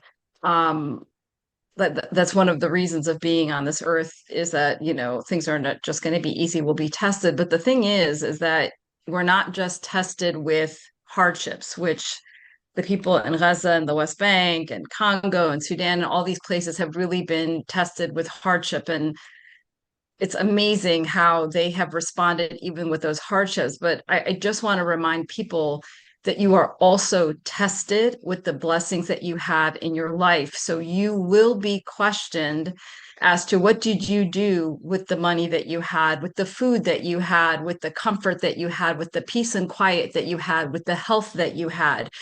You will be questioned for those things. So don't assume that because you're not going through those hardships that you're not being tested. If anything, we believe that that test is harder because you're in this comfort and ease, and it's very easy to stay quiet and do very little. So I just want to use that. I just wanted to remind people that, and to also use the folks of Gaza, Congo, Sudan, all the places where people are suffering, as motivation, because they are going through terrible difficulties, and yet they're putting on a pediatric conference, and they are being imprisoned and tortured, and then as soon as they're being released, they're going back to taking care of people. So I just kind of wanted to remind people of that. And Dr. Farah and everybody else who's on here, may God reward you for your sabr and your patience and for all that you are doing. So I want to remind everybody that we're going to the Hill on July 22nd. And so obviously the more people who can come, the better. Our focus is going to be on disabled folks in Gaza, but that doesn't mean we're not going to be touching about all the things that we're always touching about, right? And so please join us. Like I said, the more people, the better. I just was Googling while we were on the conference. There's a disability caucus in DC. So we are going to try to pressure those folks in Congress with disabilities, and then just the general people in there. So July 22nd, if you can make it, we would love it. And I love the idea of DuPont Circle or anywhere where we can hand out things. I'm not sure if maybe even dedicating a couple hours of that rather than specifically the press conference, because sometimes we just don't garner the press that that we always want. And so maybe, I don't know if we could do some of that in place of that in the morning and then do the appointments. I don't know what your thoughts are about that, but I think I had mentioned this before. I think reaching out to the public is so important, because it's really going to take those people finally standing up and saying this is wrong, just like you guys were mentioning before, like what happened in Bosnia, right? It's not until the public starts to pressure that these politicians do anything or have to do anything. So perhaps we could maybe think about doing something like that on the 22nd. MashaAllah, man, you're so smart. Thank God for having you and all of you guys. We're more effective, more impactful because we hear from all of you. So the DuPont Circle is very doable actually on Wednesday after the Hill, because DuPont Circle is very busy when people leave work, which is about 5 o'clock until 7. So we can do it after this and before we go to Busboy and Boyd's. If we can do 1 hour, that's perfect. This will be a good time, and it should not interfere with any other plans that we have. And reminders, this Wednesday is the global action for Dr. Hussam and the healthcare workers. The next Wednesday, we're going to be in DC, July 22nd, joining the Advocacy Day for the disabled people in Gaza and Sudan and Congo, and even the disabled community here. Dawn is really a great, she's one of our colleagues. She's one of the ones who are planning this. She's a great disability advocate, so she's going to be helping and joining us. And thank you for bringing the issue of privilege is responsibility too. We should always remember this. The privilege that we have, me being the only reason I feel more emboldened to speak up, honestly, because I have American citizenship. I know I can speak and I do have rights, and Because I have these rights, because I have this privilege, I need to use it because I want to be the voice of the people who cannot speak up. I want to be the voice of the people who are erased from the cameras, from the picture, the people in Gaza and Sudan that no one hears about them. So the privileges that we have here are responsibility and we should use them. Otherwise, we will be accountable for this. So thank you, Iman, for sharing this. And we have Scott and Dr. Sui have comments. Then we go back to finish with Dr. Maribeth and Dania and Dr. Ashraf. Yeah, go ahead. Just make it brief, Scott, please, so we can. Yes, if we want to go to DuPont Circle, it could not be easier. The metro at Union Station is the red line, and it goes straight to DuPont Circle. And the stop at DuPont Circle is immediately at DuPont Circle. It could not be easier. You should And you be that. don't So have go to as get a a group. card. You just swipe your credit card, credit card when you go through the gate, and when you come out, it could not be easier. Actually, Scott was going to pay for all of us to use the metro. No Do you problem. offer that? Okay, Scott No will pay for problem. all of us. We'll go as No a problem. group. All of us will go. We leave the hill and we go to Union Station and metro and to do upon circle for an hour or two. Then we go to Bus Boys. Great. Thank you. Dr. Suyang? I'm You're muted. muted.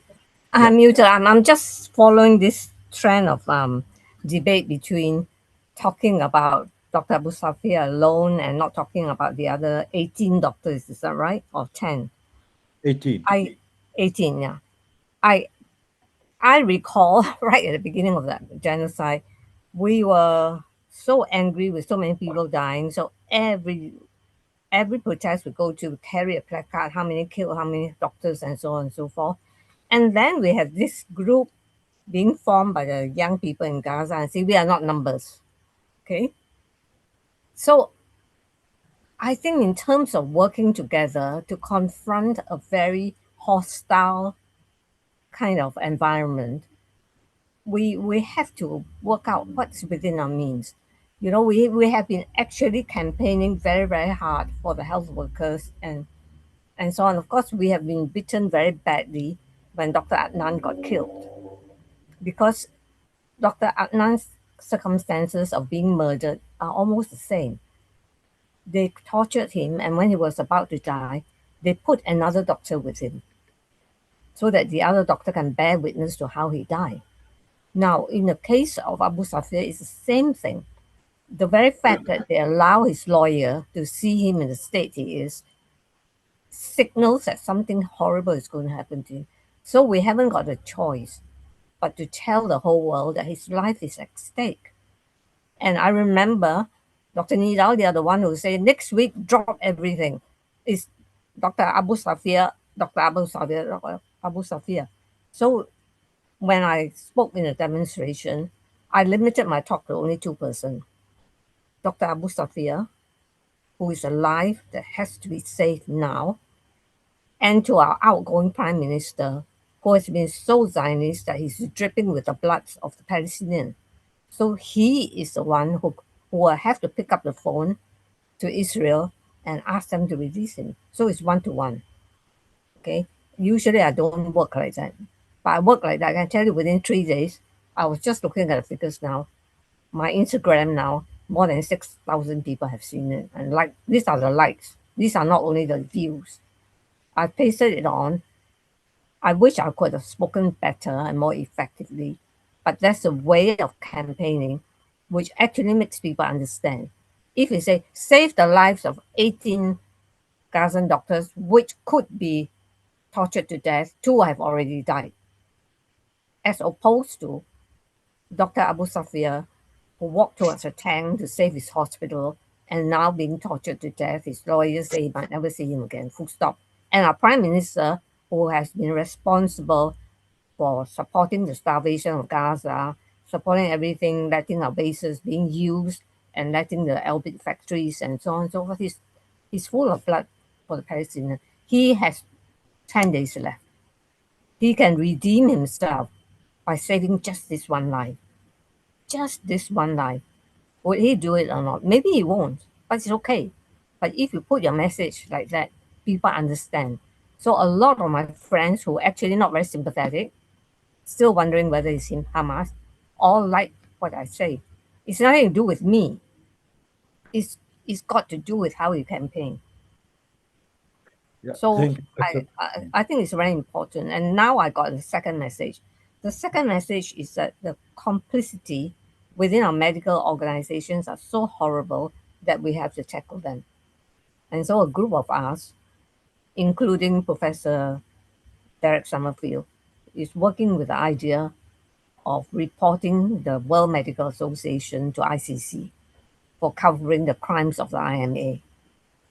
I think when we get our act together, I hope it will support us because the WMA is for everybody. It's not the British Medical Association. You see, so even the American Medical Association is all under the umbrella of the WMA.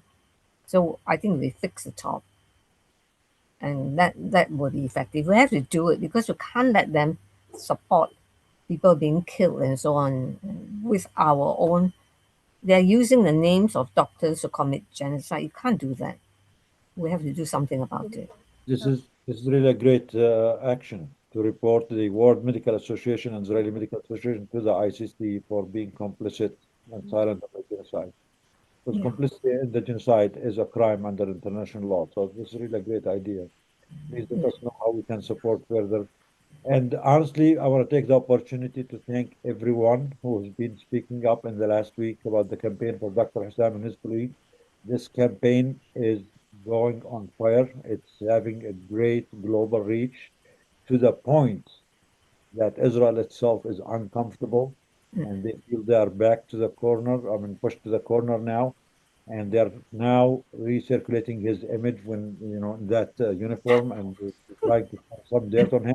And can you please, Mariam, share? I mean, you're the one who shared with us the media reach millions and millions of shares, millions and millions of Yeah. views. Even the mainstream media, almost all mainstream media are forced to report on this. So we really, really thank and appreciate every one of you because you are making a difference and you are exposing them and they really feel the heat under their feet. And every day they are trying. I mean, this is the first time they bring the name of Dr. Hussam at the UN. The Israeli, Yeah. delegate at the UN was forced to report to the UN. Usually he used to ignore this, but he was forced to report that, oh, they're, treating them well under, international law and all these things. This means they are feeling uncomfortable, and that's the goal. Mariam, you want to share, the idea about how much is the reach of this campaign and how much they are really disturbed by this wild reach of this global campaign for the doctors? I mean, I'll have to find the article again and give you the stats. I think they were only looking at like a 72-hour period of engagement. I don't want to drive traffic to their site, but I believe in knowing what the enemy is saying and thinking, which is why I, read their sources and their articles. But they were actually tracking engagement regarding Dr. Abu Safia over like a 72-hour period. And they were Yeah. terrified because, clicks, likes, shares across different platforms had exceeded like I don't know like a million, and they were Yeah, saying more. there's like a nefarious coordinated plot because media personalities and organizations are all saying the same things, which is really rich coming from the Israeli side, given the way they swarm and dox people and do all of this stuff. But you look at it, you laugh because why wouldn't you? But then you take heart because all of these efforts are paying off because they're panicking. And with the revival of the attempts to cast Dr. Abu Safia as a Hamas militant, Yeah. it's a sign of how desperate they are because that picture's not new. They threw it out in January Yeah. of this year. It didn't gain traction because there's no evidence. And as we've pointed out, this is now day 562, 61, 62 of, the illegal detention of Dr. Busafia. And they could stop all of this criticism of the way they're treating this individual if they just were able to produce evidence that he was in any way a militant, right? Despite the fact that we had all had eyes on him for like 90 days of siege. We were seeing him in real time in a white coat, where would he have had the opportunity, to do anything but be a doctor? They can't, but they're scared because it's working. The pressure campaign is working in a way that it hadn't before. I mean, we've been talking about him and all the, unlawfully detained healthcare workers and everyone who is held hostage in Israeli detention we're going on 3 years now. It's a horrible thought, but we're going on almost 3 years now. But the urgency that we feel after the testimony from Dr. Busafia's lawyer, we had it, has kicked everything into overdrive. We're frantic almost with it, and they're scared because it's working. One by one, we're seeing more and more elected officials putting statements out on their platforms. Maybe we can compile a list to show people. Yeah. We're seeing media platforms that traditionally did not speak of him speaking of him. We're having politicians say, I went to the West Bank and I experienced this sort of horrendous treatment, which is probably like 5 minutes in the life of a Palestinian in the West Bank. And now they're asking questions. Oh, again, similar to the Samud flotilla. If this is what they do to a sitting elected American politician, what are they doing to the Palestinians? It's all collapsing. And it's because everyone is engaging in all of these pressure campaigns. Like every little bit is chipping away at it, and they're frantic. So thank you, Mariam. So we have to educate the public, you see. Since this campaign was launched a week ago, I think last week, Sunday, we said that's going to be our main topic. Dr. Hussam and the doctor, appeal for freedom has been almost number one or number two topic on every platform. So whatever you're doing is working. We really thank you. Thank all what you do. And for us, Doctors Against Genocide, the group of the advocacy in DC, we have been, all of us, making phone calls every day to every Congress office and senator office, especially the Foreign Relations Committee. And from what we all heard, every time we call, they're telling us, oh my God, that is almost number one or number two issue we have been receiving calls about all day long. And whenever you hear this, they do have to escalate. Whenever they get too many calls about any certain topic, they have to escalate to the senator or the congressperson themselves to take action, or this is happening. So we really thank all of you for every call, for every email, for every message that you send. We are making a difference. We are making a difference, and they do live in a world now where Dr. Hussam is number one trending topic or number two topic wherever they turn their eyes. If they go to the media, if they go to Congress, if they go to social media, this is what everyone is talking about. And this means we are making a difference. So please, please keep it up. We are getting there, and they are panicking. Yeah, and also, Leonida, I want to tell all our comrades in Gaza as well. Now, if we manage to free Dr. Hussam, then you see, if they start to torture another doctor like that, they know we'll get at them with one small battle for one person. Then we can win the battle for the remaining 17, you see. If you take all 17 together, you just have to start somewhere. And this is a good place to start. Small wins and create precedents. Once we succeed with one, we keep going. Will make it easier for us to succeed with the second one. Yeah. Especially if you have a veteran, an ex-veteran with you, like Dr. Marybeth Brownlee, who's on your side, and who's gonna tell us how we can fight this fight on the long haul. Go ahead, Marybeth. Well, I mean, I think it's important we all don't participate in the rhetoric of saying whether Dr. Abu Safia was or wasn't in Hamas, because it doesn't matter. Yes, you're right. You still don't get to go kidnapping doctors. And beat them to death. Militaries internationally don't actually have arrest authority. He wasn't arrested. It wasn't like it was a legal process. It was a kidnapping. I'm a doctor now. I hope nobody kidnaps me because I was once in the U.S. Army. Oh yeah, we have pictures of you in the U.S. Right? You've seen pictures of me in uniform. Yeah, are you a terrorist, Marybeth? Actually, yeah, you're giving me an excuse. I was gonna take you hostage now and negotiate with you. Oh God, Nidal, you can't be joking like that. Exchange. Negotiate the release of Dr. Abu Safia. Yeah, exactly. Yeah, one for one. Okay, fine. I'll go live with Nidal at his house for a while. Hang out, talk to his family. and be like, no, Mary Beth can't go back to Pennsylvania till you release Dr. Abu Safia. Exactly. Yeah. We negotiate with Trump. You want your veterans? You Release want our Mary veterans. Beth? Give us Abu Safia. And he would be like, I don't want Mary. Trump would be like, I don't want Mary Beth. You keep her. Give her that one. The mouth on her. But yeah, it's absurd anyway. It's an absurd premise, and the only people that picture would matter to is people who already bias. I'm trying to like not be vulgar with my language, who are already really in love with Israel. Yeah. Right?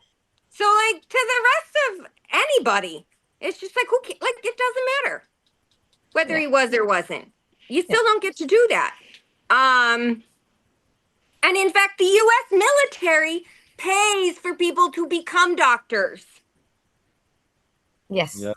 HPSC scholarships. I used my GI Bill.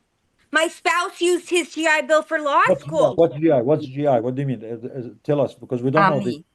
Oh, the GI Bill is like you pay in advance for your education money. So because I served ahead of time, I had money for education. That's the only way I think I could have even afforded to go to med school, which is also commentary on how capitalism keeps certain socioeconomic strata out of accessing med school. And it's become even more inaccessible with the current restrictions now on the amount of school loans that people in the US can take for med So school. you can be in the army, and the army actually supports you, encourage you to become a doctor. You can become an army doctor, and this still does not and should not make you a target or subject for kidnapping or torture, because there is an absolute prohibition on torture, even in US and federal law, and even in every code of ethics of any American medical or healthcare association.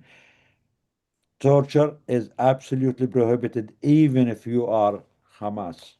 You cannot Yep. torture people. You cannot kidnap people. Go ahead, Maribeth. The other former army officer who used his army benefits to pay for school is sitting here, but he's a lawyer, so I don't know if he has Yeah, please share with us. anything legal he wants to contribute. What was it? There's a duty to like not harm. There's like negative duty, and There's positive duties to do certain things. there's and negative positive duties to do certain things and negative duties to refrain from doing certain things. Okay. Can you educate us, Ben, please? Can you share? Can you educate us? Class dismissed. That was all I knew. Class dismissed, he said. That's all he knows. He doesn't have that classes style, huh? No. Ben Brownlee, though, attorney for No, children. it's called the sin of commission and the sin of omission. Oh, yeah. Basically, same thing. Yeah, same thing. And It's from failure the to Bible. prevent when you had an opportunity to do so comes with culpability as well. Thank you, Maribeth. Thank you, Ben. Thank you for being with us. I appreciate it. So I looked at the photo. Thank you, Phil. That's the public health service. That's not the military. That's the public health service. He's a community physician. Yeah. Phil, you are muted, Phil. I'm totally aware of that.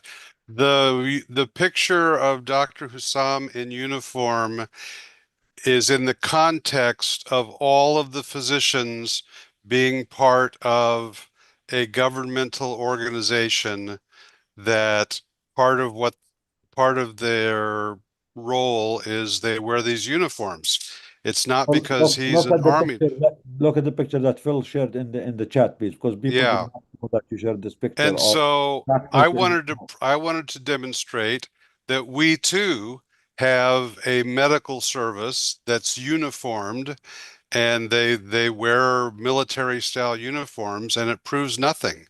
And this is a sign of how desperate they are, because now they're rolling out. Oh well, they're calling him the Hamas doctor now, and they're using this picture to to illustrate that. And so I just came up with a counter picture that says, no, doesn't prove anything. Do you Well, know and the like even then, the U.S. Army, Navy, Air Force all have their own medical service corps, and our public health service corps is what provides doctors for the Coast Guard. yeah? Do you know what Yeah. is the uniform of the Surgeon General, guys? Do you recall the uniform of the Surgeon General of the United States? It's like a public health Yeah, service uniform. It's a military, yeah, it's a military uniform. The It's a Surgeon military General. style uniform. Does this make the Surgeon General a fair target for kidnapping or torture? So yeah, just to have ideas. We should not lead with this, but it's good to have them, In the handy background. in background to respond if you're, approached about this. Now we have Dr. Ashraf and Dr. Dania Khalad. Any one of you who's available? Dr. Ashraf? Yeah, Uh, hello. Oh, wearing yeah, DAG uniform. Oh, you're in DAG uniform. Yeah, you're in trouble too. why? Guys, Are you you don't gonna know. kidnap me as Soon well? DAG uniform will be That is an illegal. army. Yeah. I just want to. I would like to reinforce the message that was sent by Azzeddin Lulu, because I was a first-hand witness of how amazing those medical students in Gaza are, how smart and hardworking they are, and they deserve more and more from our support. Not only the students, the medical students, but also the residents, the anesthesia technicians that I worked with, the EMTs, the student technicians, the nurses, and of course the surgeons that are amazing over there. Dr. Youssef was right when he said that every single healthcare worker that had been taken in captivity deserves that we talk about them. These people are not only a treasure for Gaza, but they are treasures for the whole humanity. And I have a suggestion to have a flyer with the names of every single healthcare provider put on that flyer. I think there are about 2,000 of them right now. And I think Dr. Youssef can provide us with the names. And then we can put them even in small fonts, like front and back. Of course, in addition to Dr. Hussein, who is the symbol of this kind of disaster that's happening to them, and just to submit those to the different offices when we meet with them. I think this is going to be helpful for the families to recognize their loved ones, that we are not forgetting about them.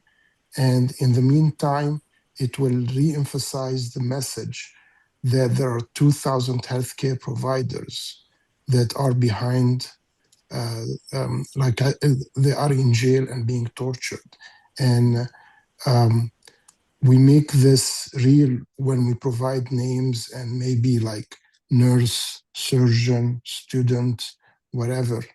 I think that's a doable thing.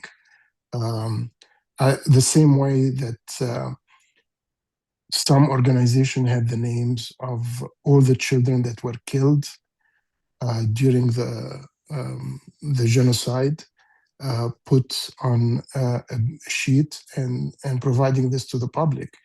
But this is my idea about how to approach this, because I agree with Dr. Youssef that every single one of those healthcare providers deserve to be recognized and deserves that we work for them. Thank you, Ashraf.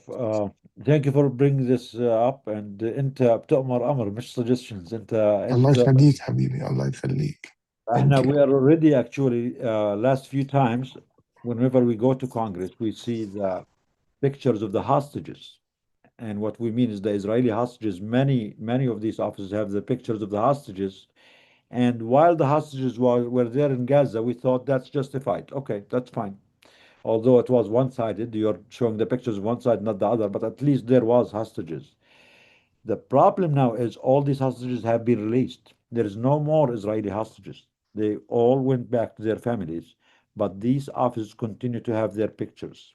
That's why, with a group of us, we are working on preparing posters with all the doctors, the healthcare worker hostages, and another poster for all the children hostages, and another poster for all the children who got murdered, at least their names in Gaza. We're going to take actually all these posters with us this coming visit to DC, and we're going to go to each and every one of these offices that still have the pictures of the hostages, tell them the hostages are, the Israeli hostages are all back home, they're all safe.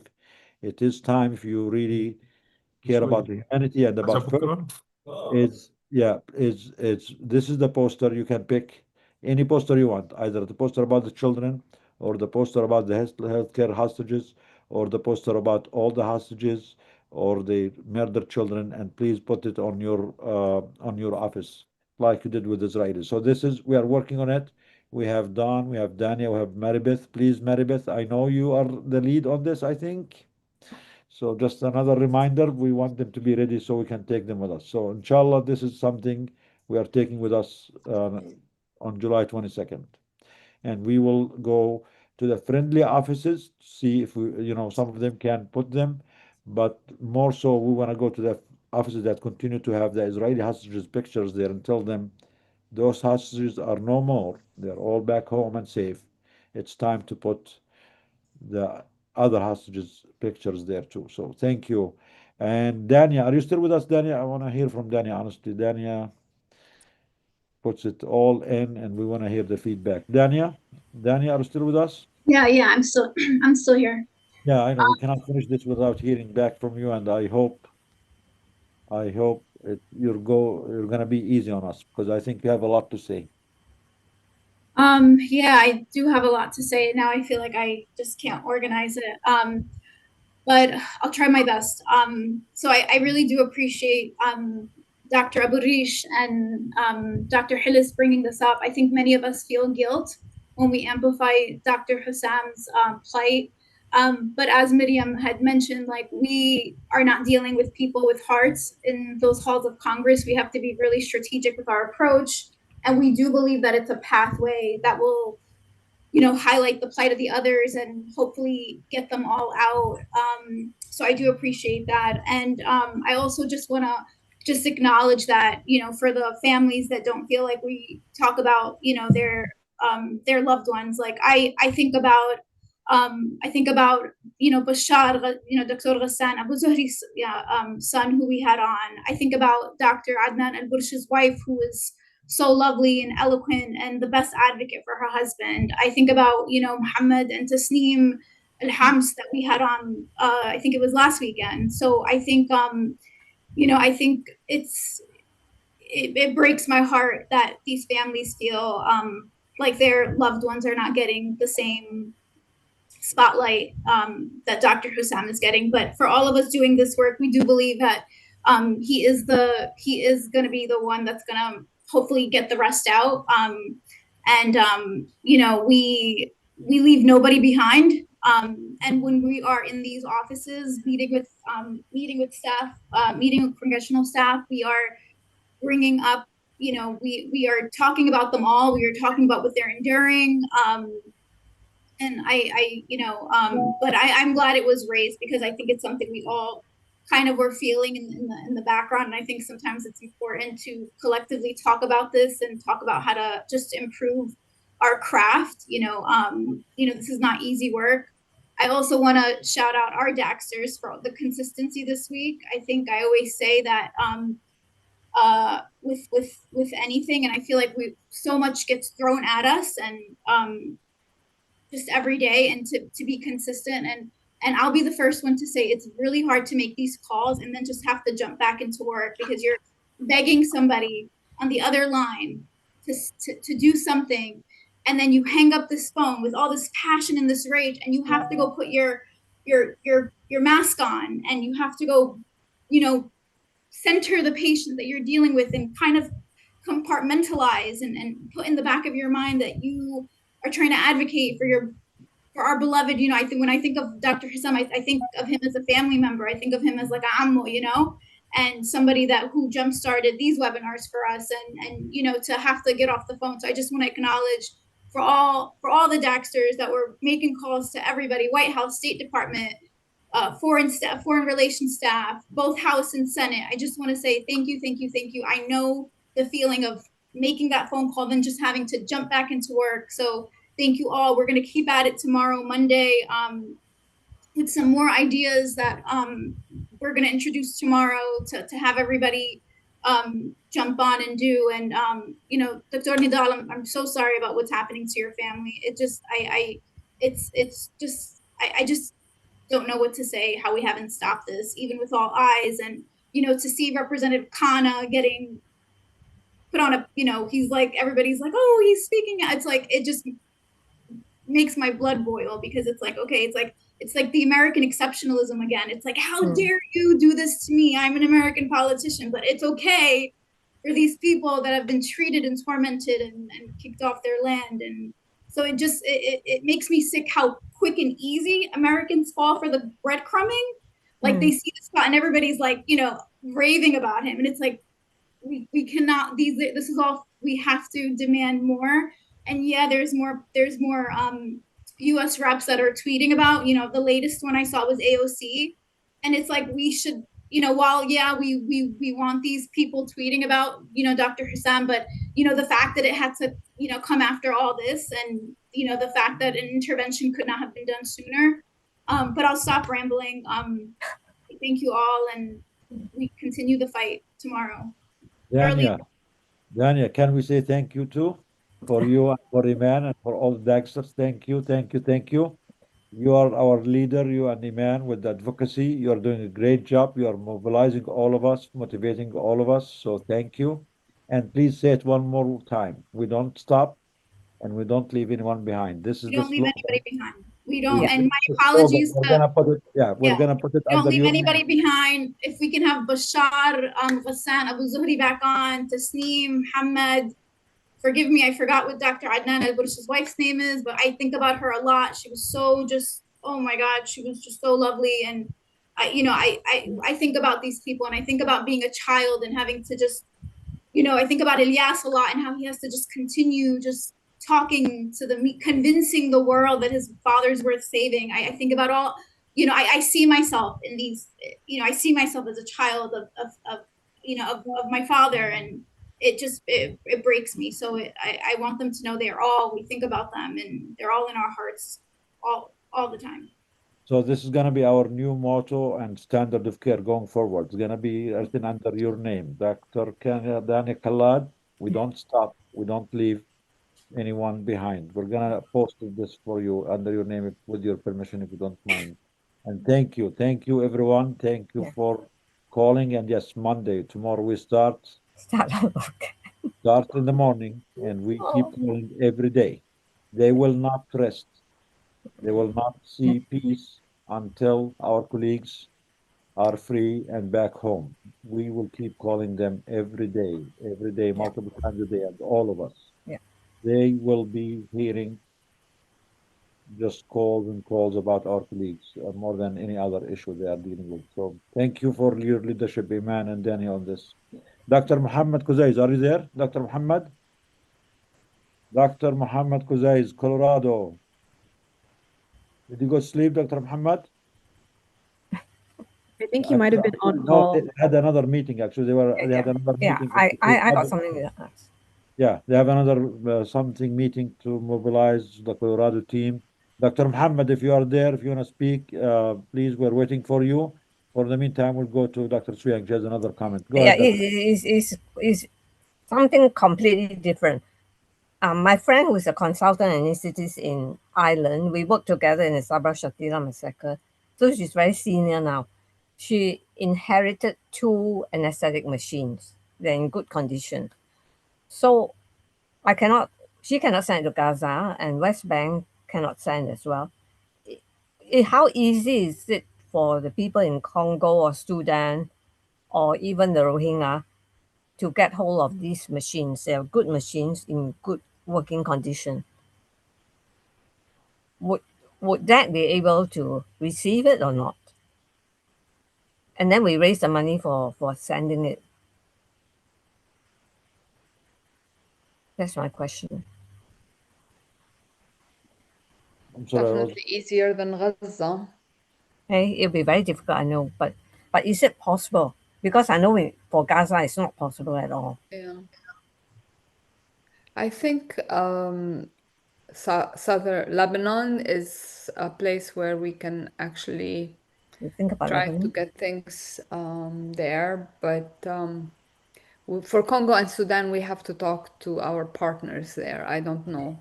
Nidal, yes.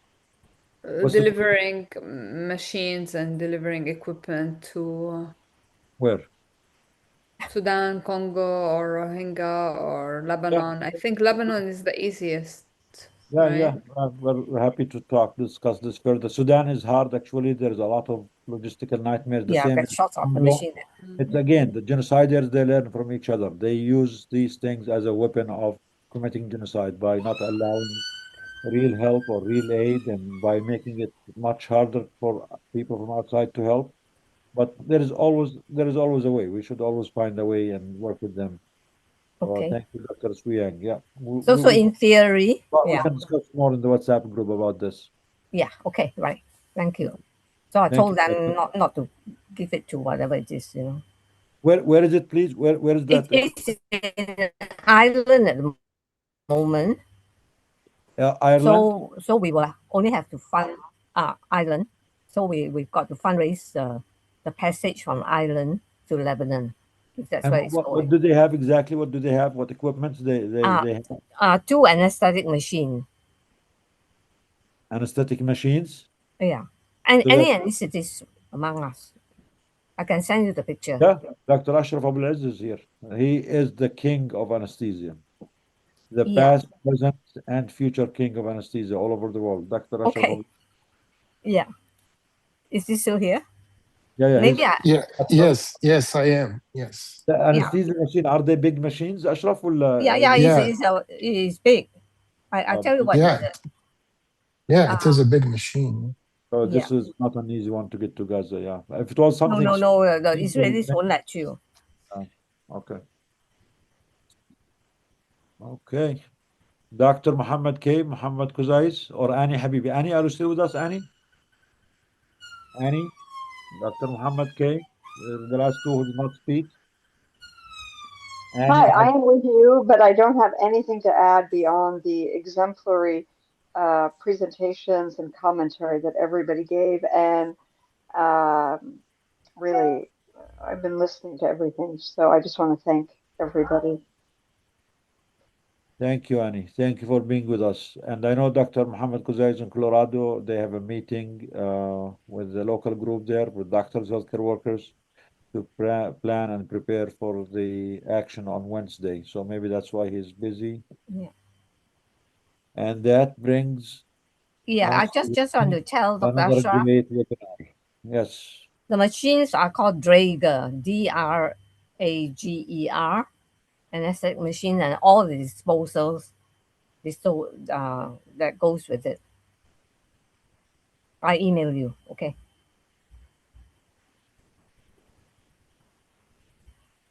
So with all your efforts, with your amazing work in the past week, we managed to get Dr. Hussam and his colleagues' name trending as number one or number two issue all over across multiple platforms. Alhamdulillah. We need to keep, to do even more and keep going. And we want to make sure that it is number one, not number two.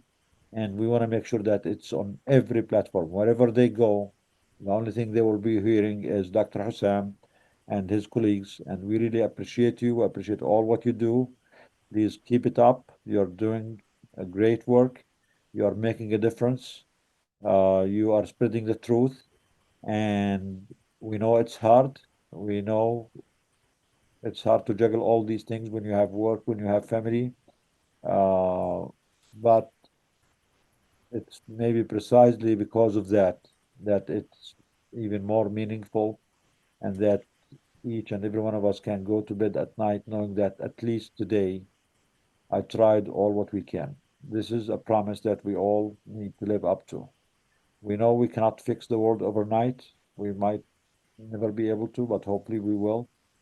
But at least we need to, at least every night when we go to bed, know or be honest with ourselves that today we tried all what we can. And I really think that we are gonna prevail and humanity is gonna prevail. And inshallah, it always feels impossible until it is achieved. It always, that's what Mandela used to say.